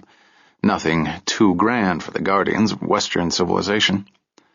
I asked him, What ocean? Pacific, sir. Do you have anything overlooking the Atlantic? He smiled. Kate and I filled out the registration forms, and the guy made an impression of my American Express card, which I think let out a groan as it passed through the machine. Kate took a photo out of her bag along with her credentials and said to the clerk, Have you seen this man? The clerk seemed less happy than he'd been when he thought we were just passing through for the night. He stared at the photo of Asad Khalil, then replied, No, ma'am. Kate said, Keep that. Call us if you see him. She added, He's wanted for murder. The clerk nodded and put the photo behind the counter. Kate told him, Pass it on to your relief person. We got our key cards and I suggested a drink in the lounge. Kate said, "I'm exhausted. I'm going to sleep." "It's only 10. It's 1 a.m. in New York. I'm tired." I had this sudden unhappy thought that I was going to drink alone and sleep alone. We went to the elevators and rode up in silence. At about the 10th floor, Kate asked me, "Are you sulking?" "Yes." The elevator reached the top floor and we got out. Kate said, "Well, I don't want you to sulk. Come into my room for a drink." So we went into her room, which was big, and with no luggage to unpack, we quickly made 2 scotch and sodas from the minibar and retired to the balcony. She said, "Let's forget the case tonight." Okay. We sat in the 2 chairs with a round table between us and contemplated the moonlit ocean. This somehow reminded me of my convalescent stay at my uncle's house on the water on eastern Long Island. It reminded me of the night Emma and I sat drinking cognac after a skinny dip in the bay. I was sliding into a bad mood and tried to get out of it. Kate asked me, "What are you thinking about?" "Life." "Not a good idea." She said, "Did it ever occur to you that you're in this business, working long, hard hours, because you don't want to have the time to think about your life?" "Please. Listen to me. I really care for you, and I sense that you're looking for something. Clean underwear. You can wash your fucking underwear." I never thought of that. "Look, John, I'm 31 years old, and I've never come close to getting married." "I can't imagine why." "Well, for your information, it wasn't for lack of offers." "Gotcha. Do you think you'd get married again?"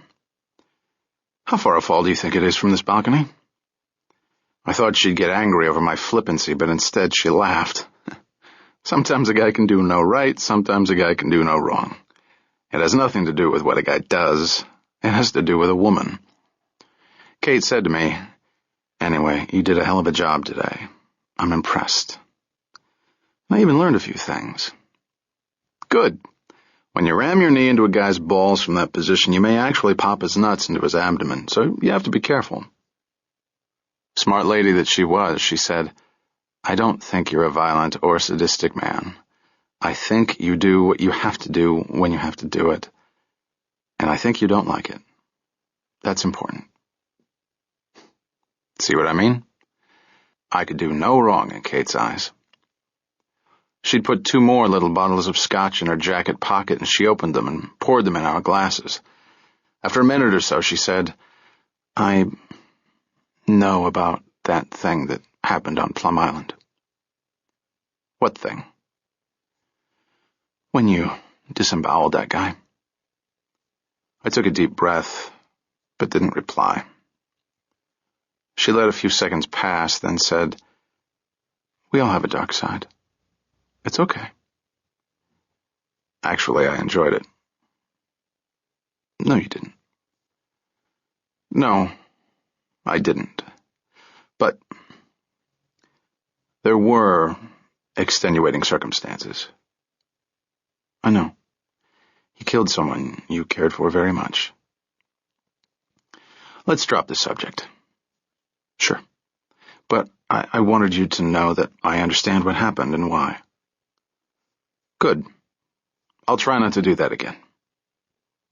See what I mean? I cut this guy's guts out, and it's okay. Actually, it was okay, because he deserved it. Anyway, we let that subject cool off a while. We drank and stared at the mesmerizing ocean rolling toward the beach. You could hear the waves breaking softly against the shore. What a view. A breeze passed by, and I could smell the sea. I asked her, "You liked it here?" "California is nice. The people are very friendly." People often mistake spacey for friendly, but why ruin her memory? "Did you have a boyfriend here?" "Sort of." She asked me, "Do you want my sexual history?" "How long will that take?" "Less than an hour." I smiled. She asked me, "Was your divorce nasty?" Not at all. The marriage was nasty. Why did you marry her? She asked me. Can't you say no? Well, I thought I was in love. Actually, she was an ADA, and we were on the side of the angels. Then she took a high-powered job as a criminal defense attorney. She changed. No, she didn't. The job changed. Could you be a criminal defense attorney? Could you be a criminal? I see your point. And she made a lot more money defending criminals than you did arresting them. Money had nothing to do with it. I'm not saying what she does for a living is wrong. I'm saying that... What's her name? Robin. Robin was not right for you even when she was an assistant district attorney. Good point. Can I jump now, or is there more you need to tell me? There is. Hold on. So, you meet Beth Penrose, who's on the same side of the law that you're on, and you're reacting against your ex-wife. You feel comfortable with a cop, maybe less guilty. I'm sure it was no fun around the station house being married to a criminal defense attorney. I think that's enough. Actually, it's not. Then I came along. Perfect trophy, right? FBI, attorney, your boss. Stop right there. Let me remind you that it was you. Forget it. Are you angry? You're damn right I'm angry. I stood. I gotta go. She stood. All right. Go. But you have to face some realities, John. You can't hide behind that tough guy, wise-ass exterior forever. Someday, maybe soon, you're going to retire, and then you have to live with the real John Corey. No gun, no badge. Shield. No one to arrest, no one who needs you to protect them or to protect society. It'll just be you, and you don't even know who you are. Neither do you. This is California psychobabble bullshit, and you've only been here since 7:30. Good night. I left the balcony, left her room, and went out into the corridor. I found my room next door and went in. I kicked off my shoes, threw my jacket on the bed, and took off my holster, shirt, tie, and armored vest. Then I made a drink from the minibar. I was pretty worked up and actually felt like crap. I mean, I knew what Kate was doing, and I knew it wasn't malicious, but I really didn't need to be prodded into confronting the monster in the mirror. Ms. Mayfield, if I'd given her a few more minutes, would have painted a beautiful picture of how life could be if we were facing it together. Women think the perfect husband is all they need for a perfect life. Wrong. First, there are no perfect husbands, not even many good ones. Second, she was right about me, and I wasn't going to get any better by living with Kate Mayfield. I decided to wash my underwear, go to bed, and never see Kate Mayfield again after this case was concluded. There was a knock on my door. I looked through the peephole and opened the door. She stepped inside, and we stood there looking at each other. I can be really tough in these situations, and I didn't intend to give an inch or to kiss and make up. I didn't even feel like sex anymore. However, she was wearing a white terry cloth hotel robe, which she opened and let fall to the floor, revealing her perfect, naked body. I felt my resolve softening at the same rate Mr. Happy was getting hard. She said, "I'm sorry to bother you, but my shower doesn't work. Can I use yours?" "Help yourself." She went into my bathroom, turned on the shower, and got in. Well, I mean, what was I supposed to do? I got out of my pants, shorts, and socks and got into the shower. For purposes of propriety, in case there was a middle-of-the-night phone call from the FBI, she left my room at 1 a.m. I didn't sleep particularly well and woke up at 5:15, which I guess was 8:15 on my body clock. I went into the bathroom and saw that my undershorts were hanging on the retractable clothesline above the bathtub. They were clean, still damp, and someone had planted a lipstick kiss in a strategic spot. I shaved, showered again, brushed my teeth and all that, then went out to the balcony and stood there naked in the breeze, looking at the dark ocean. The moon had set and the sky was full of stars. It doesn't get much better than this, I decided. I stood there a long time, because it felt good. I heard the sliding glass door on the other side of the concrete partition open. I called out, "Good morning." I heard her reply, "Good morning." The partition jutted out beyond the balconies, so I couldn't peek around. I asked her, "Are you naked?" "Yes. Are you?" "Of course. This feels great." "Meet me for breakfast in half an hour." "Okay. Hey, thanks for washing my shorts." "Don't get used to it." We were talking sort of loud, and I had the feeling other guests were listening. I think she had the same thought because she said, "What did you say your name was?" "John." "Right. You're a good lay, John." "Thanks. You too." So there we were, two mature federal agents standing naked on hotel balconies with a partition between us, acting silly the way new lovers act. She called out, "Are you married?" "No. How about you?" "No." So what was my next line?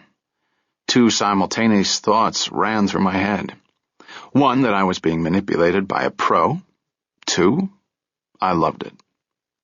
Realizing that this moment and this setting was going to be remembered forever, I took a deep breath and asked, "Will you marry me?" There was a long silence. Finally, a woman's voice, not Kate's, called out from overhead, "Answer him!" Kate called out, "Okay, I'll marry you." Two people somewhere applauded. This was really dopey. I think I was actually embarrassed, which barely masked my sense of panic. What had I done? I heard her sliding door close, so I couldn't qualify my proposal. I went into my room, got dressed, sans body armor, and went downstairs to the breakfast room where I got coffee and a copy of the New York Times hot off the press. There was continuing coverage of the Flight 175 tragedy, but it seemed like a rehash of events with a few new quotes from federal, state, and local officials. There was a small paragraph about Mr. Leibowitz's murder at Frankfurt and an obituary. He lived in Manhattan and had a wife and 2 children. It struck me again how random life could be. The guy goes to Frankfurt for business and gets clipped because some people need a red herring to make it look like a guy in America on a secret mission is back in Europe. Whack. Just like that, without regard to the victim's wife, kids, or anything. These people sucked. There was also a little rehash of the double murder of James McCoy and William Satherwaite at the Cradle of Aviation Museum. A Nassau homicide detective was quoted as saying, "We're not ruling out the possibility that the motive for these murders may not have been robbery." Despite the tortured syntax, I could see that little Alan Parker was spooning out a third today, a third tomorrow, and the rest by the weekend. Speaking of tortured syntax, I turned to Janet Maslin's movie review column. Some days I do the Times crossword puzzle, other days I try to understand what Ms. Maslin is trying to say. I can't do both on the same day without getting a headache. Ms. Maslin was reviewing a box office smash, an action-adventure Mideast terrorist flick of all things, which I think she didn't like, but as I say, it's hard to follow her prose or her reasoning. The movie was lowbrow, of course, and Ms. Maslin may think of herself as highbrow, but somebody from the Times had to go see this thing and tell everybody who loved it why it sucked. I made a mental note to see the movie. Kate arrived, and I stood, and we pecked. We sat and looked at the menus, and I thought perhaps she'd forgotten the silly incident on the balconies. But then she put down her menu and asked, "When?" June? Okay. The waitress came by, and we both ordered pancakes. I really wanted to read the Times, but I instinctively knew that my breakfast newspaper was a thing of the past. We chatted briefly about the plans for the day, the case, the people we'd met at Chip Wiggins' house, and who I was going to be introduced to by Kate later in L.A. The pancakes came and we ate. Kate said, "You'll like my father." "I'm sure I will. He's about your age, maybe a little older." Well, that's good. I remembered a line from an old movie and said, "He raised a swell daughter." He did. My sister. I chuckled. She said, "You're like my mother, too." Are you and she alike? No, she's nice. I chuckled again. She said, "Is it all right if we get married in Minnesota? I have a big family." Great. Minnesota. Is that a city or a state? I'm a Methodist. How about you? Any kind of birth control is fine. My religion. Methodist. Oh. Well, my mother's Catholic. My father's some kind of Protestant. Then we can raise the children in a Protestant denomination. You have kids? This is important, John. Pay attention. I am. I'm trying to, shift gears. She stopped eating and looked at me. Are you totally panicked? No, of course not. You look panicky. Just a little stomach acid. Comes with age. This is going to be all right. We are going to live happily ever after. Good. But we haven't known each other that long. We will by June, she said. Right. Good point. Do you love me? Actually, I do, but love... What if I got up and walked out of here? How would you feel? Relieved? No. I'd feel awful. So? Why are you fighting how you feel? Are we about to go into analysis again? No, I'm just telling you like it is. I'm madly in love with you. I want to marry you. I want to have children with you. What else do you want me to say? Say, I love New York in June. I hate New York, but for you, I'll live anywhere. New Jersey? Don't push it. Time for full disclosure, so I said, look, Kate, you should know that I'm a male chauvinist pig, a misogynist, and I tell sexist jokes. Your point is... I saw I wasn't getting anywhere with his line of reasoning, so I said, also, I have a bad attitude toward authority, and I'm always on the verge of career problems. And I'm broke, and I'm bad at handling money. That's why you need a good lawyer and a good accountant. That's me. Can I just hire you? No, you have to marry me. I'm a full-service professional. Plus, I can prevent impotence. No use arguing with a professional. The light banter was over, and we looked at each other across the table. Finally, I said, how do you know I'm the one for you? How am I supposed to explain that? My heart beats faster when you're in the room. I love the sight, sound, smell, taste, and touch of you. You're a good lay. Thank you. You too. Okay, I'm not going to bring up anything about careers, about you getting transferred, about living in New York, my paltry disability pension, our 10-year age difference, 14 years. Right. I'm not going to fight this. I'm in love. Head over heels, in love. If I blow this, I'll be miserable the rest of my life. You will be. Marrying me is the best thing for you.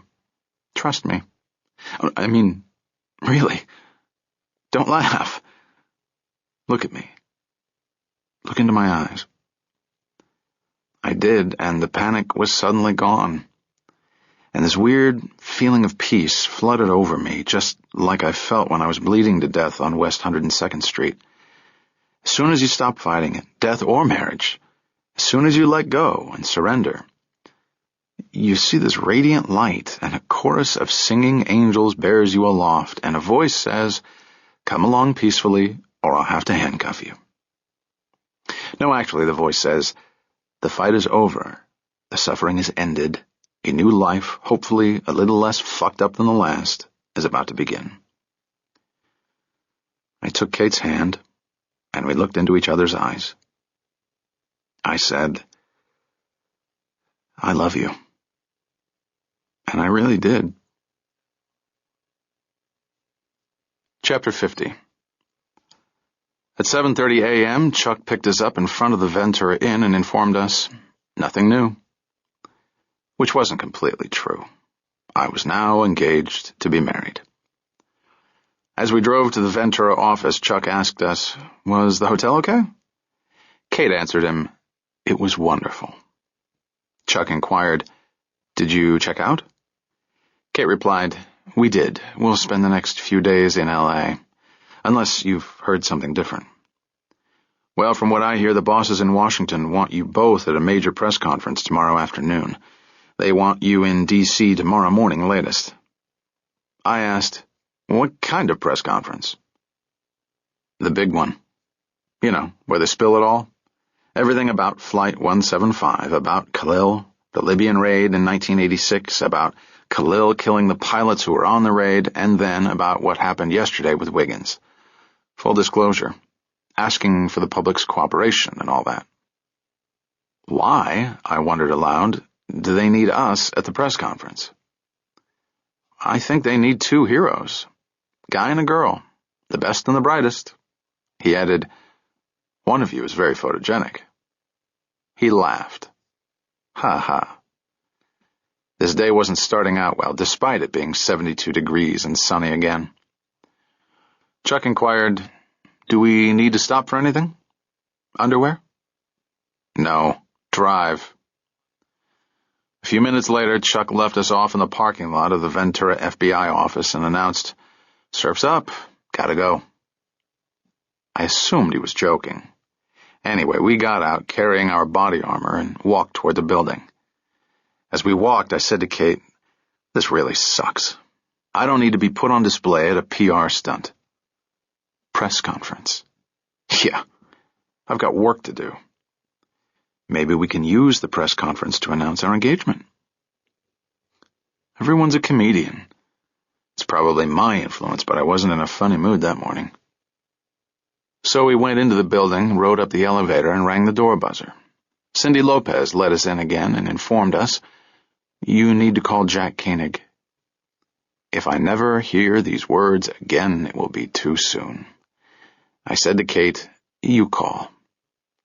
Cindy informed me, "He wants to speak to you. There's an empty office over there." Kate and I returned our vests, then went into the office, and I dialed Jack Koenig. It was just 8 a.m. in L.A., and I was reasonably certain it was 11 a.m. in New York. Jack's secretary put me through, and Jack said, "Good morning." I detected a note of pleasantness, which was scary. "Good morning." I put the call on speaker so that Kate could listen and talk. I said to Jack, "Kate's here."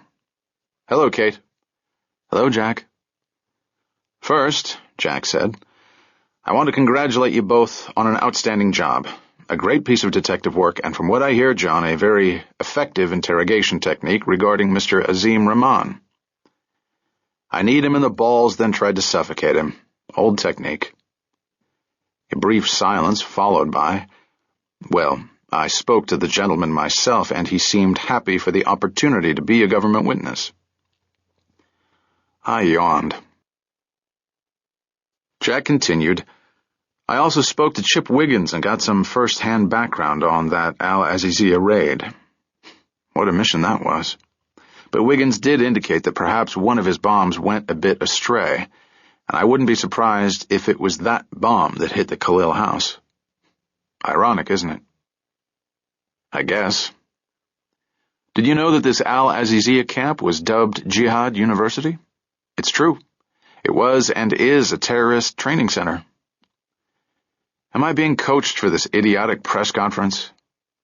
Not coached, briefed. Jack, I don't give a shit what happened in that place in 1986. I don't give a rat's ass if Khalil's family was killed by mistake or on purpose. I have a perp to catch, and the perp is here, not in Washington. We don't know where the suspect is. For all we know, he may be in Libya or back on the East Coast, and may very well be in Washington. Who knows? What I do know is that the director of the FBI and the director of the counterterrorism section, not to mention the chief executive officer of the nation, want you in Washington tomorrow, so don't even think about pulling a disappearing act. Yes, sir. Good. My ass is on the line if you don't show up. I hear you. Jack quit while he was ahead on that one and asked, Kate, how are you? Kate spoke into the speaker and replied, I'm fine. How's George? George is well. He's still at the Conquistador Club, but he'll be back at Federal Plaza tomorrow. Jack added, John, Captain Stein sends his regards and his compliments for a job well done. The perp is still at large, Jack. But you saved some lives. Captain Stein is proud of you. We're all proud of you. And so forth. Chit-chat, chit-chat. But it's important to establish quasi-personal relationships in law enforcement. Everyone cares about everyone else as a person. This is good management, I guess, and it fits nicely with the new touchy-feely America. I wondered if the CIA was like this. Which reminded me. I asked, Where's Ted Nash? Jack replied, I'm not sure. I left him in Frankfurt. He was going to Paris. It occurred to me, not for the first time, that the CIA, upon whom so much once depended, was now being eclipsed by the FBI, whose mandate was domestic troublemakers. I mean, a guy like Nash or his colleagues could now vacation in Moscow with no more danger to themselves than bad food. An organization like that needs a purpose, and lacking a clear purpose these days, they were bound to get into mischief. Idle hands are the playthings of the devil, as my Protestant grandma used to tell me. Anyway, Jack and Kate were chewing the fat, and Jack asked a few leading questions about how Kate and I were getting on, and so forth. Kate looked at me with that bursting with good news look. So what could I do? I nodded. Kate said to Jack, John and I have some good news. We're engaged. I thought I heard the phone hit the floor at the other end. There was a silence that lasted about 2 seconds longer than it should have. Good news for Jack would be that Kate Mayfield was filing a sexual harassment suit against me. But Jack is slick and recovered nicely. He said, Well, hey, that is good news. Congratulations. John, congratulations. This is very sudden. I knew I had to say something, so in my best male macho tone, I said, Time to settle down and tie the old knot. My bachelor days are over. Yes, sir. I finally found the right girl. Woman. I couldn't be happier. And so forth.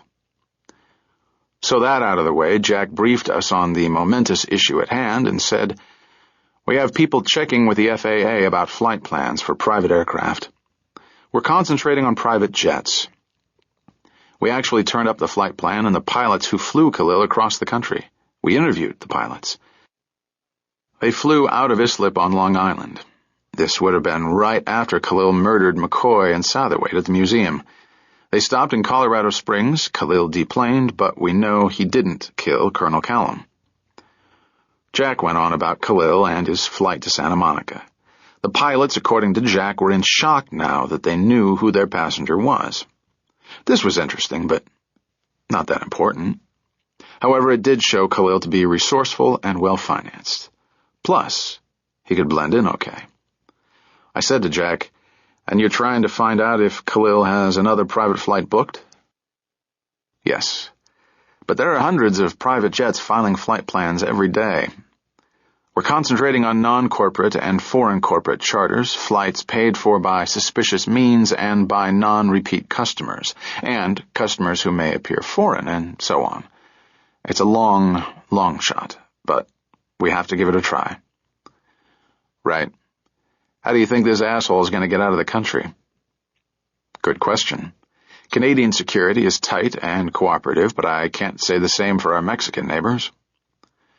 I guess not with 50,000 illegals crossing every month, not to mention tons of Mexican marching powder blowing across the border. Did you alert the DEA, Customs and Immigration? Of course. And they've assigned extra personnel, and so have we. It's going to be a rough month for drug dealers and illegals. Also, we've alerted the Coast Guard. It's a short boat hop from Southern California to the beaches of Mexico. We've done everything we can in cooperation with several local and federal agencies, as well as our Mexican allies, to intercept the suspect if he tries to flee across the U.S.-Mexican border. Are you on TV now? No. Why? You sound like you're on TV. That's the way I talk. That's the way you should talk tomorrow afternoon. Keep the fuck word to a minimum. I actually smiled. So we discussed the subject of the manhunt for a while, and finally Jack said, "John, it's taken care of, and it's out of your hands." Not quite. Look, I want to get back here as soon as this press conference is over tomorrow. That's a reasonable request. We'll see how you do at the press conference. One has nothing to do with the other. It does now. Okay, I get it. Good. Tell me about your phone conversation with Asad Khalil. Well, we didn't have a whole lot in common. Didn't someone brief you about that? Yes, but I want to get a feeling from you about Khalil's mood, his state of mind, the possibility that he might be heading home or staying around, that sort of thing. Okay. I had the feeling I was talking to a man who was very much in control of himself and his emotions. Worse, he came across as though he were still in control of the situation, despite the fact that we fucked up his plans. I mean that we thwarted his plans. Jack stayed silent a moment, then said, "Go on." Well, if I had to bet, I'd bet that he was planning to stick around. Why? I don't know. Just one of those feelings I get. By the way, speaking of bets, I want Nash's $10 and his buddy Edward's $20. But you said Khalil was in the New York area. He was. Then he left, then he came back to Long Island. Point is, he didn't fly out to Sandland. I looked at Kate for support. This was important. Kate said, "John is right. He won the bets." Jack replied, "Okay, I'll accept Kate's impartial opinion." Ha ha. Then Jack said, seriously, "So, John, you have a feeling now that Asad Khalil is still in your area?" "I do. But this is just a feeling." "If you mean am I holding something back, I'm not. Even I know when to come clean, but how can I put this? Well, Khalil said to me that he sort of felt my presence before he... This is stupid. Mystical Sandland stuff. But I sort of feel this guy's presence. You know?"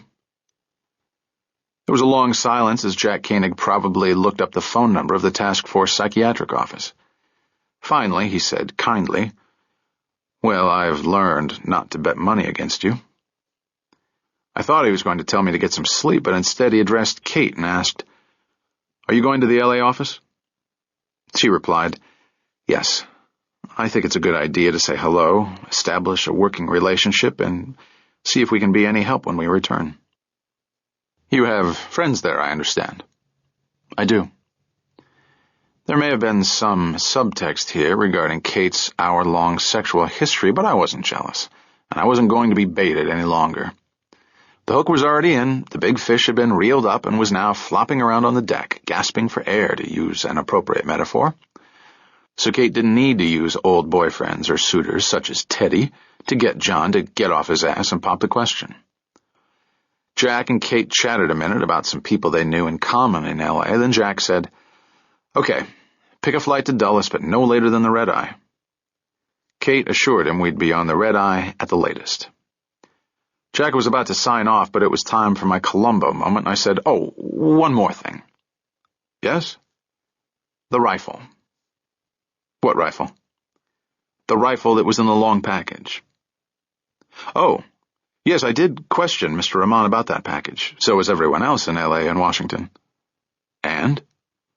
"Rahman and his family are under protective custody." "Good. That's where they belong." And? Well, the agents in L.A. made Rahman draw and describe the package, and they put together a box that Rahman says is the same size as the one he gave to Khalil, give or take an inch. And they put metal weights in the box until Rahman felt that the weight was about the same. Muscle memory. Are you familiar? Yeah. And? Well, it was an interesting experiment, but it proves nothing. Nylon and plastic stock rifles are light, older rifles are heavy. Hunting rifles are long, assault rifles are shorter. There's no way to determine if that was a rifle in the package. I understand that. Was this rifle long and heavy? If it was a rifle, it was a long and heavy rifle. Like a hunting rifle, with a scope. That's right, Jack said. Okay, worst case scenario. It's a long, accurate hunting rifle with a scope. What is Khalil going to do with it? The feeling is that this was a backup in the event that Wiggins was not at home. In other words, Khalil was prepared to hunt Wiggins as he camped in the woods. Really? It's a theory. You have another theory? Not at the moment. But I'm picturing Chip and his babe in the woods camping out, and I'm wondering why Khalil, with new hiking duds, doesn't just go up to them and share a cup of coffee around the campfire, then casually mention that he's there to kill Chip and tell him why before he puts a .40 caliber slug in his head. Capiche? Jack let a few seconds go by, then said, Wiggins, as it turns out, was camping with about a dozen friends, so Khalil doesn't wash, Jack. Khalil would do whatever he had to do to look Chip Wiggins in the eye before he whacked him. Maybe. Okay, the other theory, which may make more sense, is that if this package contained a rifle, the rifle is to be used to help Khalil make his escape. For instance, if he had to take out a Border Patrol guy at the Mexican border, or if he got chased on the sea by a Coast Guard cutter, something like that. He wants a long-range weapon for any situation that may arise during his escape from the U.S. Jack added, he needed an accomplice anyway, Rahman, so why not have Rahman deliver a rifle along with whatever else he delivered? Rifles are easy to buy. They're not easy to hide. They can be broken down. I mean, we are not discounting the possibility that Assad Khalil has a sniper rifle and that he intends to kill someone who he would have trouble getting within pistol range of. But it really doesn't fit his stated mission or his M.O. You said so yourself, up close and personal. Right. Actually, I think there was a patio furniture set in that box. You ever see how they pack that cheap shit in the discount stores? 10-piece patio furniture set in a box no bigger than a shirt box. 6 chairs, a table, umbrella, and 2 chase lounges made in Taiwan. Put slot A into slot B. Okay, see you in D.C. Right. We'll make the travel arrangements here. I'll fax the flight info to the L.A. office. Press conference is at 5 p.m. at J. Edgar. I know John enjoyed his last visit there. And again, congratulations to both of you on a fine job and on your engagement. You set a date yet? Kate replied, June. Good. Short engagements are best. I hope I'm invited. Of course you are, Kate assured him. I hit the disconnect button. Kate and I sat silently for a minute, then she said to me, I'm concerned about that rifle. And well, you should be. I mean, I'm not the nervous type, but he could be gunning for us. Possibly. You want to borrow the Little Italy t-shirts again? The what? Bulletproof vests. She laughed. You have a way with words. Anyway, we went back into the common area and had an informal stand-up meeting with the 6 people there, including Juan, Edie, and Kim. We drank some coffee, and Edie told us, we're getting Mr. Rahman back from L.A. in about half an hour. We're going to take him out to look for the canyon where he took Khalil to drop that bag. I nodded. Something about that bothered me, too. I realized that Khalil had to kill time at that early morning hour before the stores opened or whatever, but he really could have had Rahman just take him to a cheap motel. Why did he drive an hour north up the coast highway and ditch the bag? Anyway, I didn't ask Cindy for the bulletproof vests, and neither did Kate. I mean, all we were going to do today was drive around L.A. On the other hand, that may have been reason enough to have bulletproof vests. New York joke. But Cindy did give us 2 nice overnight canvas bags with big FBI logos on them as souvenirs of our visit and perhaps as a way of saying, we don't want to see you again. But maybe I was projecting. So Kate and I put our few toiletries in our bags and we were ready to go to the Los Angeles office. We discovered that there was no helicopter available, which is sometimes a tip-off that your stock is slipping. However, there was a car available, sans driver, and Cindy gave us the keys. Kate assured her that she knew the way. California people are really nice. So we all shook hands and promised to stay in touch, and we were invited back any time, to which I replied, we'll be back day after tomorrow. This had the same effect as if I'd broken wind. Anyway, we left, found the blue government Ford Crown Victoria in the lot, and Kate slipped behind the wheel. She seemed very excited about driving in California again and informed me we'd take the scenic coast road to Santa Monica, via Santa Santa, then Los Santa Santos, then some other Santas. I didn't really give a rat's ass, but if she was happy, then I was happy. Right? Chapter 51. We drove down this coastal highway through Santa Oxnard and south toward the City of Angels. The water was on our right, mountains to our left.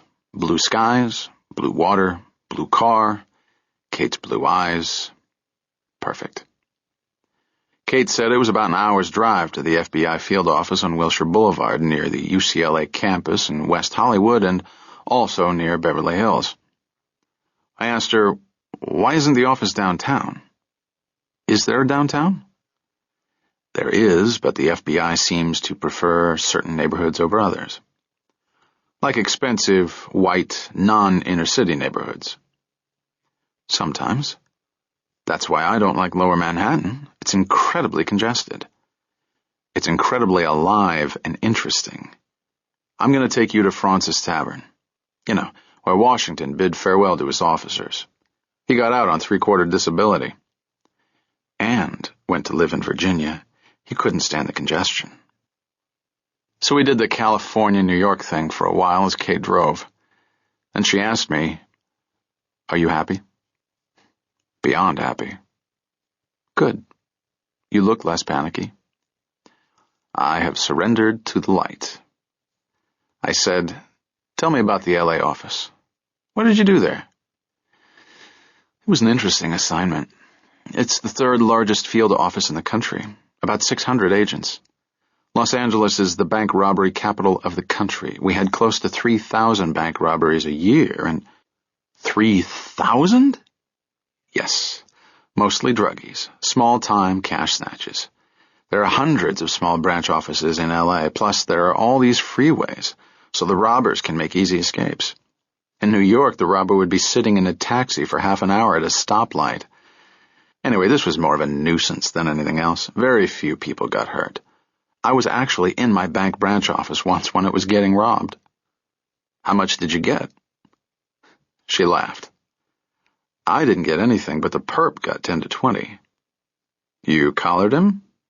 I did. Tell me about it. No big deal. The guy was ahead of me in line. He passes a note to the teller, and she gets all nervous, so I knew it was coming down. She fills her bag with money, the guy turns to leave and finds himself staring at my gun. It's a stupid crime. Small money, big federal rap, and between the FBI and the police, we solved over 75% of the bank robberies. We chatted about Kate's 2 years in L.A., and she said, also, it's the only field office in the country with 2 full-time media representatives. We got lots of high-profile cases that needed media fixes. Lots of celebrity stalker cases. I met a few movie stars, and once I had to live in this star's mansion and travel with him for a few weeks because someone had threatened his life, and it looked like a serious threat. Then there were the Asian organized crime syndicates. The only shootout I ever had was with a bunch of Korean smugglers. Those guys are tough cookies. But we have some Korean Americans in the office who have penetrated the syndicates. Am I boring you? No, this is more interesting than the X-Files. Who was the movie star? Are you jealous? Not at all. Maybe a little. It was some old guy, pushing 50. She laughed. Why was I not having fun yet? Anyway, it appeared that Kate Mayfield was not the naive hick I thought she was. She'd been around the dark side of American life, and though she hadn't seen what I'd seen in 20 years on the job in New York, she'd seen more than your average Wendy Wasp from Wichita. In any case, I had the feeling that we had a lot of history to learn from each other. I was glad she didn't ask me about my sexual history, because we'd be in Rio de Janeiro before I was finished. Just kidding. All in all, it was a pleasant drive. She knew her way around, and before long we found ourselves on Wilshire Boulevard. Kate pulled into the big parking lot on a 20-story white office building, complete with flowers and palm trees. There's something about palm trees that makes me think nothing serious or deep is going on in the vicinity. I asked her, "Did you ever get involved with any Mideastern terrorism?" "Not personally.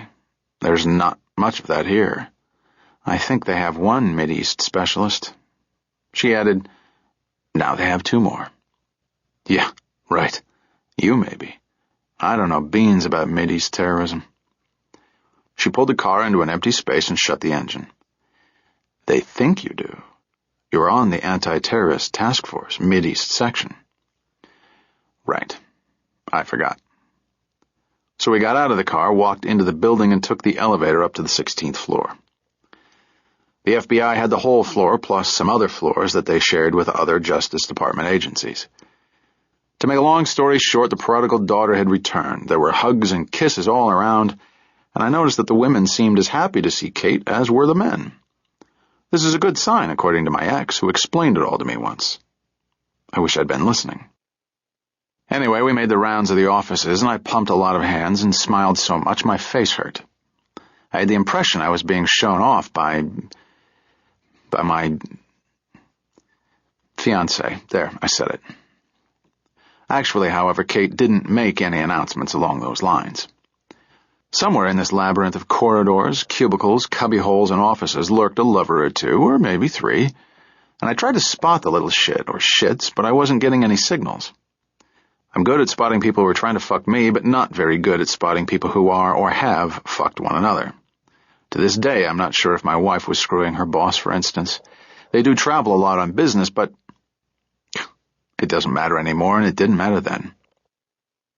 As my good luck would have it, the fellow I'd spoken to here on the phone the other day, Mr. Sturgis, deputy agent in charge of something, wanted to meet me, so we were escorted into his office.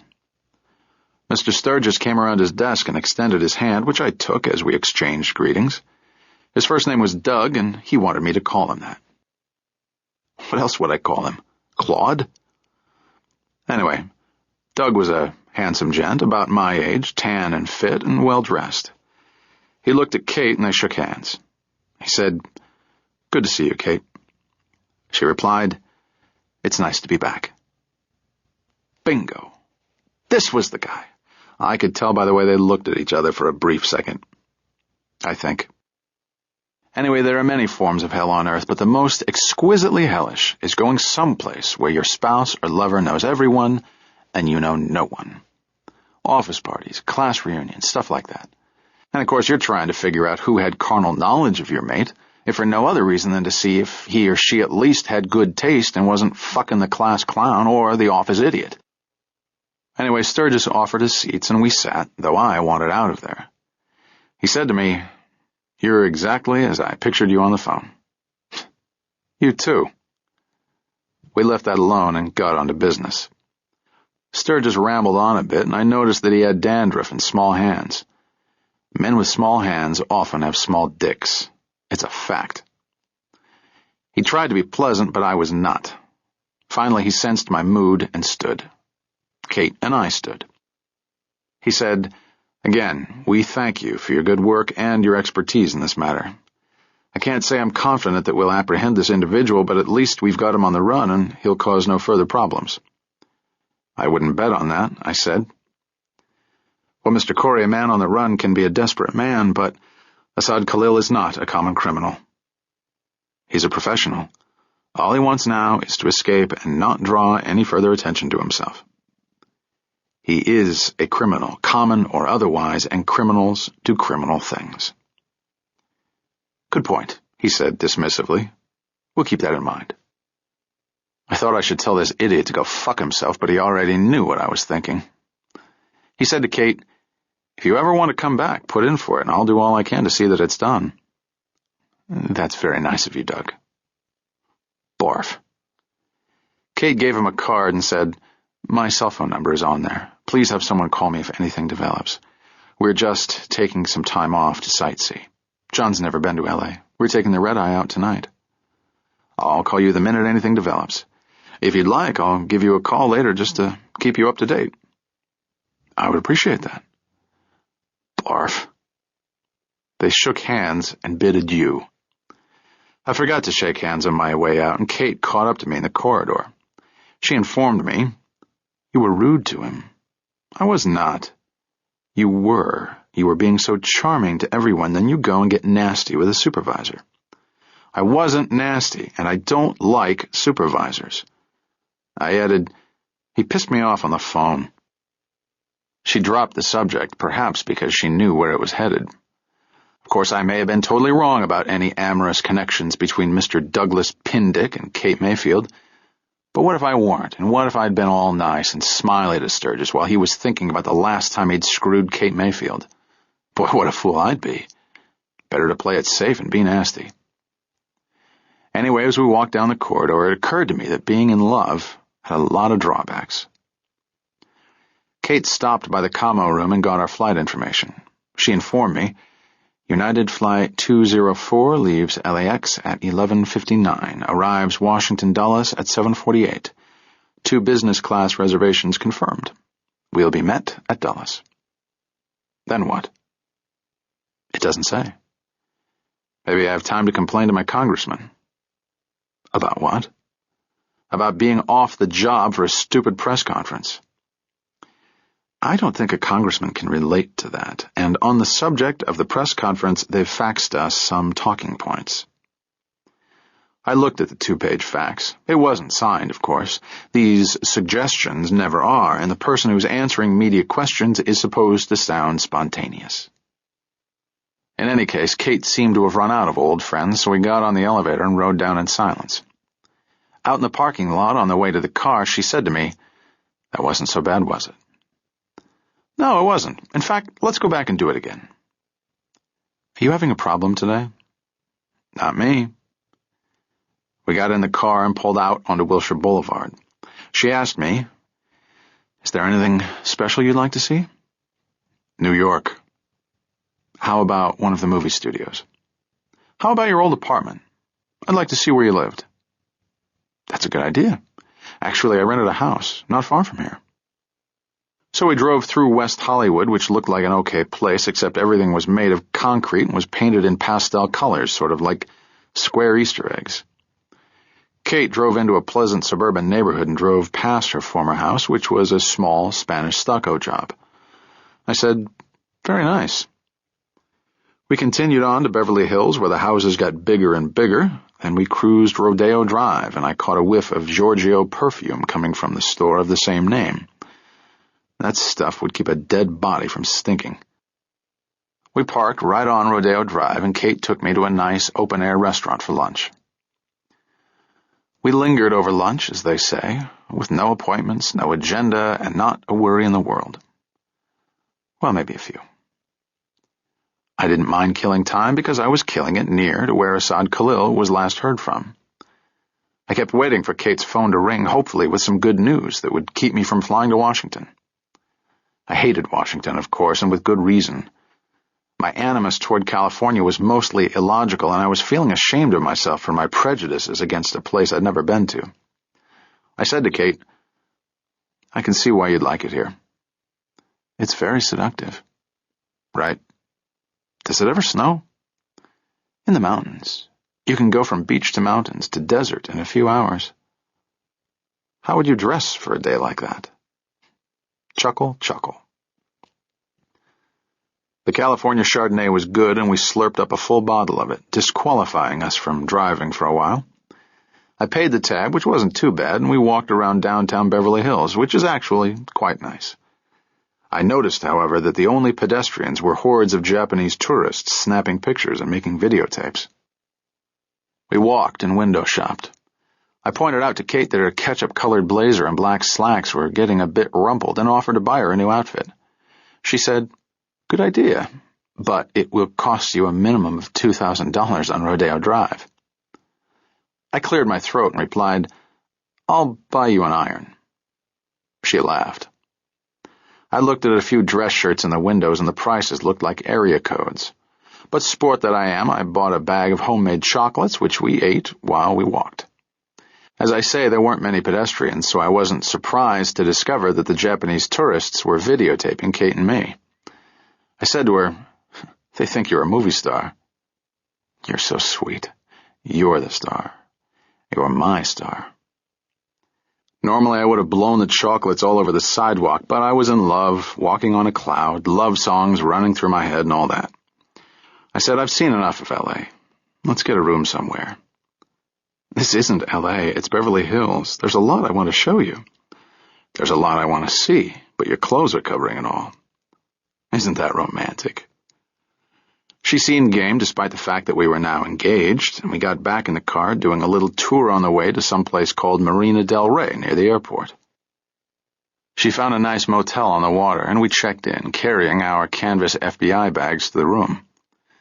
The view from our window was of the marina where lots of boats sat at anchor, and again I was reminded of my stay on eastern Long Island. If I learned anything there, it was not to get attached to any person, place, or thing. But what we learn and what we do are rarely the same thing. I noticed that Kate was staring at me, so I smiled and said, "Thanks for a nice day." She smiled in return, then thought a moment and said, "I would not have introduced you to Doug. He insisted on meeting you." I nodded. "I understand. It's okay." So that was out of the way, with me acting with savoir-faire. However, I made a mental note to knee Doug in the balls at the first opportunity. Kate gave me a big kiss. Shortly thereafter, we were in bed, and of course her cell phone rang. It had to be answered, which meant I had to stop doing what I was doing. I rolled off, cursing the inventor of the cell phone. Kate sat up, caught her breath, and answered the phone. "Mayfield." She listened, her hand over the mouthpiece as she took a few more breaths. She said, "Okay." "Yes. Yes, we did. No, we're just sitting by the water in Marina del Rey." "Right, okay. I'll leave the car in the LAPD lot." "Right, thanks for calling." "Yes, you too. Bye." She hung up, then cleared her throat and said, "I hate when that happens."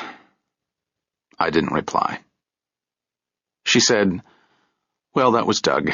Nothing to report, but he said he'd have someone call us as late as half an hour before we board, if anything came up that might change our plans. Also, he heard from Washington, and short of Khalil being captured around here, we're to fly out tonight. However, if he is apprehended here, then we stay and do a press conference here."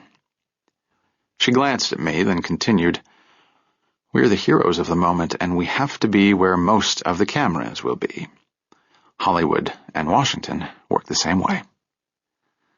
Again, she glanced at me and went on, "It's a little phony, and I don't like it, but with a case like this, you have to pay attention to the media. Quite frankly, the FBI could use a shot of good press." She smiled at me and said, "Well, where were we?" She climbed on top and looked into my eyes. She said in a quiet voice, "Just fuck me. Okay? It's just you and me tonight. There's no world out there. There's no past and no future. Just now and just us." The phone rang, which startled both of us out of our sleep. Kate picked up her cell phone, but a phone kept ringing, and we realized it was the room phone. I picked it up, and a voice said, "This is your 10:15 wake-up call. Have a good evening." I hung up. Wake-up call. We got out of bed, washed, got dressed, checked out of the motel, and got in the car. It was nearly 11 p.m., meaning 2 a.m. in New York, and my body clock was totally screwed up. Kate got on the road and we headed toward LAX, only a few miles away. I could see jetliners taking off and heading west out over the ocean. Kate said, "Do you want me to call the LA office?" "No need." "Okay. You know what I'm afraid of? That while we're airborne, Khalil will be apprehended. I really wanted to be in on that." "So do you." "Hello? Wake up." "I'm thinking." "Enough thinking. Talk to me." We talked. She pulled into the airport and went to the LAPD facility where a pleasant desk sergeant was actually expecting us and had a ride waiting to take us to the domestic terminal. I didn't think I could get used to all this nice shit. Anyway, the young LAPD driver treated us like we were stars and wanted to talk about Asad Khalil. Kate indulged him and I played NYPD and grunted out of the side of my mouth. We got out of the car and were wished a good evening and a safe flight. We went into the terminal and checked in at the United Airlines counter where our 2 business-class tickets awaited us. Our firearms boarding passes were already filled out, needing only our signatures on the forms. The ticket agent informed us, "We start boarding in 20 minutes, but if you'd like, you can use the Red Carpet Club." And she gave us 2 passes for the club.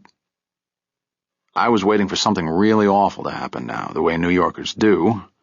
But what could be worse than everyone smiling at you and wishing you all good things? Anyway, we went to the Red Carpet Club and were buzzed in.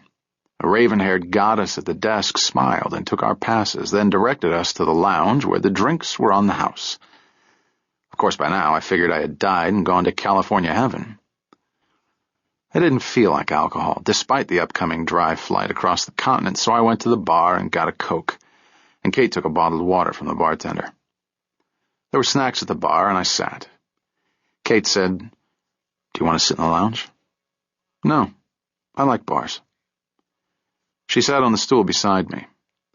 I drank my Coke, ate cheese and peanuts, and flipped through a newspaper. She was looking at me in the bar mirror, and I caught her eye. All women look good to me in bar mirrors, but Kate really looked good. I smiled. She smiled in return. She said, "I don't want an engagement ring. They're a waste of money." "Can you give me the translation of that?"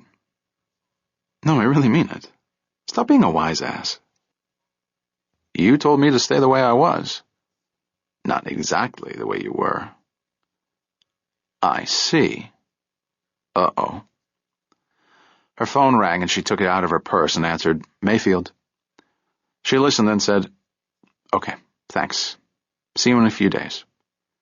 She put the cell phone in her pocket and said, "Duty officer, nothing new. We are not saved by the bell.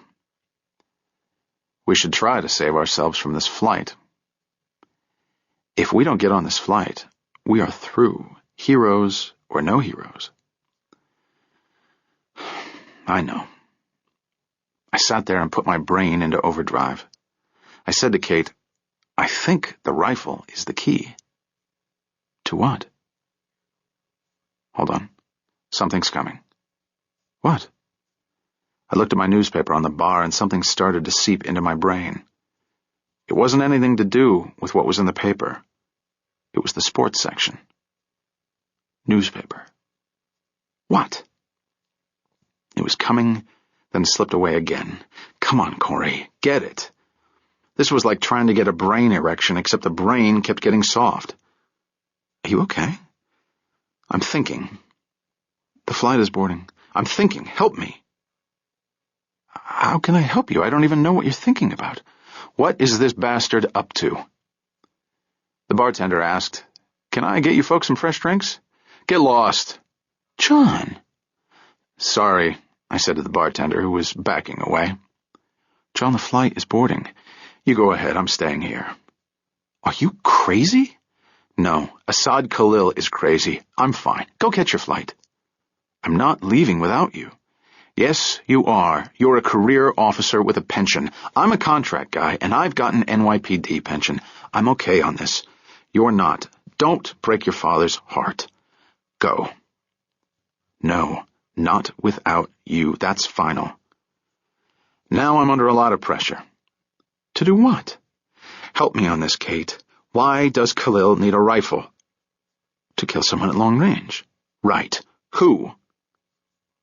You. No, think newspaper. Okay, newspaper. Someone important who's well guarded.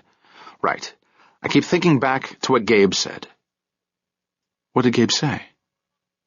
Lots of things. He said Khalil was going for the big one. He said, terrible he rode alone. Notches on his blade. What? He said this was a blood feud. We know that. Khalil has avenged the deaths of his family. Has he? Yes. Except for Wiggins and Callum, who's dying. Wiggins is beyond his reach, but he'll take you in exchange. He might want me, but I'm not a substitute for who he really wants, and neither were those people on board Flight 175 or the people in the Conquistador Club. There's someone else on his original list. We're forgetting something. Do a word association. Okay, newspaper, Gabe, rifle, Khalil, bombing raid, Khalil, revenge. Think back to when you first had this thought, John, back in New York. That's what I do. I put myself back to where I was when I first had it. That's it. I was reading those press clippings about the raid, and I had this thought. And then I had this weird dream on the plane coming here. It had to do with a movie, an old Western movie. A voice came over the intercom and announced, last call for boarding United Airlines Flight 204 to Washington Dulles Airport. Last call. Okay. Here it comes. Mrs. Gaddafi, what does she say in that article? Kate thought a second, then replied, she said she would forever consider the United States her enemy unless... Kate looked at me. Oh, my God. No, it can't be. Is that possible? We looked at each other, and it was all clear. It was so clear that it was like glass, and we'd been looking right through it for days. I asked her, where does he live? He lives here, right? Bel Air. I was off the stool now, and I didn't bother retrieving my canvas bag as I headed toward the club exit. Kate was right beside me. I asked her, where's Bel Air? About 15, maybe 20 miles north of here, right near Beverly Hills. We were now back in the terminal and heading for the taxi stand outside. I said to her, get on your cell phone and call the office. She hesitated, and I didn't blame her. I said, better safe than sorry, right? Use just the right combination of concern and urgency. We were outside the terminal, and she dialed the number, but it wasn't the FBI office. She said, Doug, sorry to bother you at this hour, but yes, everything's fine. I didn't want to get into a taxi and have this conversation in earshot of the driver, so we stood away from the taxi stand. Kate said, yes, we did miss the flight. Please, listen. Give me the fucking phone. She gave it to me, and I said, this is Corey. Just listen. Here's a word for you. Fatwa. Like when a mullah puts a contract out on somebody, okay? Listen. It is my belief, based on something which just popped into my head, and which is a product of 5 days of dealing with this shit, that Assad Khalil is going to assassinate Ronald Reagan. Chapter 52. Off we went in the taxi to the LAPD airport station, where our car hadn't yet been driven back to Ventura. So far, so good. We got in the car and headed north toward the home of the Great Satan. I mean, I don't think he's the Great Satan, and to the extent I have any political leanings, I'm an anarchist, and I think all government and politicians suck. Also, of course, Ronald Reagan was a very old and very sick man, so who would want to kill him? Well, Assad Khalil, for one, who lost a family as a result of Reagan's order to bomb Libya. Also Mr. and Mrs. Gaddafi, who lost a daughter, not to mention losing a few months of sleep before the ringing in their ears stopped. Kate was behind the wheel, driving fast on the something freeway. She said, would Khalil really... I mean, Reagan is... Ronald Reagan may not remember the incident, but I assure you, Assad Khalil does. Right. I understand. But what if we're wrong? What if we're not? She didn't reply. I said, look, it fits, but even if we're wrong, we came to a really clever conclusion. How is it clever if it's wrong? Just drive. I said, even if we're wrong, there's nothing lost. We just lost our fucking jobs. We can open a bed and breakfast. How the hell did I get involved with you? Drive. We were clipping along at a good pace, but of course Douglas Doo-Doo had already raised the alarm, and there were people in place at the Reagan house by now, so we weren't exactly the 7th Cavalry riding to the rescue. I said to her, "How many Secret Service do you think he has there?" "Not many." "Why is that?"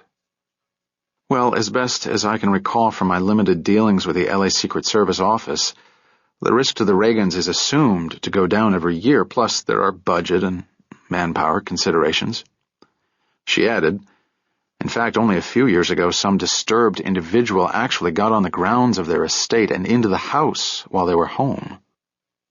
Incredible. But they're not underprotected. They have a sort of discretionary fund, and they hire private guards to supplement the Secret Service detail. Plus, the local cops keep a close watch on the house. Also, the LA FBI office was always available when needed, like now.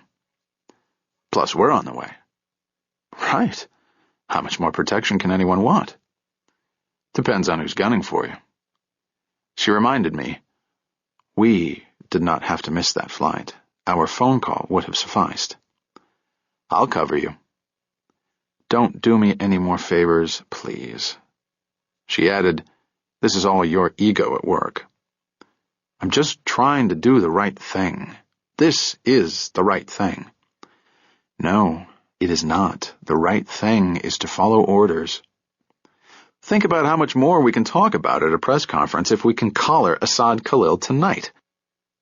You're hopeless.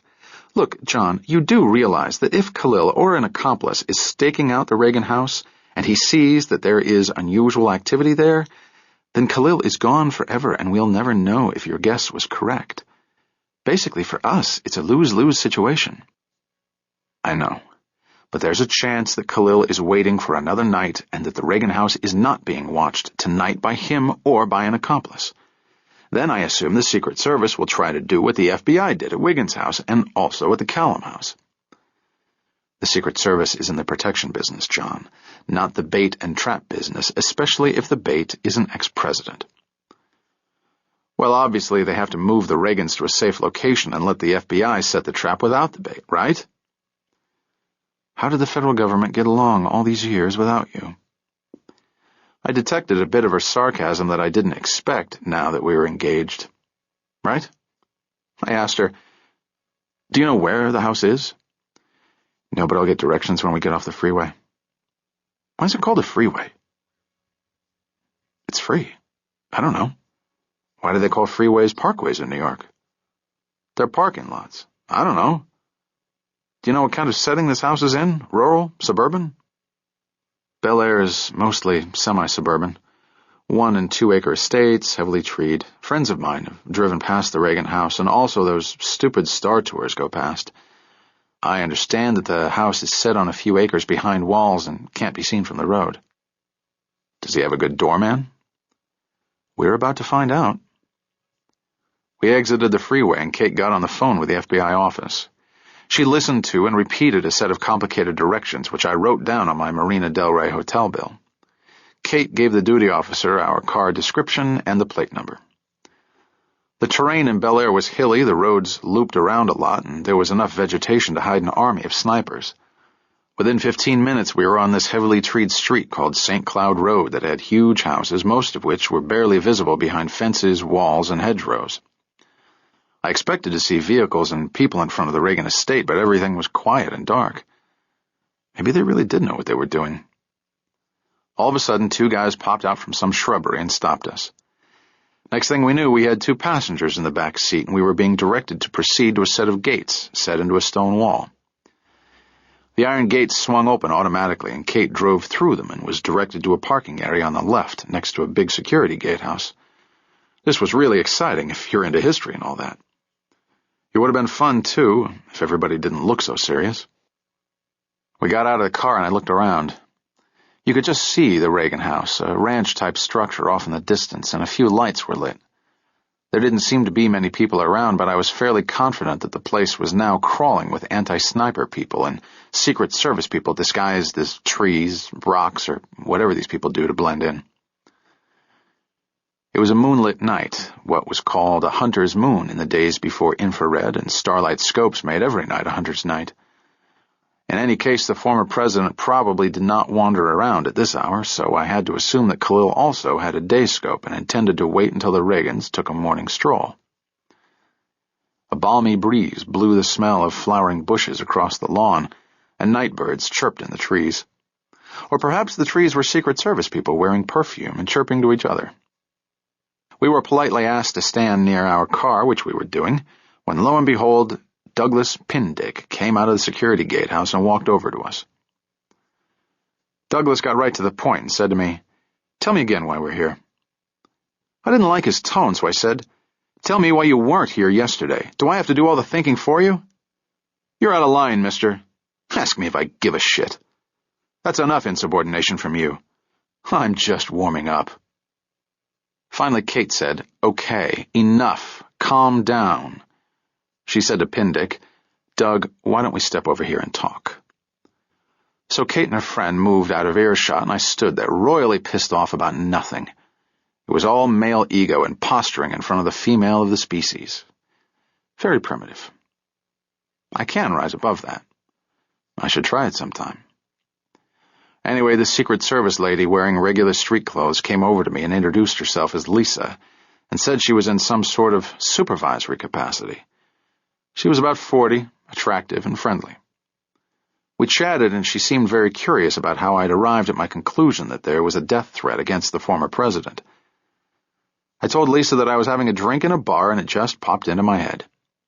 She didn't like that explanation, so I expanded on it, mentioning that I was drinking Coke, and that I was really on top of the Assad Khalil case and all that. Not only was I being questioned, of course, I was being kept company so I wouldn't wander about. I asked her, "How many of these trees are really Secret Service people?" She thought I was funny and replied, "All of them."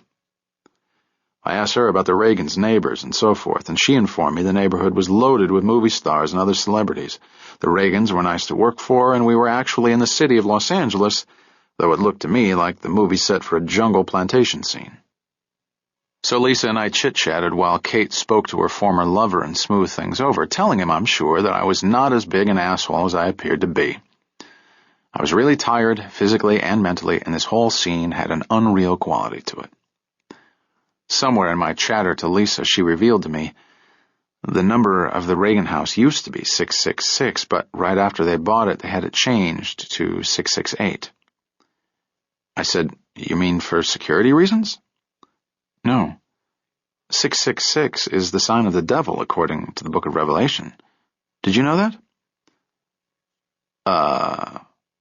So Nancy, I guess, had it changed. I see. I should check my Amex card. I think I have 666s in there. She laughed. I had the feeling that Lisa might be helpful, so I turned on the charm, and we got on really well. In the middle of my being charming, Kate came back alone, and I introduced her to my new friend Lisa. Kate wasn't that interested in Lisa, and she took my arm and moved me off a bit. She said to me, "We have to fly out first thing in the morning. We can still make the press conference." "I know. It's 3 hours earlier in New York." "John, shut up and listen. Also, the director wants to speak to you. You could be in some trouble." "What happened to Hero?" She ignored my question and said, "We are booked at an airport hotel and booked on an early morning flight to D.C. Let's go." "Do I have time to kick Doug in the balls before I leave?" "That's really not a good career move, John. Let's go." Okay. I walked back to Lisa and told her we had to leave, and she said she'd get the gates open for us. We went over to our car, and Lisa came with us. I really didn't want to leave, so I said to Lisa, "Hey, I'm feeling a little guilty about rousting everyone out of their beds. I really feel I should stay here with you guys until dawn." "No problem. I'm happy to do it." She replied, "Forget it." Kate said to me, "Get in the car." Lisa, who was my pal, thought she owed me an explanation for her perfunctory reply and said to me, "Mr. Corey, we have a carefully drawn-up plan that's been in place since 1988. I don't think you're part of that plan. This isn't 1988. Also, this is not solely a protective mission. We're also trying to capture a trained killer. We know all of that. That's why we're here. Don't worry about it. Kate said to me, John, let's go. I ignored Kate and said to Lisa, maybe we can go in the house where we'll be out of the way. Forget it. Just a quick drink with Ron and Nancy. Lisa laughed. Kate said again, let's go, John. The Secret Service lady said, they're not home anyway. Excuse me? They're not home, Lisa repeated. Where are they? I can't tell you. Okay, you mean you got them out of here already and they're under close protective security in a secret location, like Fort Knox or something? Lisa looked around, then said, this is actually not a secret. In fact, it was in the newspapers, but your friend back there, who you yelled at, doesn't want you to know. Know what? Well, the Reagans left here yesterday and are spending a few days at Rancho del Cielo. Say what? Rancho del Cielo. Ranch in the sky. You mean they're dead? She laughed. No, that's his old ranch north of here in the Santa Ynez Mountains, the former Western White House. You're saying they're at this ranch, right? Right. This trip to the old ranch is sort of a... They're calling it the last roundup. He's very sick, you know. I know. She thought it might be good for him. He loved that ranch. Right, I remember that now. And this was in the papers. There was a press release. Not all the news media picked it up, but the press is invited on Friday, which is the Reagans' last day there. Some photo ops and stuff. You know, the old man riding into the sunset. Kind of sad. She added, I don't know about that press conference now. Gotcha. And do you have people there now? Of course. She said, as if to herself, man's got Alzheimer's. Who would want to kill him? Well, he may have Alzheimer's, but the people who want to kill him have long memories. I hear you. It's under control. How big is this ranch? Pretty big, about 700 acres. How many Secret Service guarded it when he was there as president? About 100. And now? I don't know. There were 6 today. We're trying to get another dozen up there. The Secret Service office here in L.A. isn't big. None of our offices are big. We get the manpower from the local police and from Washington when we need it. Kate didn't seem so hot to trot now and asked Lisa, why don't you use the FBI? Lisa replied, there are FBI on their way from Ventura, but they'll be posted near Santa Barbara. That's the closest town. We can't have non-Secret Service actually on the ranch who don't understand our modus operandi. People can get hurt. Kate pointed out, but if you don't have enough people, then the person you're protecting can get hurt. She didn't reply. I asked, why don't you get him out of there and into a safe location? Lisa looked around again and said, look, this is not considered a highly credible threat, but to answer your questions, there's only one narrow winding road into those mountains, and it's ambush heaven. The lighted presidential helipad is no longer there, but even if it were, the mountains are totally socked in with fog tonight, like they are most nights this time of year. Jesus, whose idea was this? You mean to go to Rancho del Cielo? I don't know. Probably seemed like a good idea at the time. She added, understand that this man, despite his past job, is a sick old man who hasn't been in the public eye for 10 years. He hasn't done or said anything that would make him a target of assassination. In fact, we log more death threats against the White House pets than we do against this former president. I understand that the situation has possibly changed, and we'll react to that. Meanwhile, we've got 3 heads of state visiting L.A., 2 of whom are hated by half the world, and we're stretched pretty thin. We don't want to lose a visiting head of state from a friendly country, even if they are not nice people. I don't want to sound cold and heartless, but let's face it. Ronald Reagan is not that important. I think he is to Nancy. The kids. Look, Lisa, there's a psychological downside to having a former president whacked. Bad for morale, you know? Not to mention your job. So, try to get your bosses to take this seriously.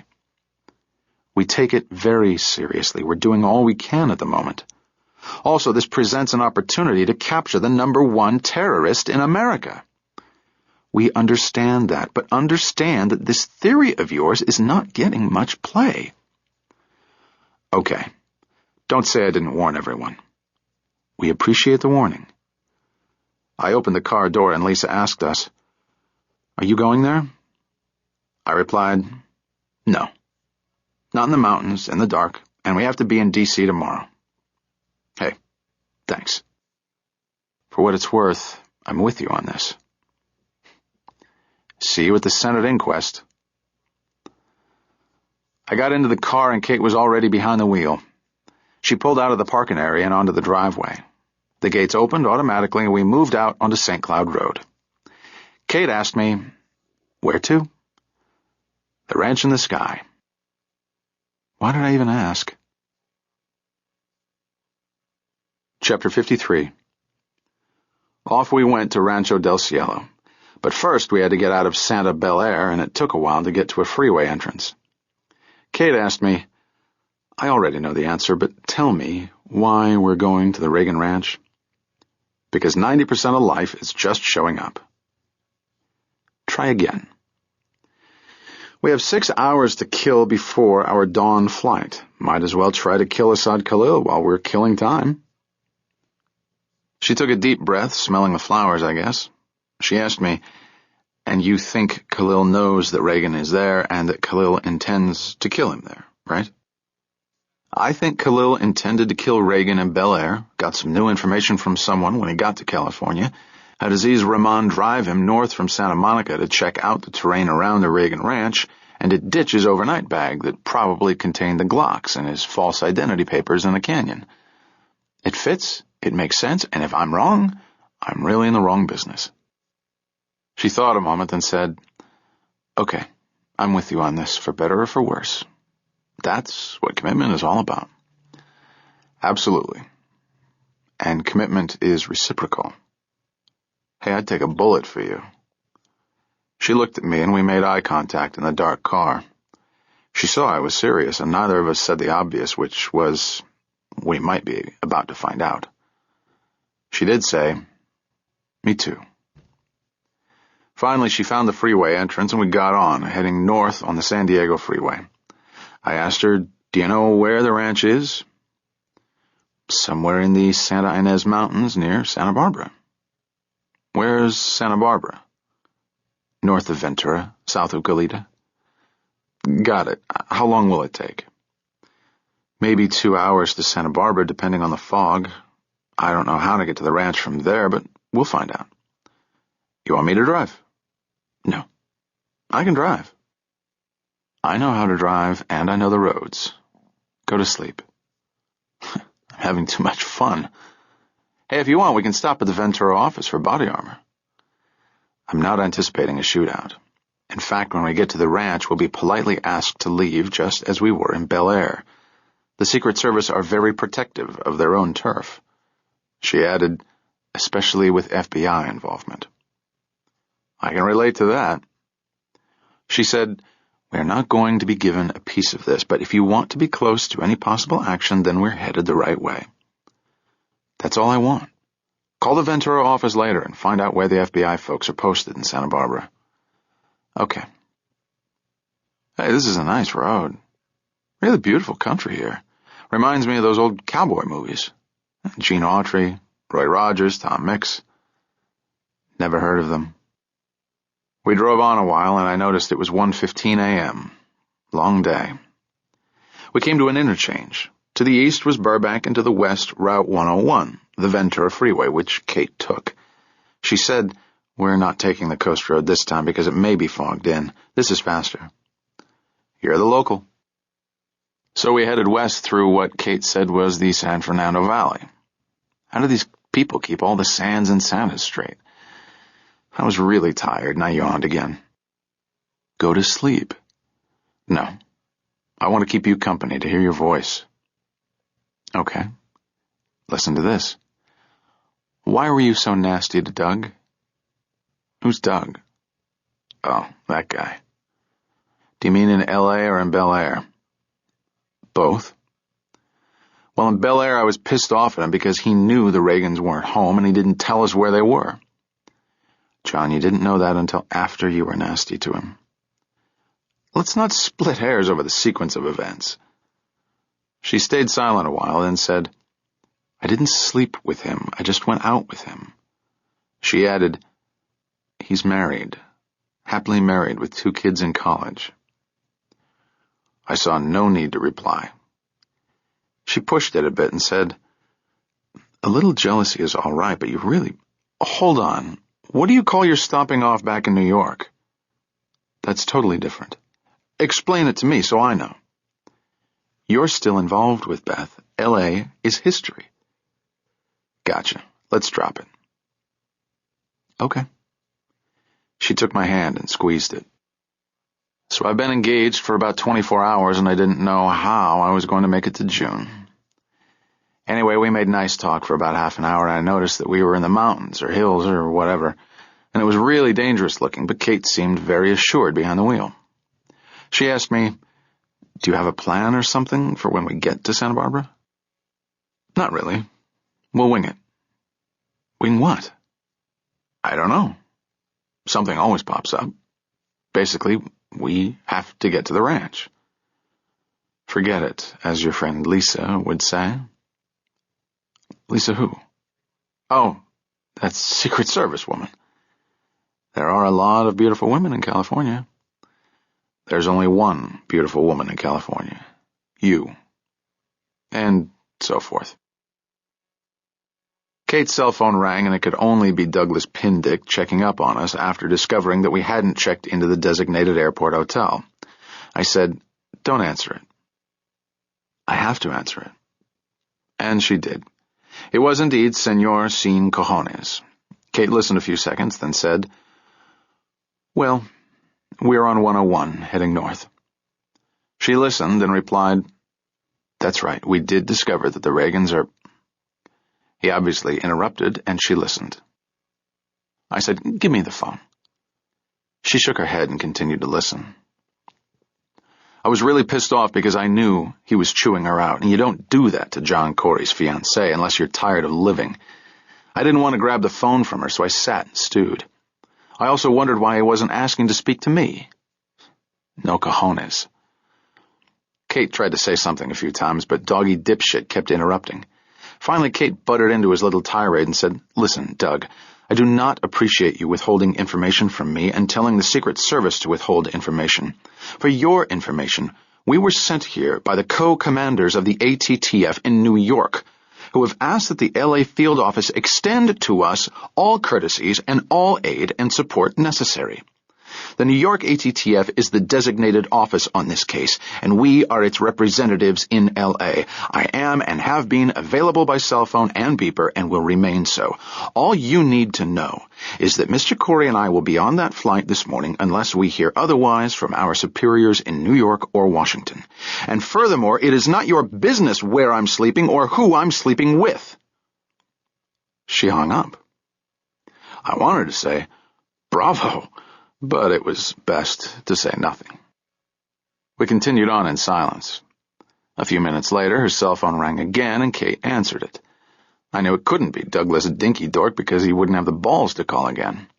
But I figured he'd called Washington and whined, and now Washington was calling us to pull the plug on our mission to the Reagan Ranch. I was resigned to this.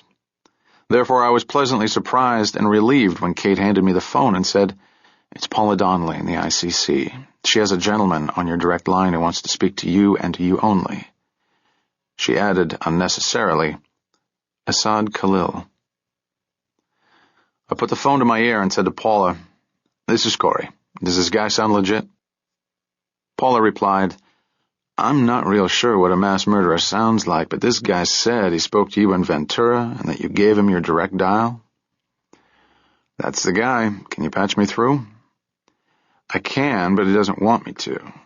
He wants your number, so I'll give him Kate's cell phone number if that's okay. I don't think he's going to give me his. Okay, give him this number. Thanks, Paula. I hung up. Neither Kate nor I spoke, and we waited for what seemed like a long time. Finally, her cell phone rang, and I answered it. Corey. Asad Khalil said, "Good evening, Mr. Corey. Or should I say good morning? Say whatever you want. Did I wake you?" "That's okay. I had to get up to answer the phone anyway." There was a silence while he tried to figure out my sense of humor. I wasn't sure why he was calling me, but when someone calls you who has nothing to offer, that means they want something. I said to him, "So what have you been up to since we last spoke?" "I have been traveling. And yourself?" "Me too." I added, "Funny coincidence. I was just talking about you." "I'm sure you speak of little else these days." Asshole. "Hey, I got a life. How about you?" He didn't seem to understand the idiom and replied, "Of course, I am alive. Very much alive." "Right. So what can I do for you?" "Where are you, Mr. Corey?" "I'm in New York." "Yes?" "I think I'm calling a cell phone." "Indeed you are. The cell phone is in New York, and I'm with it. Where are you?" "In Libya." "No kidding. You're coming across like you were down the block." "Perhaps I am. Perhaps I am in New York." "Perhaps you are. Look out the window and try to figure out where you are. Do you see camels or yellow cabs?" "Mr. Corey, I don't like your sense of humor, and it makes no difference where either of us is located since we are both lying." "Exactly. So what is the purpose of this phone call? What do you need?" "Do you think I only call you for favors? I just wanted to hear your voice." "Well, that's really sweet of you. Have you been dreaming about me again?" I looked at Kate, who was keeping her eyes on the dark road. There was some ground fog now, and it was spooky out there. She glanced at me and winked. Finally, Khalil replied, "In fact, I have been dreaming about you." "Good one?" "I dreamed that we met in a dark place and that I emerged into the light, alone, covered with your blood." "Really? What do you think that means?" "You know what it means." "Do you ever dream about women? And wake up with a serious Woody?" Kate poked me in the ribs. Khalil didn't answer my question but changed the subject and said, "Actually, there may be a few things you can do for me." I knew it. "First, please tell Mr. Wiggins that even if it takes another 15 years, I will kill him." "Come on, Assad. Isn't it time to forgive and get on?" "Shut up." "My goodness." "Second, Mr. Corey, the same goes for you and for Miss Mayfield." I glanced at Kate, but she didn't seem to be able to hear Khalil's end of the conversation. I said to my disturbed caller, Assad, you can't solve all your problems with violence." "Of course I can. He who lives by the sword shall die. He who has the fastest sword will go on living. There is a poem in my language that I will try to translate for you. It is about a solitary and fearsome warrior mounted on— Hey, I know that one. My Arabic is a little rusty, but here's how it goes in English. I cleared my throat and recited. "Terrible he rode alone, with his Yemen sword for aid. Ornament it carried none but the notches on the blade." How's that? There was a long silence, then Khalil asked me, "Where did you learn that?" "Bible study? No, let me think. An Arab friend." I added, to piss him off, "I have lots of Arab friends who work with me. They're working hard to find you." Mr. Khalil thought about that and informed me, "They will all go to hell." "And where are you going, pal?" "Paradise." "You're already in California." "I am in Libya. I have completed my jihad." "Well, if you're in Libya, I'm not interested in this conversation, and we're running up the phone bill, so I will tell you when the conversation is ended." "Then get to the point." Actually, I thought I knew what he wanted. More interestingly, during the silence I heard a bird chirping somewhere, leading me to believe that Asad Khalil was not indoors unless he owned a canary. I'm not good at bird calls, but I know what a bird sounds like, and this bird sounded like one of the night birds I'd heard in Bel Air. I was pretty sure this guy was still somewhere in the area, birds or no birds. Anyway, Assad got down to the real purpose of his call and asked me, "What did you say to me when we last spoke?" "I think I called you a camel fucker, but I want to take that back because it's a racial slur, and as a federal employee and an American, about my mother and father." "Oh, right. Yeah, well, the FBI, well, actually the CIA and their overseas friends, have some really reliable information that your mom was, how can I put this, sort of like very good friends with Mr. Gaddafi. You know? Hey, we're men, right? We understand these things. Okay, so it's your mom, and maybe this is hard to hear, but she has needs and wants, right? And it gets kind of lonely with Pop out of town a lot.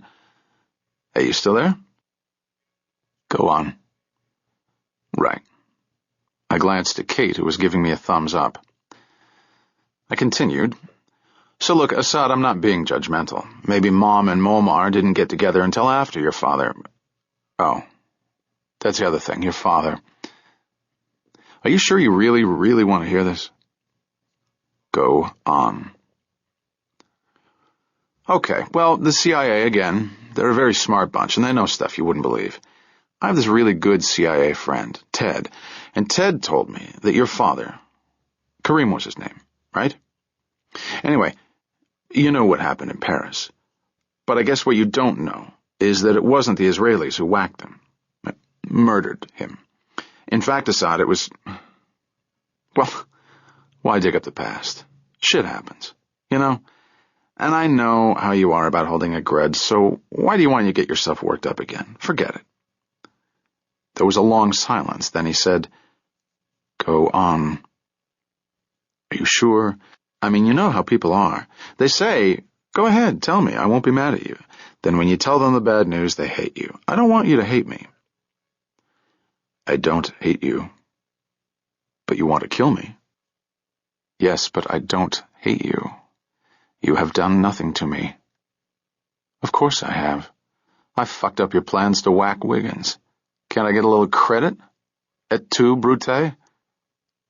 "Excuse me?" "Latin. So it's okay if you hate me, but why should I rub this in? I mean, what's in it for me to tell you about your dad?" He mulled that over and replied, "If you tell me what you know, you have my word that I will not harm you or Miss Mayfield. And Wiggins. I will make no such promise. He is the walking dead." Well, okay. Better half a Peter than none. So where was I? Oh, the Paris thing. Yeah, I don't want to speculate or sow seeds of doubt and distrust, but you have to ask yourself the question that all homicide cops ask themselves about a murder. The question is, cui bono? That's Latin again, not Italian. You speak Italian, right? Anyway, cui bono? Who gains? Who would gain from your father's death? The Israelis, obviously. Come on, Assad. You're smarter than that. How many Libyan army captains do the Israelis kill on the streets of Paris? The Israelis need a reason to whack someone. What did your father do to them? Tell me if you know. I heard him clear his throat, then he replied, "He was an anti-Zionist." Like, who in Libya isn't? Come on, pal. Here's the sad truth. My CIA friends are positive that it was not the Israelis who killed Dad. In fact, the murder, according to Libyan defectors, was ordered by Mr. Muammar Gaddafi himself. Sorry. He said nothing. I went on, that's the way it was. Was it a political difference between Dad and Muammar? Was it that somebody in Tripoli had it in for your father? Or was it because of Mom? Who knows? You tell me. Silence. You still there? Assad? Assad Khalil said to me, "You are a filthy liar, and it will give me a great pleasure to cut out your tongue before I slice your throat." See, I knew you'd be pissed. Try to do a favor and... Hello? Assad? Hello? I hit the end button and put the phone down on the seat between Kate and me. I took a deep breath. We rode in silence a while, then I gave Kate the gist of Khalil's end of the conversation, even telling her that he said he'd kill her. I concluded, I don't think he likes us. Us? He doesn't like you. He wants to cut out your tongue and slit your throat. Hey, I have friends who want to do that. We both laughed, trying to lighten the moment. She said, Anyway, I think you handled him well. I mean, why should you be serious and professional? The rule is, when the suspect has something you want, treat him with respect and importance. When he's calling for something he wants, jerk him around as much as you want. I don't remember that in the interrogator's manual. I'm rewriting the manual. I've noticed. She thought a moment, then said, If he ever gets back to Libya, he's going to want some answers. I replied, If he asks questions like that in Libya, he's dead. I added, He's either going to go into denial or he's going to do in Libya what he's done here. This is a dangerous, driven man, a killing machine whose life is dedicated to settling scores. And you just gave him a few more scores to settle. I hope so. We drove on and I noticed there was no traffic on the road at all. Only an idiot would be out on a night like this at this hour. Kate said to me, And you still think Khalil is in California? I know he is.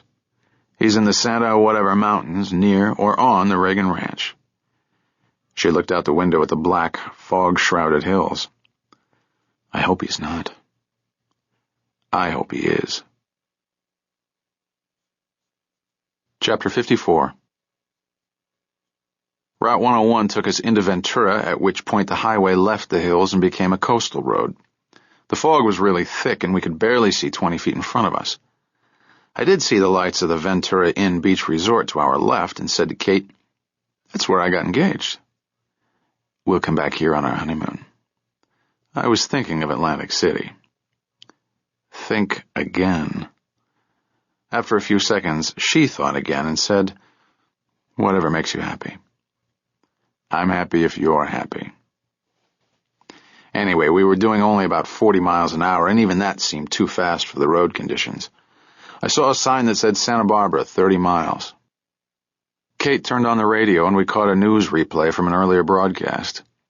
The news guy gave an update on the big story and said, The FBI now confirms that the terrorist who is responsible for the deaths of everyone aboard Flight 175 at Kennedy Airport in New York, as well as 4 people at the airport, is still at large and has possibly killed as many as 8 additional people as he flees from federal and local law enforcement authorities.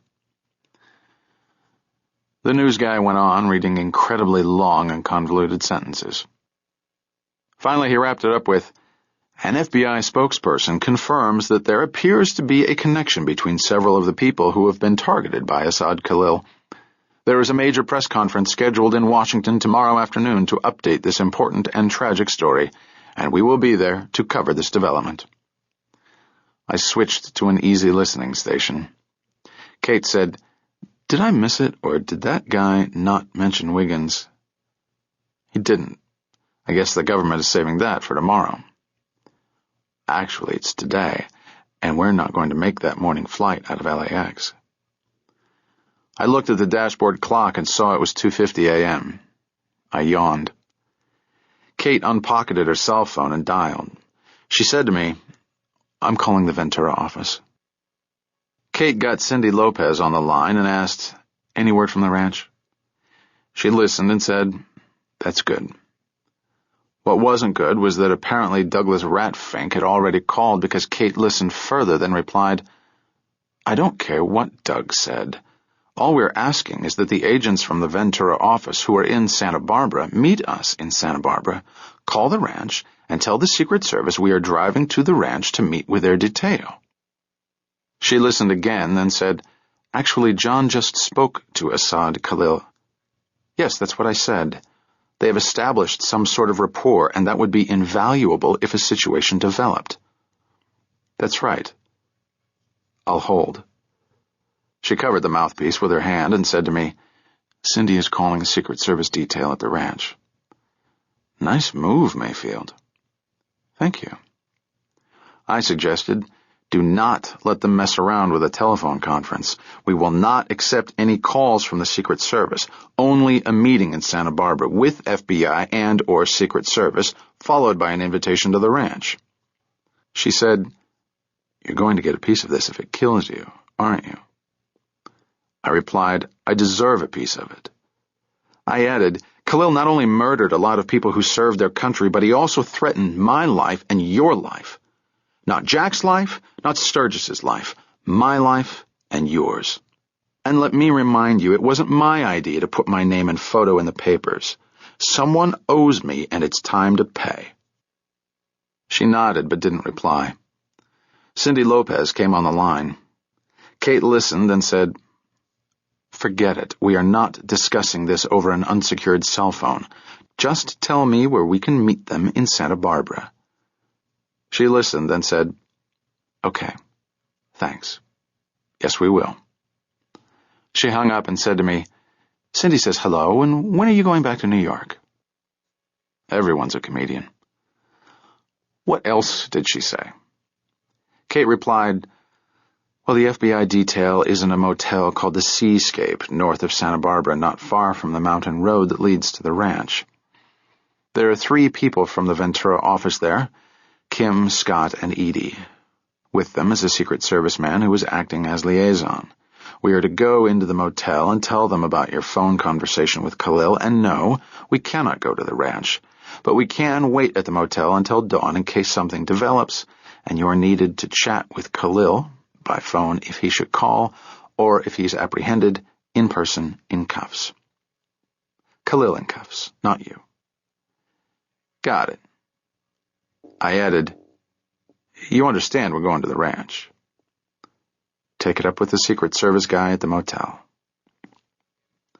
We continued north, not making good time, but after a while there were signs of civilization, and then a sign said, "Welcome to Santa Barbara." The coast road passed through the south edge of the city, then veered north away from the coast. We continued north up Route 101 for about 20 more miles, and the road swung back to the coast. I said, "Did we miss that motel?" "I don't think so. Call the motel."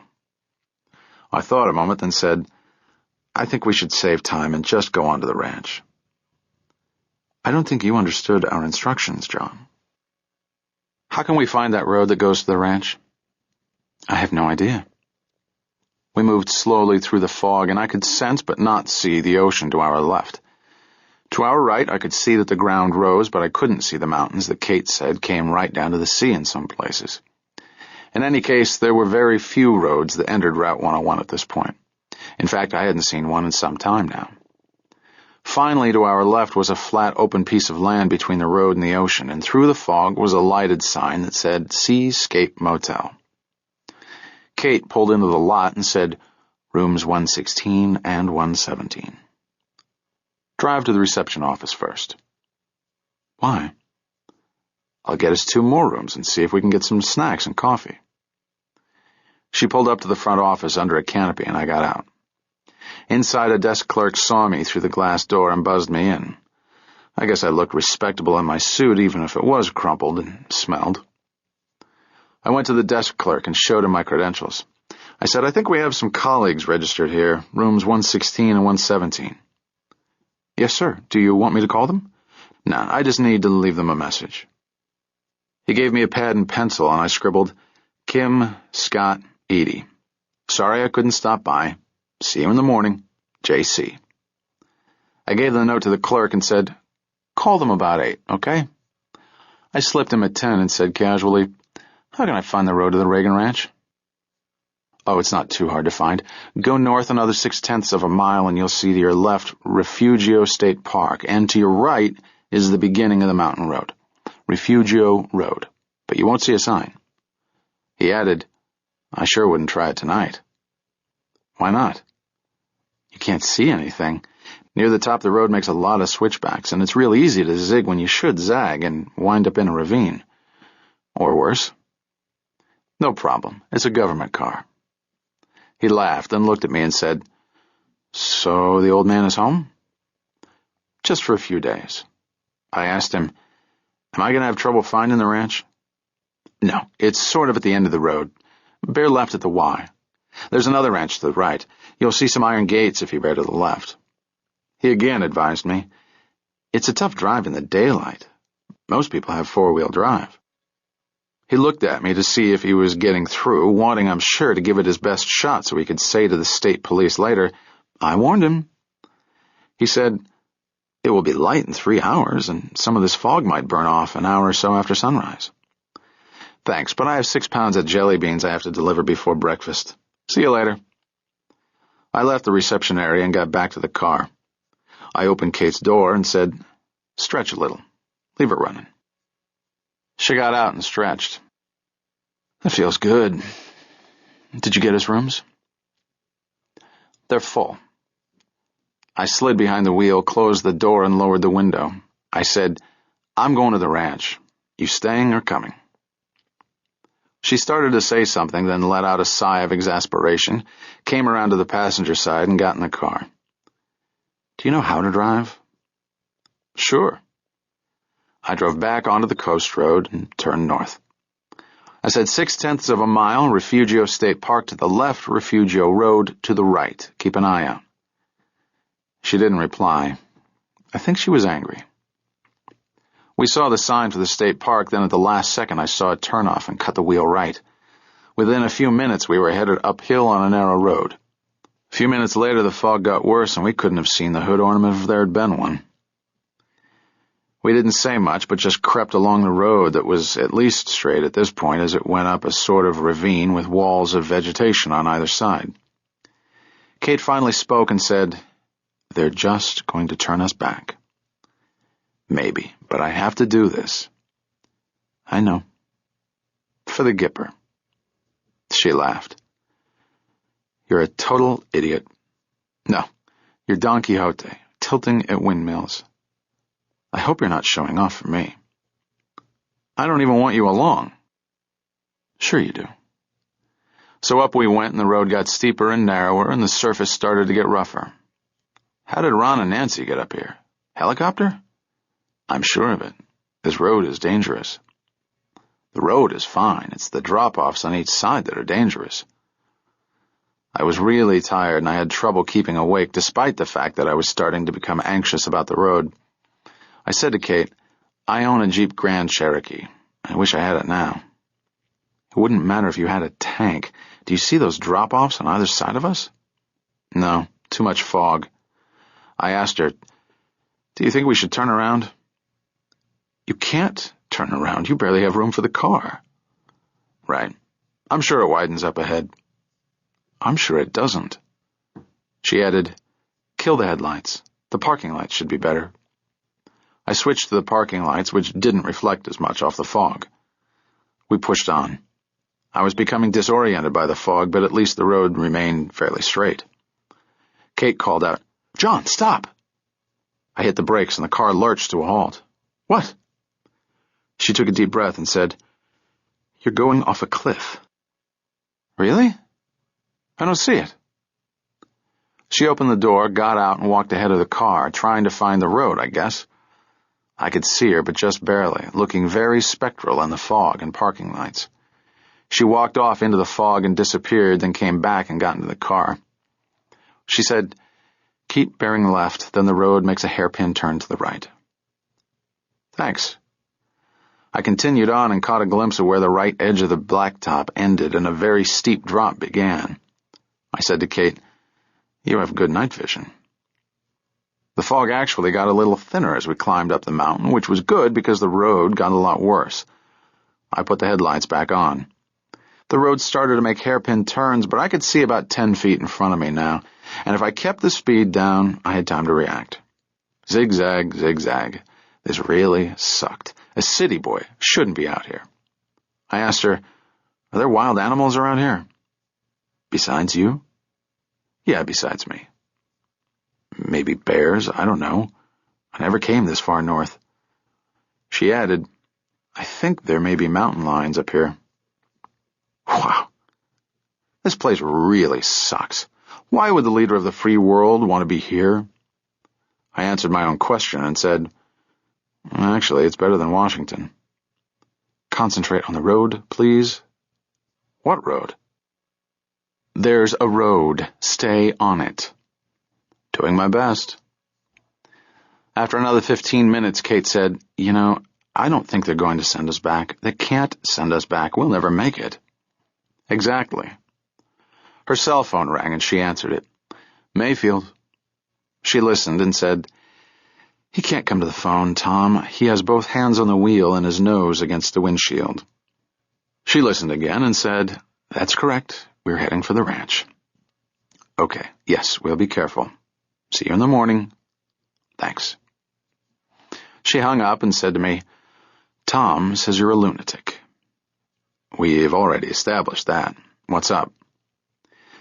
Well, your special rapport with Mr. Khalil has opened the gates for us. Tom says that the Secret Service will let us into the ranch. She added, They assumed you would drive up at dawn, but Tom will call and tell them we're on the way. See that? Present them with a fait accompli, and they find a way to give you permission for something you've already done. But ask for permission, and they'll find a reason to say no. Is this in your new manual? It will be. After another 10 minutes, she asked me, If we'd been turned back, what would you have done? What's Plan B? Plan B would have been to dismount and find this ranch on foot. I figured, and then we'd be shot on sight. You can't see anyone, not even with starlight scopes in this fog. I'm good at land navigation. You just walk uphill. Moss grows on the north side of the trees. Water runs downhill. We'd be at the ranch in no time. Over the fence and into the barn or something. No problem. What's the point? What do you want to accomplish? I just need to be here. Here is where it's at, and here is where I need to be. It's not that complicated. Right. Like at Kennedy Airport. Exactly. Someday you're going to be in the wrong place at the wrong time. Someday I will, but not today. She didn't reply, but looked out the side window at a rise in the land that towered over the car. She said, I see what Lisa meant about ambush heaven. No one on this road would stand a chance. Hey, even without an ambush, no one on this road would stand a chance. She rubbed her face with her hands, yawned, and said, Is this what life is going to be like with you? No. There'll be some rough moments. She laughed, or cried, or something. I thought maybe I should ask her for a gun. The road straightened out and the incline leveled off. I had the feeling we were near the end of our journey. A few minutes later, I noticed that up ahead the land flattened and the vegetation thinned. Then I saw a road going off to the right, but I remembered that the motel clerk had said to go to the left. Before I got to the Y in the road, a guy stepped out of the fog and put his hand up. I stopped and put my hand on my Glock, as did Kate. The guy walked toward us, and I could see he was wearing the standard dark windbreaker with a shield pinned to it and a baseball cap that said Secret Service. I lowered my window, and he came up to the driver's side and said, Please step out of the car and keep your hands where I can see them. This was usually my line, and I knew the drill. Kate and I got out of the car, and the guy said, I guess I know who you are, but I need to see some identification. Slowly, please. He added, We are covered. I showed him my ID, which he examined with a flashlight, then looked at Kate's, then shined the light on the license plate. Satisfied that we fit the description of a man and a woman in a blue Ford whose names were the same as two federal agents who were on the way to this location on the most fucked-up road this side of the Himalayas, he said, Good evening. I'm Fred Potter, Secret Service. Kate replied in the brief second before I could think of something sarcastic. She said, Good evening. I assume you're expecting us. Well, said Fred, I was expecting you'd be at the bottom of a ravine by now with your wheels spinning. But you made it. Again, Kate, in a preemptive bid to keep my mouth shut, said it wasn't that bad, but I wouldn't want to try it downhill tonight. No, you wouldn't, and you don't have to. I have orders to escort you to the ranch. I said, You mean there's more of this road? Not much more. You want me to drive? No, I replied. This is an FBI-only car. I'll get in the front. We all got into the car, Kate in the back, Fred in the front. Fred said, Bear left. There. Where? I mean, go left. Over there. So my silliness indulged, I went to the left, noticing two more guys with rifles standing near the road. We were indeed covered. Fred said, "Keep it about 30. The road is straight and we need to go another couple 100 yards up Pennsylvania Avenue before we come to a gate." Pennsylvania Avenue? I really got lost. Fred didn't laugh. He said, "This part of Refugio Road is called Pennsylvania Avenue, renamed in '81. That's neat. So, how are Ron and Nancy? We don't discuss that, Fred informed me. Fred, I sensed, was not a fun guy. Within a minute or so, we approached the set of stone pillars between which was a closed iron gate no more than chest high. From either side of the pillars ran a low wire fence. Two men dressed as Fred was dressed and carrying rifles stood behind the pillars. Fred said, "Stop here." I stopped and Fred got out and closed his door. He walked up to the pillars, spoke to the men, and one of them swung open the little gate. Fred waved me on, and I drove up to the pillars and stopped, mostly because the three guys were in my way.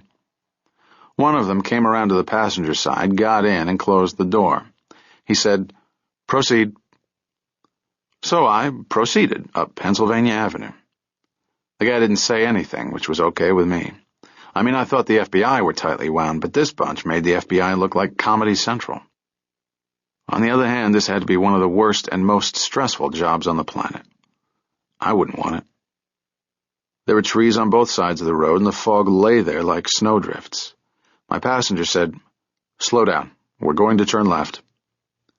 I slowed down and saw a split-rail fence, then two tall wooden posts across which was a wooden sign that said, "Rancho del Cielo." He said, "Turn here." I turned and passed through the entranceway. In front of me was this huge, fog-shrouded field, like an alpine meadow, ringed with rising slopes so that the meadow was like the bottom of a bowl. The fog hung in a layer just above the ground, and I could see under it and over it. Spooky. I mean, was this an X-Files moment or what?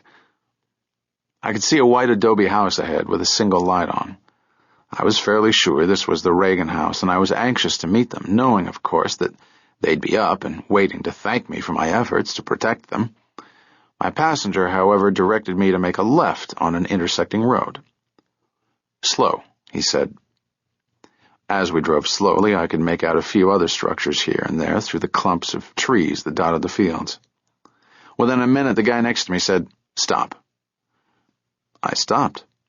He said, "Please turn off the car and come with me." I shut off the engine and the lights, and we all got out of the car. Kate and I followed the guy up a rising path through some trees. It was very cool here, not to mention damp. My 3 bullet wounds were aching. I could barely think straight. I was tired, hungry, thirsty, cold, and I had to take a leak. Other than that, I was fine. The last time I'd noticed the dashboard clock, it was 5:15, meaning 8:15 in New York and Washington, where I was supposed to be.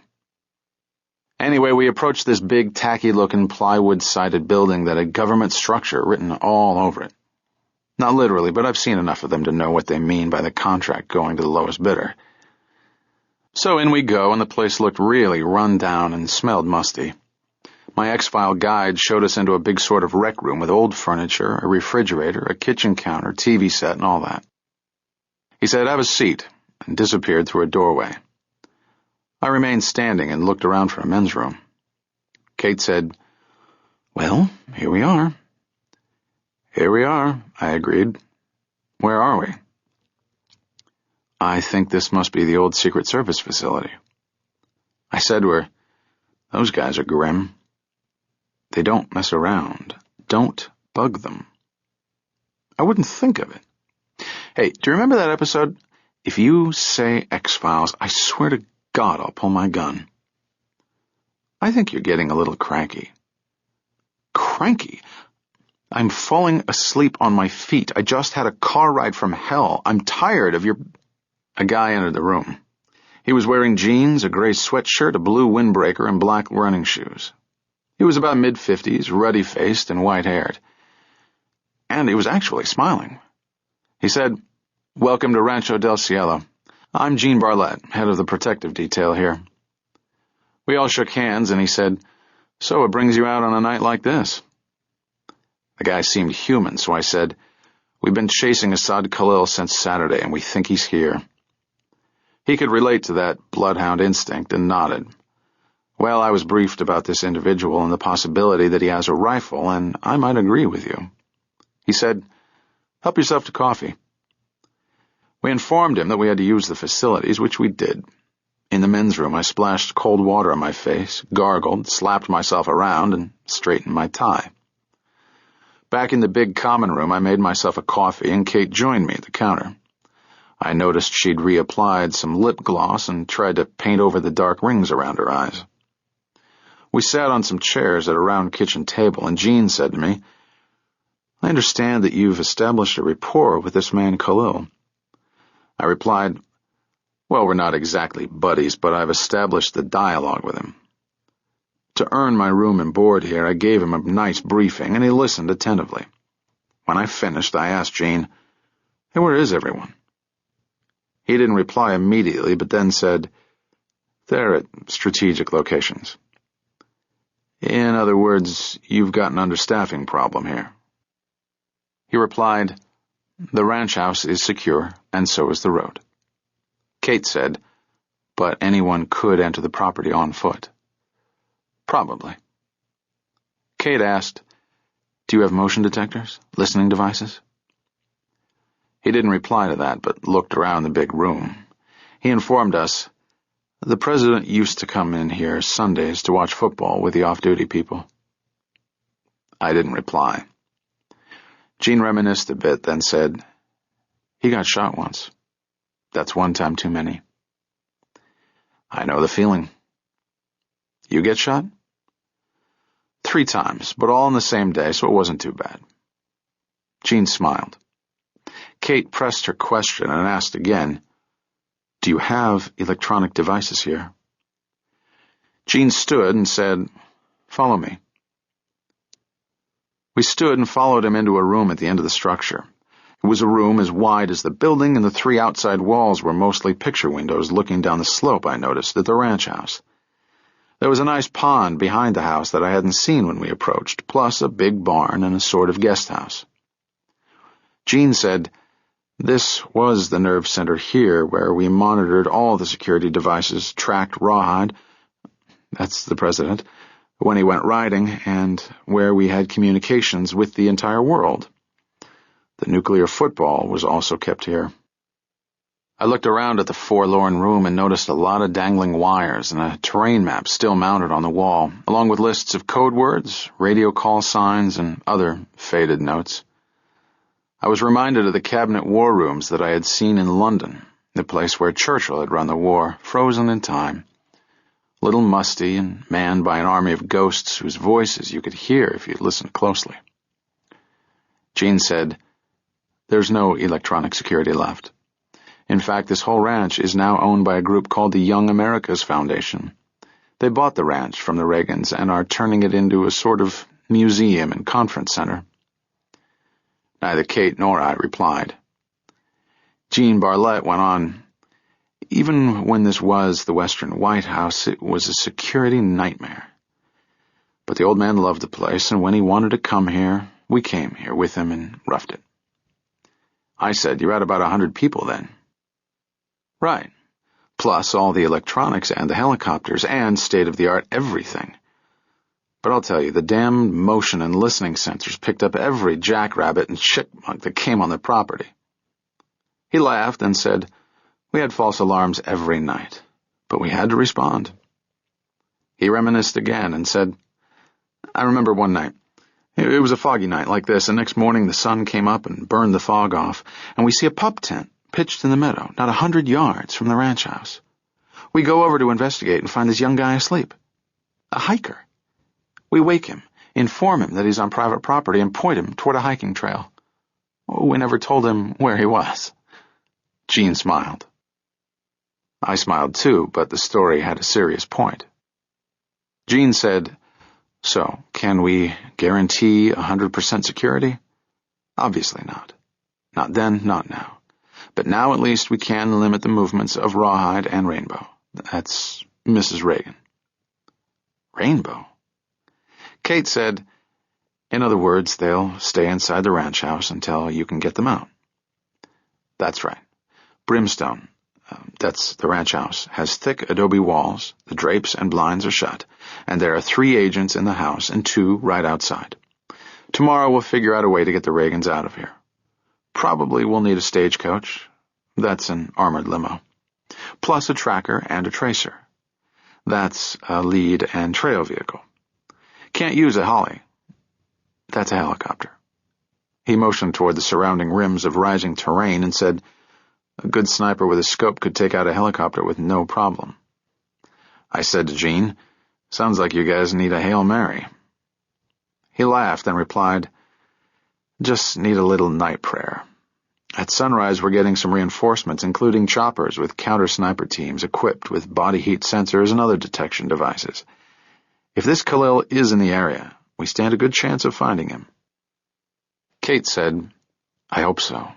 He's killed enough people. But understand that our primary mission and concern is protecting Mr. and Mrs. Reagan and moving them to a safe location. I replied, I understand. Most locations will be safe if you kill or apprehend Assad Khalil. First things first, we're in a static mode until the sun rises and this fog burns off. You want to bunk down? No, I replied. I want to put on a pair of jeans and a cowboy hat and ride out on a horse and see if I can draw this bastard's fire. Are you serious? Actually, no, but I am thinking about taking a look around. I mean, do you have to go check the guard posts or anything? I can do that by radio. I said, nothing like the real thing. The troops appreciate seeing the boss. Sure, why not? You want to take a ride? I thought you'd never ask. Kate, of course, said, I'll come with you. I had no intention of being protective, so I said, if it's okay with Jean, it's okay with me. Jean said, sure. Are you 2 wearing vests? I said, mine's in the laundry. You have some extras? No. And you can't borrow mine. Well, who needs bulletproof vests anyway? We left the Secret Service building and went outside where an open Jeep Wrangler sat. I noticed that the Jeep had the new California license plates that said Ronald Reagan Library, with a photo of the Gipper on the plate. I need one of those for a souvenir. Jean climbed behind the wheel and Kate sat beside him. I got into the back. Jean started it up, turned on the yellow fog lights, and off we went. Jean said, I know this ranch like the back of my hand. There are probably 100 miles of horse trails, and the president used to ride all of them. We still have stone markers at strategic locations with numbers actually drilled into them so that no one could mess around and change them. The Secret Service detail would ride with the president and radio into the control center at each marker, and we'd plot the location. He added, Rawhide wouldn't wear a vest, and it was a nightmare. I held my breath every afternoon until I got back. Jean sounded like he had some real affection for Rawhide, so to be a good guest, I said, I was once on an NYPD Presidential Protection Detail back in April, '82, when he spoke at the 69th Regiment Armory in Manhattan. I remember that. I was there. How about that? Small world. We drove off into the boondocks along horse trails obscured by fog and choked with brush. With the yellow fog lights on, the visibility wasn't too bad. I could hear night birds singing in the trees. Jean said to me, There's an M14 rifle in that gun case. Why don't you pull it out? Great idea. I saw the gun case now, leaning against the driver's seat. I opened the case and pulled out a heavy M14 rifle with a scope. Jean asked me, You know how to use a Starlight scope? Hey, Starlight Scope is my middle name. I couldn't find the on switch, however, and Jean talked me through it. In a minute or so, I was sighting down this really nifty night scope that made everything look green. There were a few breaks in the ground fog, and I was amazed at how this high-tech toy illuminated and magnified everything. I adjusted the focus and scanned 360 degrees while kneeling on the back seat. Everything looked eerie, especially the green-tinted fog and these weird Martian-like rock formations. It occurred to me that if I could see the surrounding terrain, then Asad Khalil could certainly see a jeep with fog lights moving around. We rode around a while, and I mentioned to Mr. Bartlett, "I don't see any of your people out here, Gene." He didn't reply. Kate said, "This must be beautiful in the sun." Gene replied, "It's God's country. We're about 2,500 feet above sea level, and from parts of the ranch, you can look down and see the Pacific Ocean on one side and the Santa Ynez Valley on the other." Anyway, we rolled along, and to be honest, I didn't know what the hell I was doing there. If Asad Khalil was out there and he had the same night scope I did, he could put a bullet between my eyes at 200 yards. And if he also had a silencer on his rifle, and I was sure he did, I'd fall silently out of the Jeep while Gene and Kate went on chattering. It occurred to me that there was no upside to this ride, and it was a long trip back to the ranch house. The bush suddenly ended and the trail opened up onto a stretch of open, rocky ground. I could see we were approaching a precipice, and I was going to mention this, but Gene, who knew the terrain like the back of his hand, stopped. He said, "We were facing west, and if it was a clear day, you could see the ocean." I looked, but all I could see was fog, fog, fog. I couldn't believe I had actually come up that way from the coast. Gene turned toward the left and drove too close to the edge of eternity for my comfort. Horses at least know not to walk off cliffs, but Jeep Wranglers don't. After a few long minutes, the Jeep stopped and a man appeared out of the fog. The guy was wearing black, had some black stuff on his face, and was carrying a rifle with a scope. Gene said, "That's Hercules 1. That means a counter-sniper response person." Hercules 1 and Gene exchanged greetings, and the guy, whose real name was Bert, was introduced to us. Gene said to Bert, "Mr. Corey is trying to draw sniper fire." Hercules said, "Good. That's what I'm waiting for." I thought I should clarify this and said, "Actually, I'm not. I'm just getting the lay of the land." Bert, who looked like Darth Vader all in black, checked me out, but said nothing. I felt a little out of place in my suit and tie out here in God's country among real men, guys with code names. Gene and Bert chatted a minute, then off we went. I commented, "The posts seem spaced a little far apart, Gene." Again, Gene didn't reply. His radio crackled and they put it to his ear. He listened, but I couldn't hear what the caller was saying. Finally, Gene said, "Okay, I'll take them there." "Take who where?"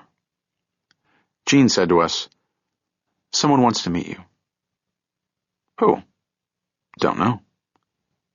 "Don't you even have a code name for him?" "Nope. Got one for you, though." "Nuts." Kate laughed. I said, "I don't want to meet anyone without a code name." "I don't think you have a lot of choice in the matter, John. It was a high-level call." "From whom?" "I don't know." Kate glanced back at me, and we sort of shrugged. So off we went into the fog to meet someone in the middle of nowhere. We drove another 10 minutes or so across this sort of windswept high plateau covered with rocks and wildflowers. There was no trail, but we didn't need one because the terrain was flat and open. We seemed to be on the highest point in the area. Through the swirling fog, I could see something white ahead, and I picked up the rifle and focused in on it. The white thing was green-tinted now through this weird lens, and I saw that it was a concrete building about the size of a big house. The building sat at the base of a huge man-made embankment of earth and stone. Beyond the building, at the top of the embankment, was a tall, strange-looking structure, like an upside-down funnel. As we came within 100 yards of these fog-shrouded, intergalactic-looking structures at the top of the world, Kate turned to me and said, "Okay, this is an X-Files moment." Gene laughed. He said, "That's a Vortac installation." "Well," I said, "that clears that up." Gene explained, "It's an aircraft navigation beacon. You understand?" "What kind of aircraft? From what planet?" "Any planet. It sends out omni signals. 360-degree radio signals for civilian and military aircraft to navigate. This will be replaced by the satellite global positioning system someday, but for now it's still in operation." He added, Russian nuclear submarines off the coast also use it. No charge. The Jeep continued toward this vortex station, so I assumed that's where we were going. I said, "That looks like crap duty." Jean replied, "These things are unmanned. It's all automatic, and it's monitored by air traffic control in L.A. But people come up here and do routine maintenance. It has its own power source." "Right. That would be a long extension cord back to the ranch house." Jean sort of chuckled. He said, "We're on federal land now." "I feel better already. Is this where we're meeting someone?" "Yep." "Who?" "Don't know." He went on with his tour and said, "Right here, where we're driving, used to be Playground 3, the presidential helipad. Concrete and lighted. It was stupid to take it out." He stopped the Jeep about 20 yards from the vortex site and said, "Well, see you later." "Excuse me? You want us to get out?" "If you don't mind." I said, "There's no one here, Jean. You're here.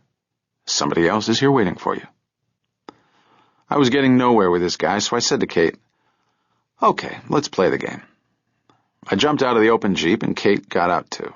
She said to Jean, "Are you leaving?" "Yep." Jean didn't seem to be in a talkative mood any longer, but I asked him, "Can I borrow that rifle?" "Nope." I said, "Okay, thanks for the tour, Jean. Hey, if you're ever in New York, I'll take you to Central Park at night." "See you later." "Right." Jean put the car in gear and rode off into the fog. Kate and I stood there on the open plateau, mist swirling around, not a light to be seen anywhere except one, coming from the extraterrestrial structure sitting all by itself.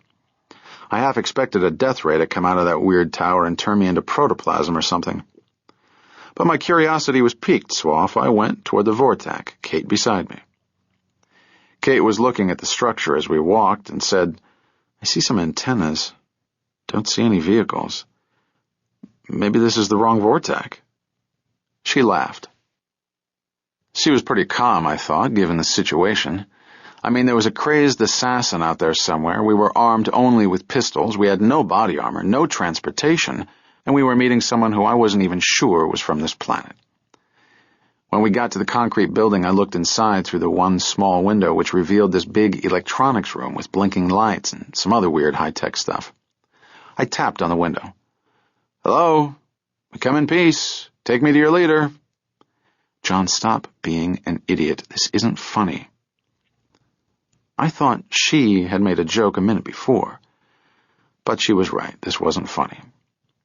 We walked along the base of the 40-foot high pile of dirt and rocks, on top of which was the white upside-down funnel, rising about 80 more feet into the air. We came around to the far side of the mound, and as we turned a corner, I saw a man, dressed in dark clothing, sitting on a huge flat rock at the base of the embankment.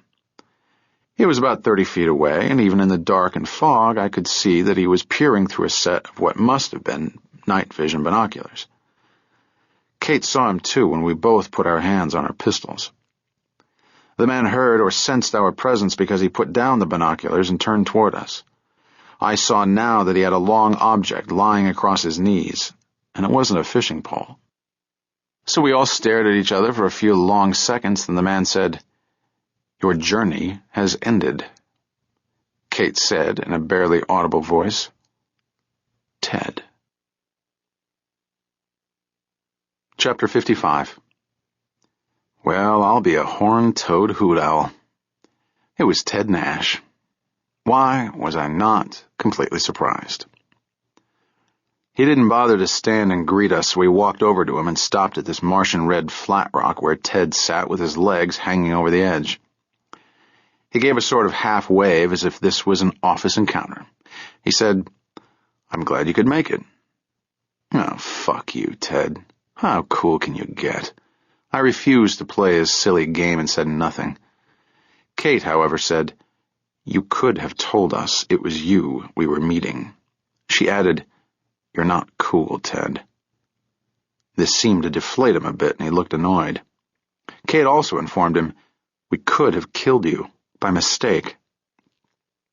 He'd obviously rehearsed this moment, but Kate wasn't reading from his script. Anyway, old Ted had charcoal on his face, a black bandana around his head, and was wearing black pants, a black shirt, black running shoes, and a heavy flak jacket. I said to him, "A little early for Halloween, isn't it?" He didn't reply, but shifted the rifle on his lap. The rifle was an M14 with a starlight scope, just like the one Jean wouldn't let me borrow. I said to him, "Okay, talk to me, Teddy. What's up?" He didn't answer me, probably a little put off by the Teddy thing. He reached behind him and produced the thermos bottle. "Coffee?" I had zero patience for Mr. Cloak and Dagger.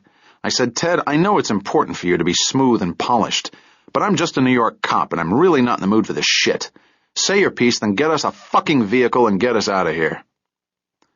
He said, "All right. First, let me congratulate you both on figuring it out." I replied, "You knew all about this, didn't you?" He nodded. "I knew some of it, but not all of it." "Right. And by the way, I won $10 from you." "I'll put it in as a reimbursable expense."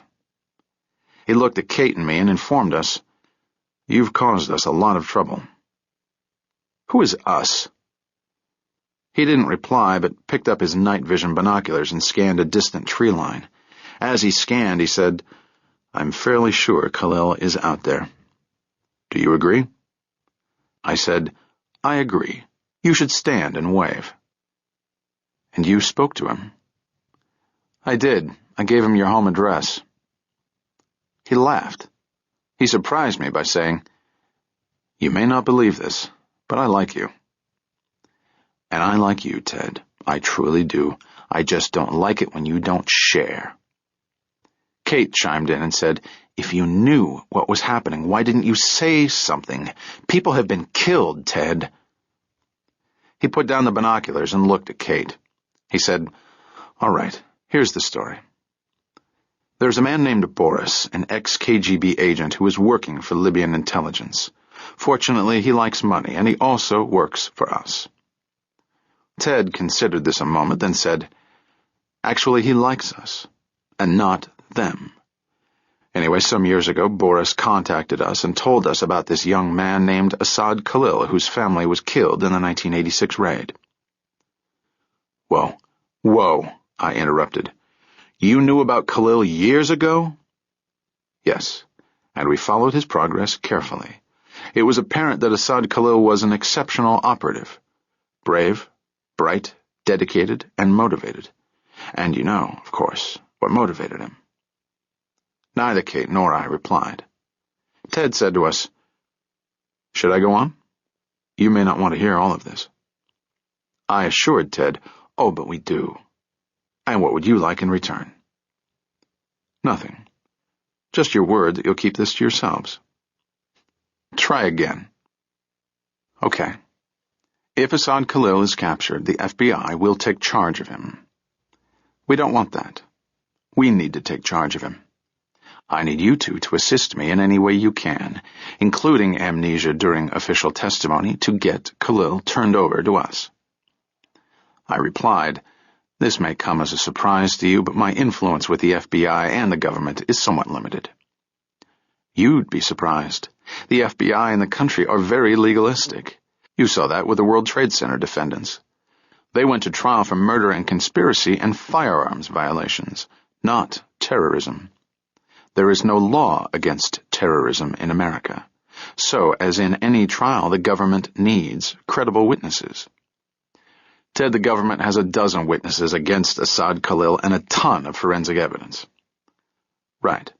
But I think we can work out a deal in the interests of national security whereby Assad Khalil is released and sent back to Libya in a diplomatic arrangement. What I don't want is either of you interfering with that by getting on your high moral horses." I assured him, "My moral high horse is low to the ground, but really, Ted, Assad Khalil murdered a lot of innocent people." "So? What are we going to do about that? Put him in prison for life? What good does that do the dead? Wouldn't it be better if we used Khalil for something more important? Something that can put a real dent in international terrorism?" I knew where this was going. but I didn't want to go there. Ted, however, wanted Kate and me to understand, so he asked, "Don't you want to know why we want Assad Khalil released and sent back to Libya?" I put my chin on my hand and said, "Let me think. To kill Muammar Gaddafi because Muammar fucked his mother and killed his father." "Correct. Doesn't that sound like an excellent plan?" "Hey, I'm just a cop, but I may be missing something here, like Assad Khalil.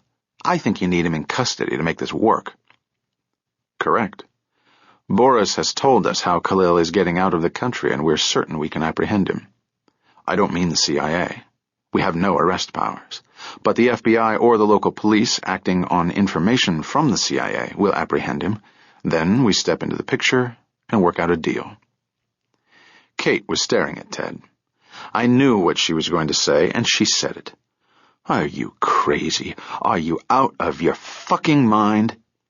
That man murdered over 300 people, and if you let him go, he'll murder more people, and not necessarily the people you want murdered."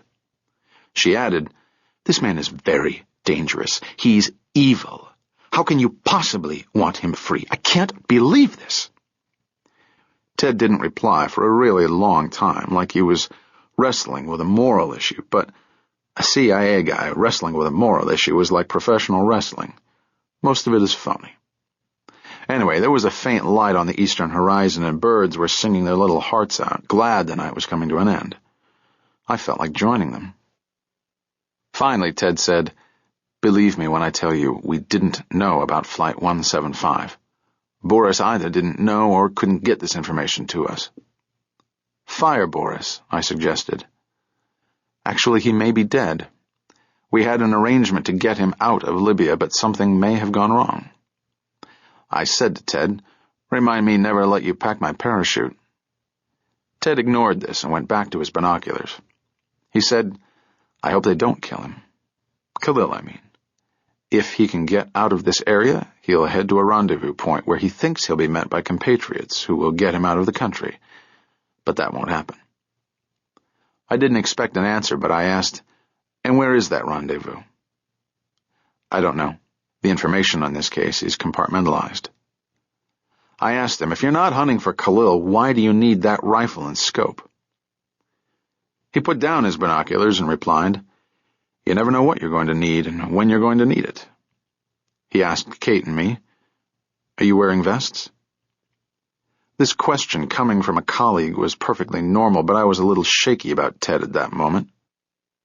I didn't reply, and interestingly, neither did Kate. I mean, I didn't think old Ted was going to try to whack us, but the man was obviously under some stress, though he wasn't showing it. But if you thought about what he and his company were trying to pull off, you realized that a lot depended on the next few hours. This was for them an extremely risky, long-range plan to eliminate Muammar Gaddafi without leaving too many CIA fingerprints, and the plan had started to unravel a few hours before transcontinental Flight 175 even touched down. Also, the plan might actually be construed as illegal under current U.S. law. So, old Ted was stressed. But was he going to aim that rifle at Kate and me and blow us away if we added to his problems? You never know what people with guns and problems are going to do, especially if they think their agenda is more important than your life. It was getting a little lighter by the minute, but the fog was still hanging around, which was fine because it played tricks with night scopes. I asked Ted, "Hey, how was Frankfurt and Paris?" "Fine. Got a little business done." He added, "If you'd gone to Frankfurt as ordered, you wouldn't be in this position." I didn't quite know what position I was in, but I know a veiled threat when I hear one. With that in mind, I didn't want to bring up any unpleasant subjects, but I had to ask, why did you let Assad Khalil kill those fighter pilots and those other people? He looked at me, and I could see he was prepared for the question, though not happy about it. He said, "The plan was simply to take him into custody at JFK, bring him to Federal Plaza, show him incontrovertible evidence, including taped testimony by defectors of his mother's adultery, and who killed his father, then turn him back on his own people." Kate said, "We understand that, Ted. What we don't understand is, after he got away, why did you let him complete his mission?" Ted replied, We really had no idea what his specific mission was. "Excuse me," I said. "Bullshit. You knew he'd be here at the Reagan Ranch, and you knew what he was going to do before he got here." "Well, believe what you want. We were under the impression that he was being sent here to kill Ronald Reagan. We didn't know he had the names of the pilots on that flight. That's classified information. In any case, it didn't matter what his mission was, because he was supposed to be taken into custody at Kennedy Airport. If that had happened, none of the other things would have happened." "Ted, Mom may have told you that when you play with fire, you get burned." Ted didn't want to be pushed into any gaping holes in his story, and if I left him alone, he'd dig a few more holes of his own. Ted said to us, "Well, the plan went astray, but it's not off the tracks yet. It's important that we apprehend Khalil and tell him what we know about his mother and father, then let him loose in Libya.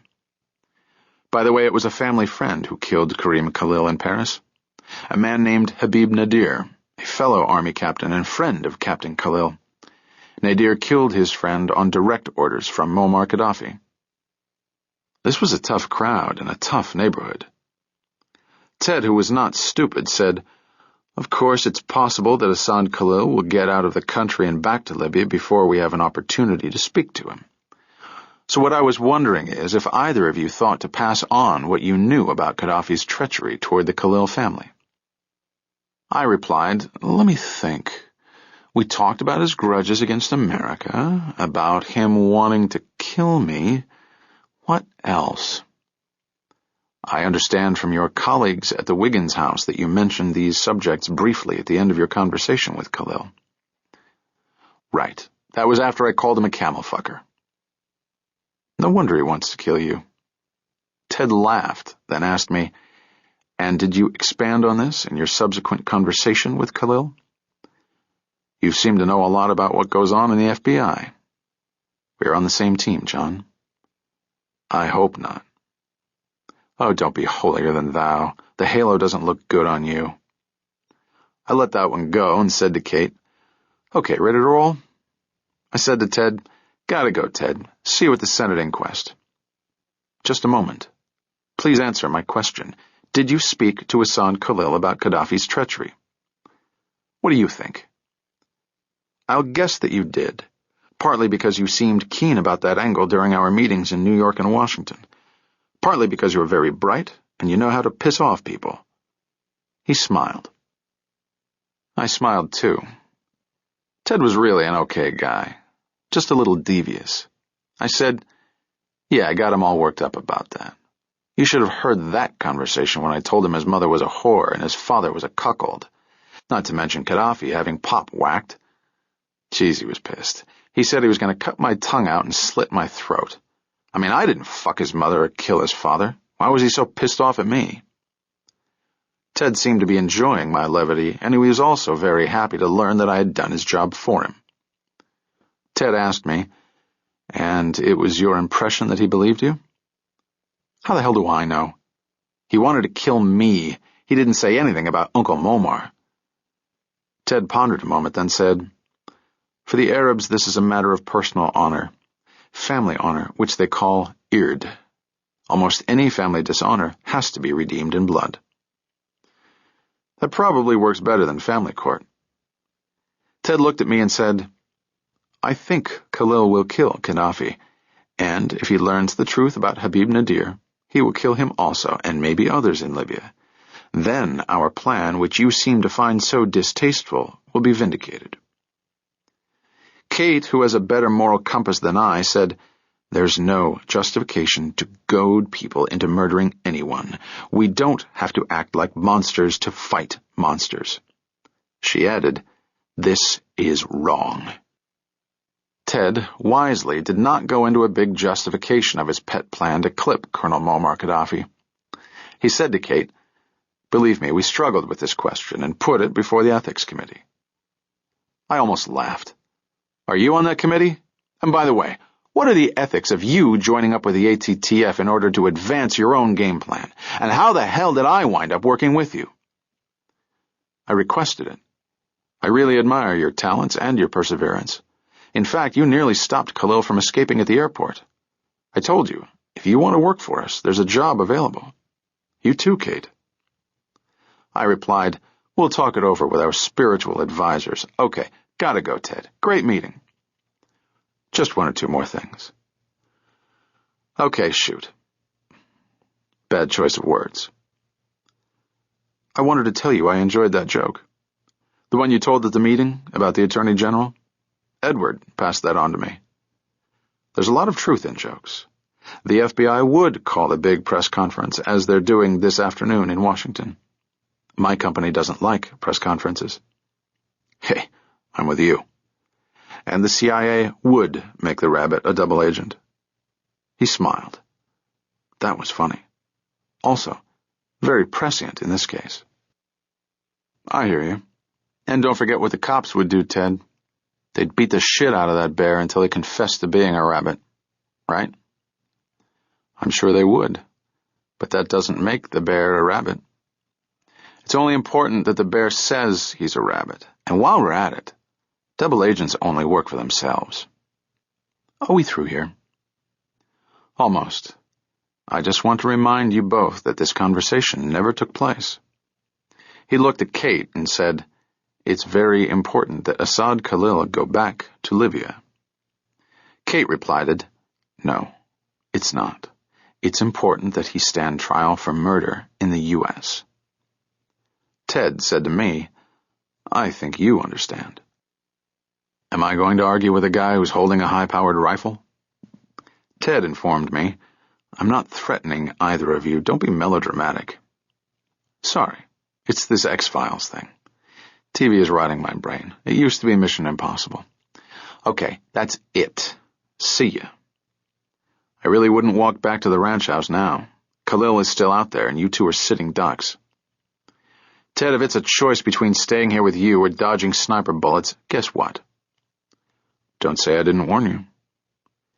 I didn't reply, but turned and walked away, as did Kate. Ted called out, oh, congratulations on your engagement. Invite me to the wedding. My back was still to him, and I waved. Funny thing, I wouldn't mind inviting him to the wedding.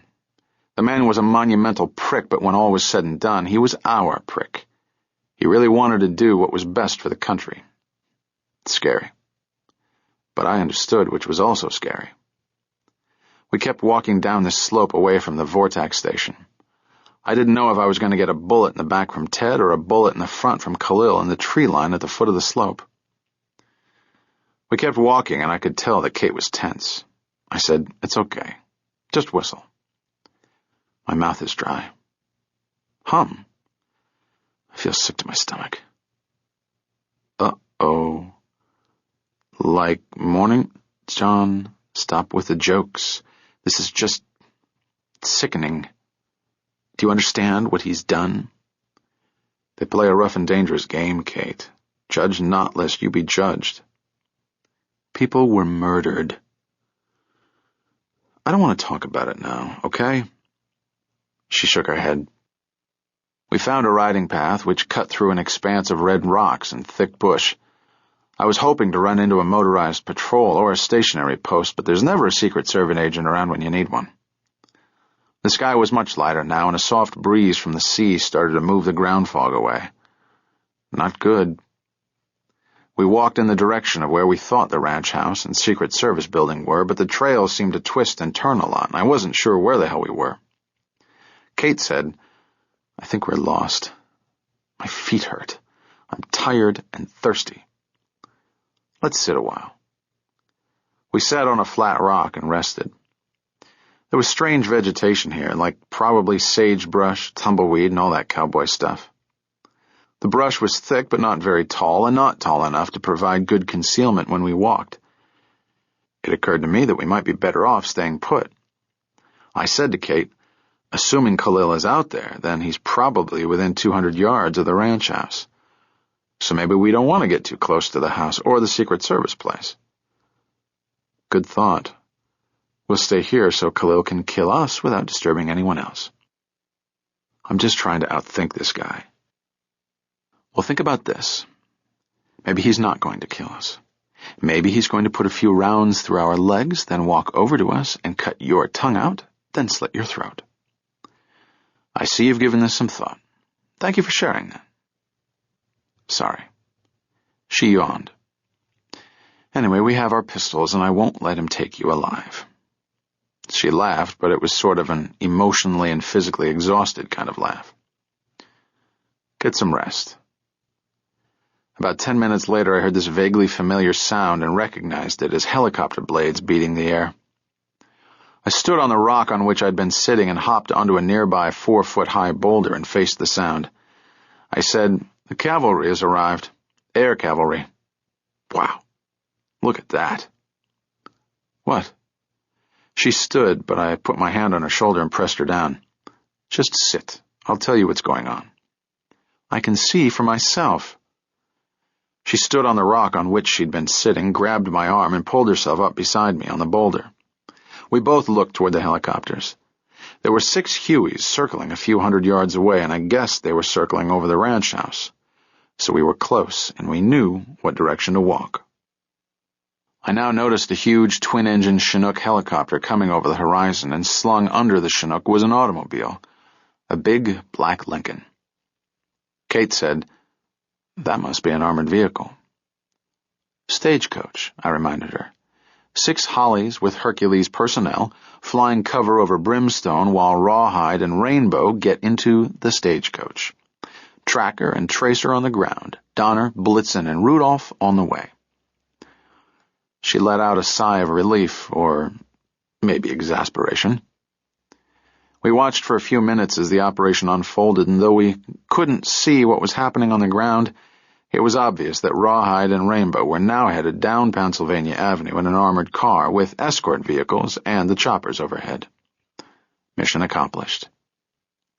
Assad Khalil, if he was anywhere around, could see this too, of course, and if he was still wearing his phony mustache, he was right now twirling the ends and saying, "Curses! Foiled again!" So, all's well that ends well, right? Not quite.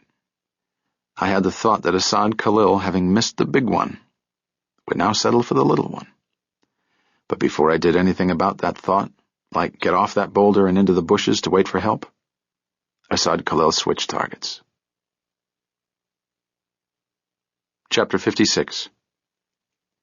What happened next happened like it was in slow motion, between the beats of a heart. I told Kate to jump off the boulder. I jumped, but she was a half-second behind me.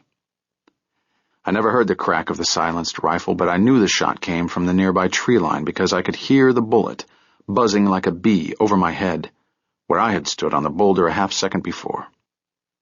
Kate seemed to stumble on the boulder and let out a soft cry of pain as though she'd twisted her ankle. In an instant, I realized I'd gotten the sequence of events wrong. She'd cried out in pain first, then stumbled. Again, as if it was slow motion, I saw her fall off the side of the boulder near the trail. I dove on top of her, wrapped my arms around her, and rolled away from the trail, down a shallow slope and into some thin bushes as another bullet slammed into a rock near our heads, sending splinters of stone and steel into my neck. I rolled again, Kate still in my arms, but we were stopped by a thicket of brush. I held her tightly and said, "Don't move." We were side by side, my back to the direction of the fire, and I craned my head over my shoulder to see what Khalil could see from the tree line, which was less than 100 yards away. There were some bushes and low rocks between us and Khalil's line of fire, but depending on where he was in those trees, he might still have a clear shot. I was aware that my suit, dark though it was, did not blend well with the surroundings, and neither did Kate's bright red jacket. But since there was no more firing, I was fairly certain that Khalil had lost us for the time being. Either that, or he was savoring the moment until he fired again. I turned and looked into Kate's eyes. They were squinting with pain, and she was starting to writhe in my arms. I said, "Don't move. Kate, talk to me." She was breathing hard now, and I couldn't tell where or how badly she'd been hit, but I could feel warm blood now, seeping through my shirt and onto my cold skin. Damn it. "Kate, talk to me. Talk to me." "Oh, I'm hit." "Okay, take it easy. Stay still. Let me check it out." I moved my right arm between us and felt around under her blouse, my fingers probing for the entry wound, which I couldn't find, though there was blood all over. Oh, God. I tilted my head back and looked at her face. There was no blood coming from her mouth or nose, which was hopeful, and her eyes looked clear. Oh, John, damn it. It hurts. Finally, I found the entry wound, a hole just below the bottom of her left rib cage. I quickly ran my hand around the back and found the exit wound just above her buttocks. It seemed to be no more than a deep flesh wound, and there was no spurting blood, but I worried about internal bleeding. I said to her, as you're supposed to do with injured people, "Kate, it's okay. You'll be fine." "Are you sure?" "Yes." She took a deep breath and moved her own hand to the wound, exploring the entry and exit wounds. I got a handkerchief out of my pocket and pushed it in her hand. "Hold it there." We lay motionless again, side by side, and waited. That bullet had been meant for me, of course.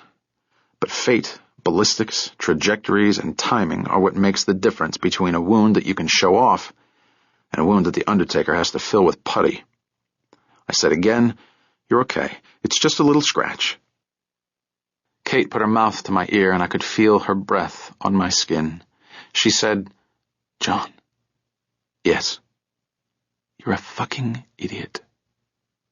"Huh?" "But I love you anyway. Now let's get the hell out of here." "No, just stay still. He can't see us, and he can't hit what he can't see."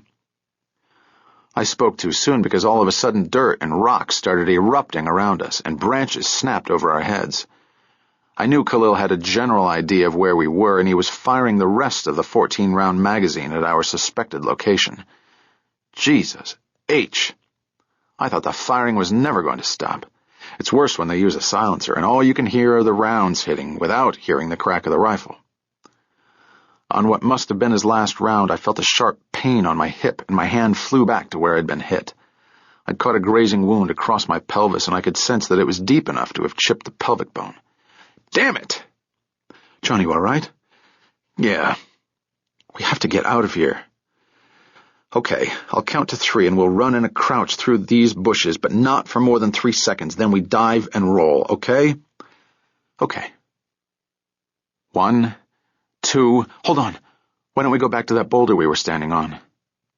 I turned my head and looked back at the boulder. It was less than 4 feet high and not even that wide. The rocks around it, where we'd been sitting, were no more than large stones. But if we could crouch behind the boulder, we'd be safe from direct fire coming from the tree line. I said, "Okay, but it's a little tight behind there." "Let's go before he fires again. 1, 2, 3. We sprang up into a crouch and ran toward the boulder, which was also toward Khalil. About halfway there, I heard that familiar buzzing over my head, but Khalil had to fire above the boulder we were running for, and he wasn't sitting high enough in the tree to get a steep enough angle to pick us off. Kate and I hit the rock, spun around, and sat side by side very close together, our knees up to our chests. She pressed the bloody handkerchief to her left side.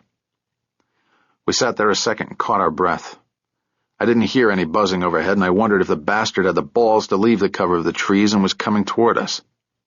I pulled my Glock, took a deep breath, poked my head around the rock, and scanned the open space very quickly before pulling my head back in, just in time to avoid having it blown off by a well-placed shot that chipped the side of the boulder. This guy knows how to shoot. "What the fuck are you doing? Just sit here." "Where did you learn to swear like that?" "I have never sworn so much in my life till I met you." "Really?" "Sit and shut up." "Okay." So we sat there oozing blood, but not enough to attract sharks or whatever they had around there. Assad Khalil was strangely quiet, and I was getting nervous about what he was up to. I mean, the asshole could be 20 feet away, slithering through the bush. I said, "I'm going to fire a few shots in the air to attract attention and to keep Khalil away." "No, if you attract some Secret Service people here, Khalil will pick them off. I don't want that on my conscience. We're not in any danger. Just sit." I wasn't sure that we weren't in any danger, but the rest of it made sense. So John Corey, man of action, just sat. After a minute, I said, "Maybe I can attract Ted's attention, then he and Khalil can have a shooting contest." "Sit and be quiet. Listen for any sounds in the bush." "Good idea." Kate shimmied out of her red jacket, which was nearly the same color as the blood that soaked it. She tied the sleeves around her waist, fashioning a pressure tourniquet over the wounds. Kate reached into one of her jacket pockets and said, "I'll call the Seascape Motel and advise them of our situation so they can alert the Secret Service here and—" She kept searching through her pockets, then said, "I can't find my cell phone." Uh-oh. We both felt around on the ground. Kate reached too far to her left side and the ground exploded inches from her hand.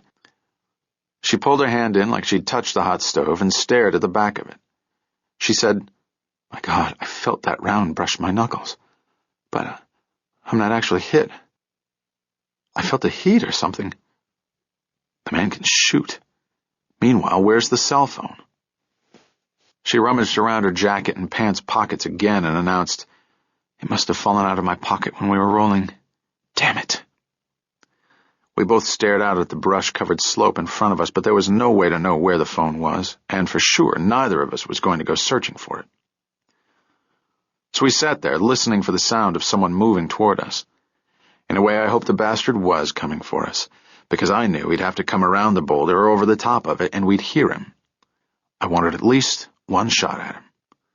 But if he circled wide, we wouldn't see him or hear him, and he had the rifle with the scope.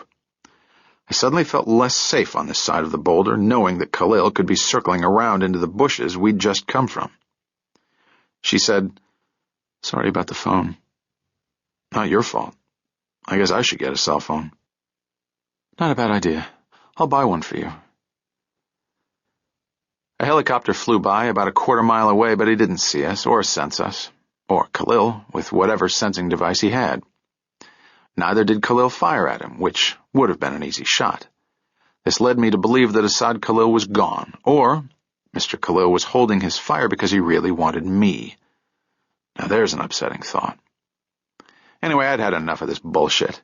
I got out of my jacket, and before Kate could stop me, I stood quickly and waved the jacket to my side, like a matador messing around with a bull's horns. Unlike a matador, however, I got rid of the jacket real quick as I ducked behind the boulder, just in time to hear the little buzz that ventilated the jacket and snapped some branches off to our side. Before Kate could yell at me, I said, "I think he's still in the tree line." "And how do you know that?" "The shot came from that direction. I could tell by the buzzing and the impact, and there was a half-second delay like he was still 100 yards away." "Are you making this up?" "Sort of."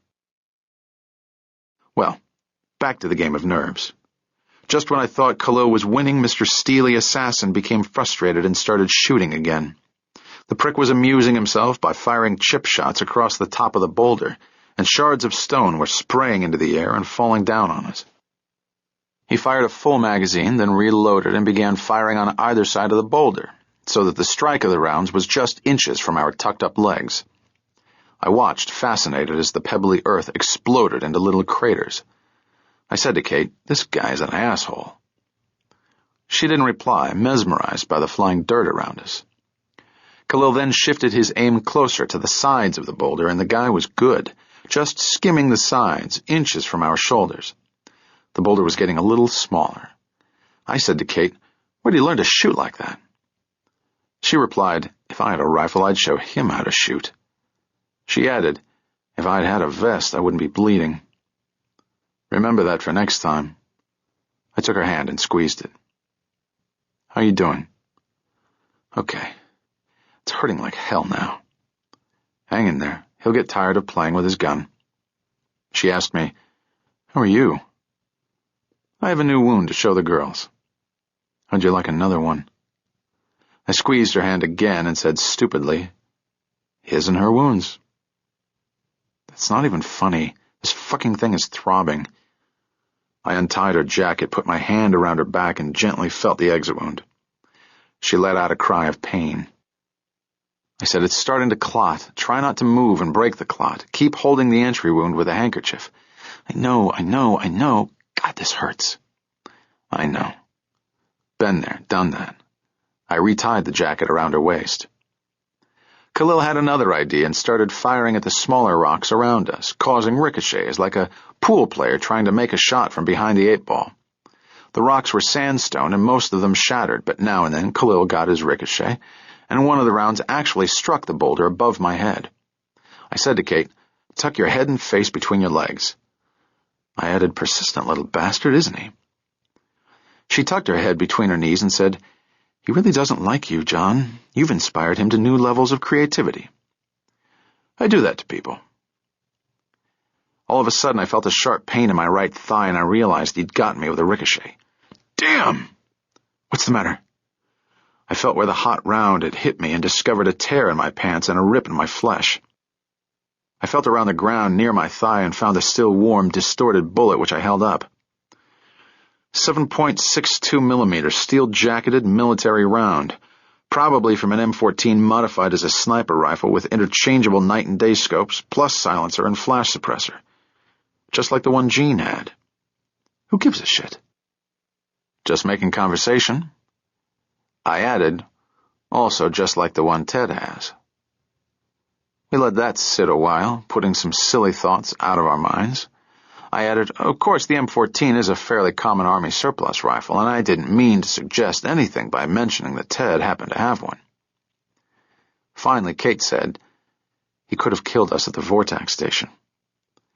To continue the paranoid moment, I pointed out, he wouldn't whack us so close to where Jean dropped us off to meet him. She didn't reply. Of course, I didn't really think it was Ted who was trying to kill us. Ted wouldn't do that. Ted wanted to come to our wedding, right? But you never know. I put the spent bullet in my pocket.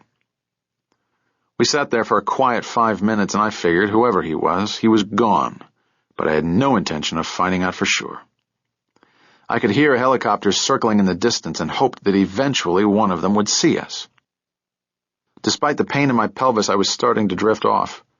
I was totally exhausted and also dehydrated, so I thought I was getting delirious when I heard a phone ring. I opened my eyes. What the hell? Kate and I stared down the slope to where the phone was ringing. I still couldn't see it, but I had a general idea of where it was. I could tell now that it wasn't more than 20 feet away. It was actually directly in front of us, and if I ran out to it, I'd be blocked from Khalil's line of sight by the boulder. Maybe. Before I could decide if I wanted to risk it, the phone stopped ringing. I said, "If we can get that phone, we can call for help." Kate replied, "If we go out to get that phone, we won't need any help. We'll be dead." Right. We kept staring at the spot where the phone had been ringing. It began ringing again. It's a fact that a sniper can't continually stare through a telescopic lens without getting eye and arm fatigue, so he has to take short breaks. Maybe Khalil was on a break. In fact, maybe Khalil was calling us. He can't shoot and talk at the same time, right?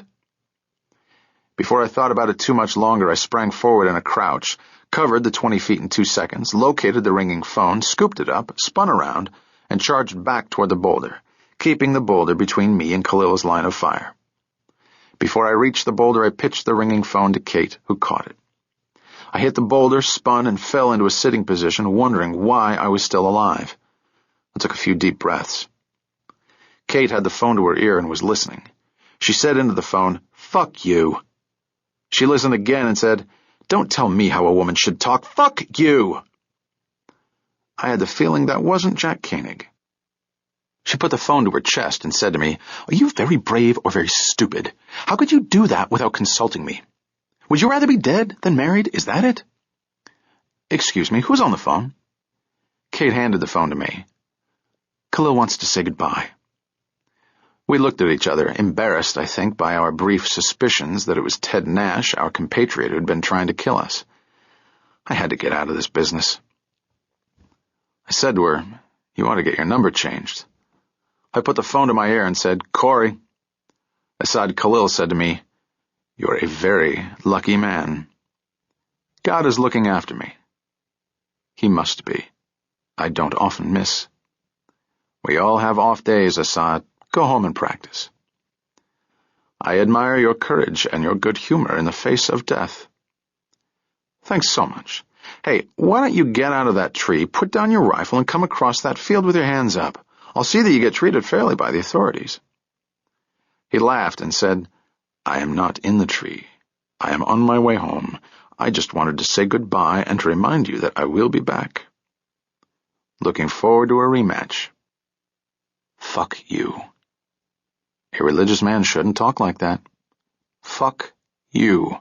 No, fuck you, Assad, and fuck the camel you rode up on. I will kill you and kill that whore you are with if it takes me all of my life. I'd obviously gotten him angry again, so to direct his anger toward more constructive goals, I reminded him, don't forget to first get things straightened out with Uncle Momar. Also, it was a guy named Habib Nadir who killed your father in Paris on orders of Momar. You know this guy? There was no reply, and neither did I expect one. The phone went dead, and I handed it back to Kate. He and Ted would like one another. So we sat there, not quite trusting Assad to be hot-footing it through the mountains, especially after that last conversation. Maybe I needed to take a Dale Carnegie course. Kate called the Seascape Motel and got Kim Rhee on the phone. She explained our situation and present position sitting behind a boulder, and Kim said she'd get some Secret Service people to us. Kate added, tell them to be careful. I'm not sure if Khalil is actually gone. She signed off and said to me, you think he's gone? I think so. The lion knows when to run and when to attack. Right. To lighten the moment, I asked her, what's the difference between an Arab terrorist and a woman with PMS? Tell me. You can reason with an Arab terrorist. That's not funny. Okay, then what's the definition of a moderate Arab? What? A guy who ran out of ammunition. That's funny. The sun got warm and burned off the remaining fog. We held hands, waiting for a chopper to notice us, or a vehicle or foot patrol to come by. Kate said, as if to herself, this was a taste of things to come. Indeed it was. And Assad Khalil or the next guy like him would be back with some new grudge, and we'd send a cruise missile into somebody's house in retaliation, and round it goes. I said to Kate, you want to get out of this business? No. Do you? Only if you do. I like it, she said. Whatever you like, I like. I like California. I like New York. How about Minnesota? Is that a city or a state? Eventually, a helicopter spotted us, and after determining that we weren't crazed Arab terrorists, it landed, and we were carried on board. Chapter 57. They flew us to a helipad at the Santa Barbara County Hospital, and we were given adjoining rooms with not much of a view. A lot of our new friends from the Ventura FBI office stopped by to say hello. Cindy, Chuck, Kim, Tom, Scott, Edie, Roger, and Juan. Everyone told us how well we looked. I figure if I keep getting shot once a year, I'll look terrific by the time I'm 50. My phone rang constantly, as you can imagine.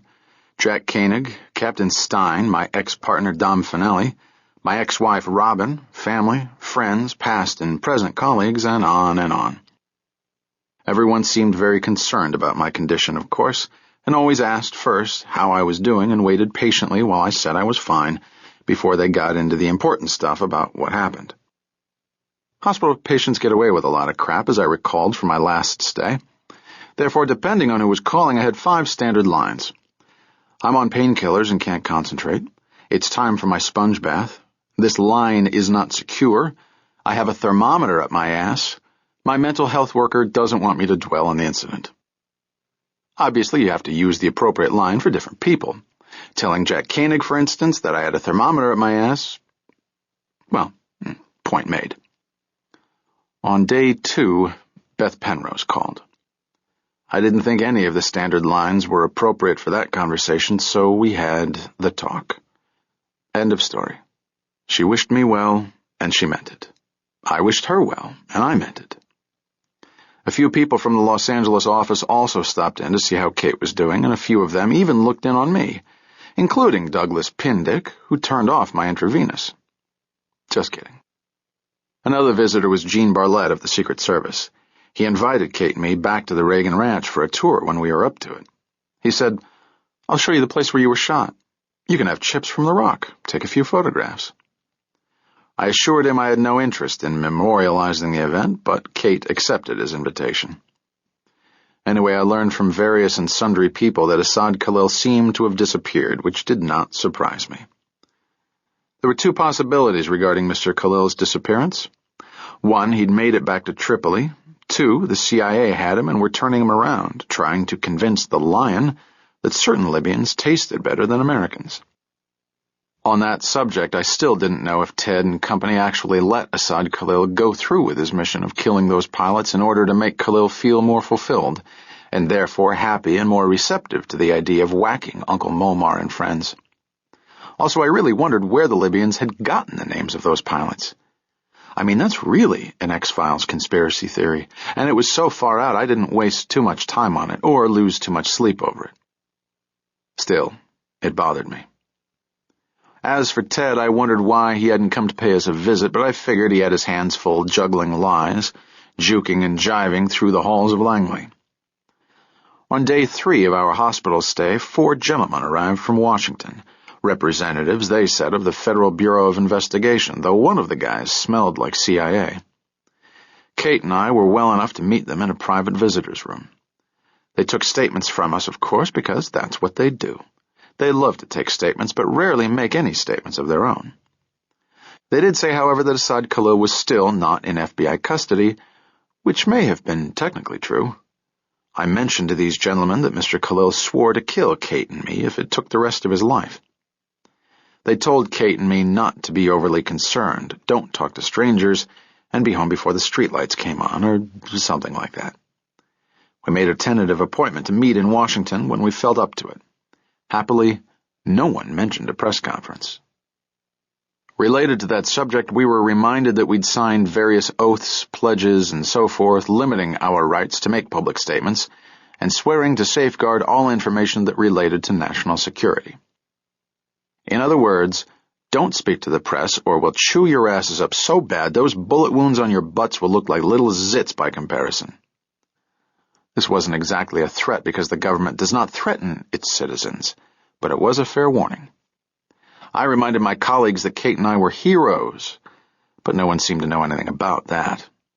I then announced to the 4 gentlemen that it was time for my enema, and they left. On the subject of the press again, the attempted assassination of Ronald Reagan was reported in all the news media, but it was played down, and the official statement from Washington was, the former president's life was never in danger. No mention was made of Asad Khalil. The lone individual involved was unknown, and no one seemed to get the connection between the dead pilots and the assassination attempt. That would change, of course, but as Alan Parker would say, a third today, a third tomorrow, and the rest when reporters start squeezing our nuts. On day 4 of our stay in Santa Barbara County Hospital, Mr. Edward Harris, CIA colleague of Ted Nash, showed up all by himself, and we received him in the private visitors' room. He too reminded us not to speak to the press and suggested that we'd had a bad shock, loss of blood and all that, and therefore our memories weren't to be trusted. Kate and I had previously discussed this, and we assured Mr. Harris that we couldn't even remember what we had for lunch. I also said to him, I don't even know why I'm in the hospital. The last thing I remember is driving to Kennedy Airport to pick up a defector. Edward looked a bit skeptical, and he said, Don't overdo it. I informed Mr. Harris, I won that $20 bet from you, and 10 from Ted. He gave me a sort of funny look which seemed inappropriate. I think it had to do with the mention of Ted's name. I should say at this point that nearly everyone who visited us acted as though they had some information that we didn't have, but that we could have it if we asked. So I asked Edward, Where's Ted? Edward let a few seconds pass, then informed us, Ted Nash is dead. I wasn't totally surprised, but I was shocked nonetheless. Kate was stunned, too, and asked, How? Edward replied, He was discovered after you were found on the Reagan Ranch. He had a bullet wound through his forehead and died instantly. Edward added, We recovered the bullet and ballistics proved conclusively that it was from the same rifle that Asad Khalil used to fire at you. Kate and I sat there, not knowing what to say. I did feel badly, but if Ted were in the room, I'd tell him the obvious. When you play with fire, you get burned. When you play with lions, you get eaten. Kate and I passed on our condolences, me wondering why Ted's death had not yet made the news. Edward suggested, as Ted had done, that we might be happy working for the Central Intelligence Agency. I didn't think this kind of happiness was at all possible, but when you're dealing with slick, you have to be slicker. I said to Edward, "We can talk." Ted would have liked that. Again, I detected a bit of skepticism from Edward, but he said, "The pay is better. You can pick any foreign duty station and be guaranteed a 5-year posting. Together. Paris, London, Rome, your pick." This sounded a little like a bribe, which is a whole lot better than a threat. Point was, we knew too much, and they knew we knew too much. I told Edward, "I've always wanted to live in Lithuania. Kate and I will talk it over." Edward wasn't used to being jerked around, and he got real cool and left. Kate reminded me, "You shouldn't smart-ass those people. I don't often get the opportunity." She sat silently a moment, then said, "Poor Ted." I wondered if he was really dead, so I couldn't work through the grieving process with any enthusiasm. I said to Kate, "Invite him to the wedding anyway. You never know." By day 5 in the hospital, I figured if I stayed there any longer, I'd never recover physically or mentally, so I checked myself out, which made my government health insurance rep happy. In fact, I could have left after day 2, considering my fairly minor hip and thigh wounds, but the feds had wanted me to stay, and so did Kate, whose injury needed more time to heal. I said to Kate, "Ventura Inn Beach Resort. See you there." And off I went, with a bottle of antibiotics and some really neat painkillers. Someone had actually sent my clothes out for cleaning, and the suit had come back cleaned and pressed, with the 2 bullet holes sort of mended or crocheted or something. The blood stains were still faintly visible on the suit and my old blue shirt and tie, though my shorts and socks were nice and fresh. A hospital van took me to Ventura. I felt like a vagrant, checking into the Ventura Inn without luggage, not to mention stained clothes and spaced out on painkillers. But Mr. American Express soon put things right, and I got California duds, swam in the ocean, watched X-Files reruns, and spoke to Kate twice a day on the phone. Kate joined me a few days later, and we took some medical leave at the Ventura Inn, and I worked on my tan and learned to eat avocados. Anyway, Kate had this teensy bikini, and she soon realized that scars don't tan. Guys think scars are badges of honor. Women don't. But I kissed the boo-boo every night, and she became less self-conscious. In fact, she started showing off the entry and exit wounds to some cabana boys who thought a bullet wound was really cool. Kate, between cabana boys and war stories, tried to teach me how to surf, but I think you have to have capped teeth and bleached hair to do it right. So we got to know each other better in the 2 weeks trial honeymoon that we spent in Ventura, and by silent mutual consent we realized we were made for one another. For instance, Kate assured me she loved watching football games on TV, liked sleeping with the window open in the winter, preferred Irish pubs instead of fancy restaurants, hated expensive clothes and jewelry, and would never change her hairstyle. I believed every word, of course. I promised to stay the same. That was easy. All good things must come to an end, and in mid-May we returned to New York and our jobs at 26 Federal Plaza. There was a little office party for us, as is the custom, and dopey speeches were made, toasts were proposed to our dedication to the job, to our full recovery, and of course to our engagement and long, happy lives together. Everyone loves a love story. It was the longest night of my life. To make the evening more fun, Jack pulled me aside and said, "I used your $30 and also Ted and Edward's bets towards the caterer's bill. I knew you wouldn't mind." Right, and Ted would have wanted it that way. All things considered, I'd rather be back in Homicide North, but that wasn't going to happen. Captain Stein and Jack Koenig assured me that I had a brilliant future ahead of me on the anti-terrorist task force, despite a stack of formal complaints lodged against me by various individuals and organizations. Upon our return to duty, Kate announced that she was rethinking things. Not about the marriage, but about the engagement ring. She put me to work on something called the invitation list. Also, I I found Minnesota on a map. It's a whole state. I faxed copies of the map to my buds on the NYPD to show them. A few days after our return, we made the mandatory trip to the J. Edgar Hoover building and spent 3 days with these nice people from counterterrorism, who listened to our whole story, then repeated it to us in a slightly different form.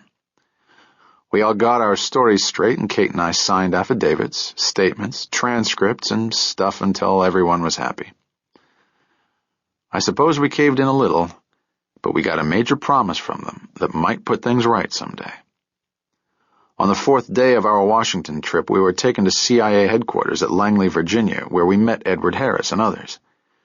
It wasn't a long visit, and we were in the company of 4 FBI people who did most of the talking for us. I wish these people could just learn to get along. The only interesting thing about this Langley visit was our meeting with an extraordinary man. He was an ex-KGB guy, and his name was Boris, the same Boris that Ted had mentioned to us at the Vortak. There seemed to be no purpose to the meeting other than the fact that Boris wanted to meet us. But in the hour that we spoke, I got the feeling that this guy had seen and done more in his life than all of us in that room combined.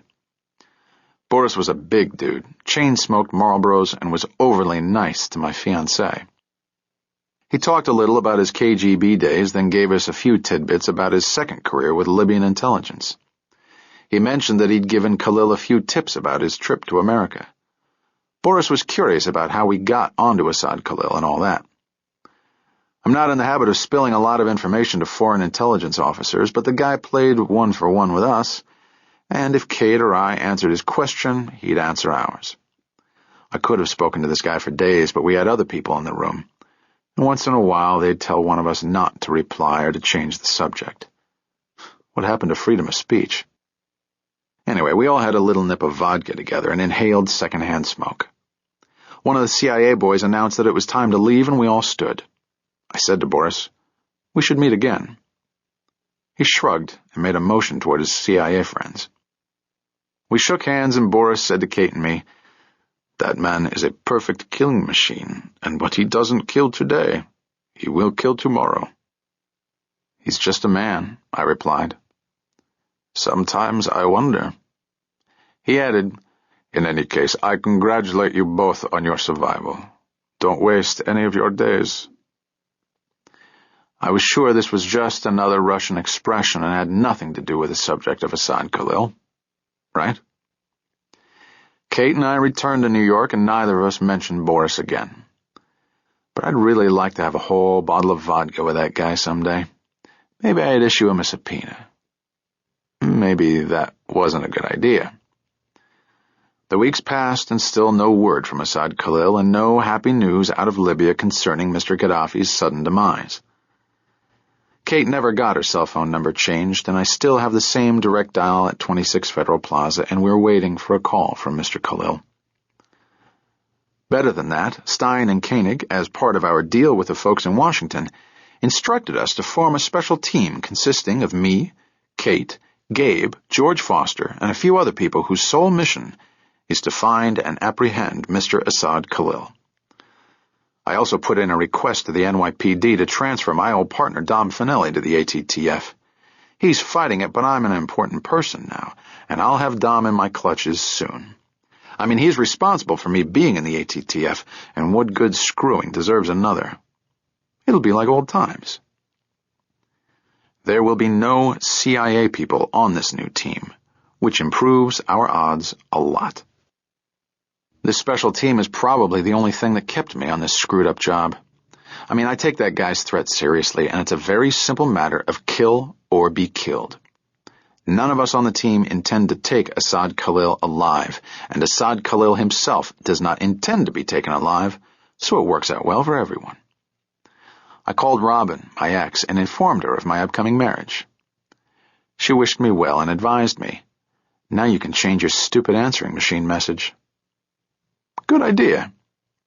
She also said, "If you catch this guy Khalil someday, throw the case my way." I'd been through this little game with her regarding the perps who plugged me on West 102nd Street, so I said, "Okay, but I want 10% of the fee." "You got it, and I'll blow the case, and he goes up for life." "It's a deal." So that out of the way, I thought I should call former lady friends and tell them I had a full-time roommate, soon to be my wife. But I didn't want to make those phone calls, so I sent emails, cards, and faxes instead. I actually got a few replies, mostly condolences for the bride-to-be. I didn't share any of these with Kate. The big day approached, and I wasn't nervous. I'd already been married, and I'd faced death many times. I don't mean there are any actual similarities between getting married and getting shot at, but there may be. Kate was pretty cool about the whole thing, though she'd never walked the last mile down the aisle before. She seemed really on top of the situation and knew what had to be done and when it had to be done and who had to do what and all that. I think this knowledge is not learned, but it has something to do with the X chromosome. All kidding aside, I was happy, contented, and more in love than I had ever been. Kate Mayfield was a remarkable woman, and I knew we'd live happily ever after. I think what I liked about her was that she accepted me for what I was, which is actually not too difficult considering how nearly perfect I am. Also, we'd shared an experience that was as profound and defining as any two people can share, and we'd done it well. Kate Mayfield was brave, loyal, and resourceful, and unlike myself, she was not yet cynical or world-weary. She was in fact a patriot, and I can't say the same for myself. I may have been once, but too much has happened to me and to the country in my lifetime. Yet, I do the job. My biggest regret regarding this whole mess, aside from my obvious regret over the loss of life, is that I don't think we learned anything from any of this. Like me, the country has always been lucky and has always managed to dodge the fatal bullet. But luck, as I've learned on the streets and at the gambling tables and in love, runs out. And if it's not too late, you face facts and reality and come up with a plan of survival that does not include any luck. Speaking of which, it rained on our wedding day, which I discovered is supposed to mean good luck. I think it means you get wet. Nearly all of my friends and family had made the trek to this small town in Minnesota, and most of them behaved better than they had at my first wedding. Of course, there were a few incidents with my unmarried NYPD buds being outrageous with these blonde-haired, blue-eyed Wendies, including the incident of Dom Finelli with a maid of honor, which I will not get into, but that's to be expected. Kate's family were real wasps. The minister was a Methodist and a stand-up comedian. He made me promise to love, honor, and never again mention the X-Files. It was a double ring ceremony. One ring for Kate's finger, one ring through my nose. I guess that's enough marriage jokes. In fact, I've been told that's enough. Midwestern wasps come in two varieties, wet and dry. These people were into the sauce, so we got along really well.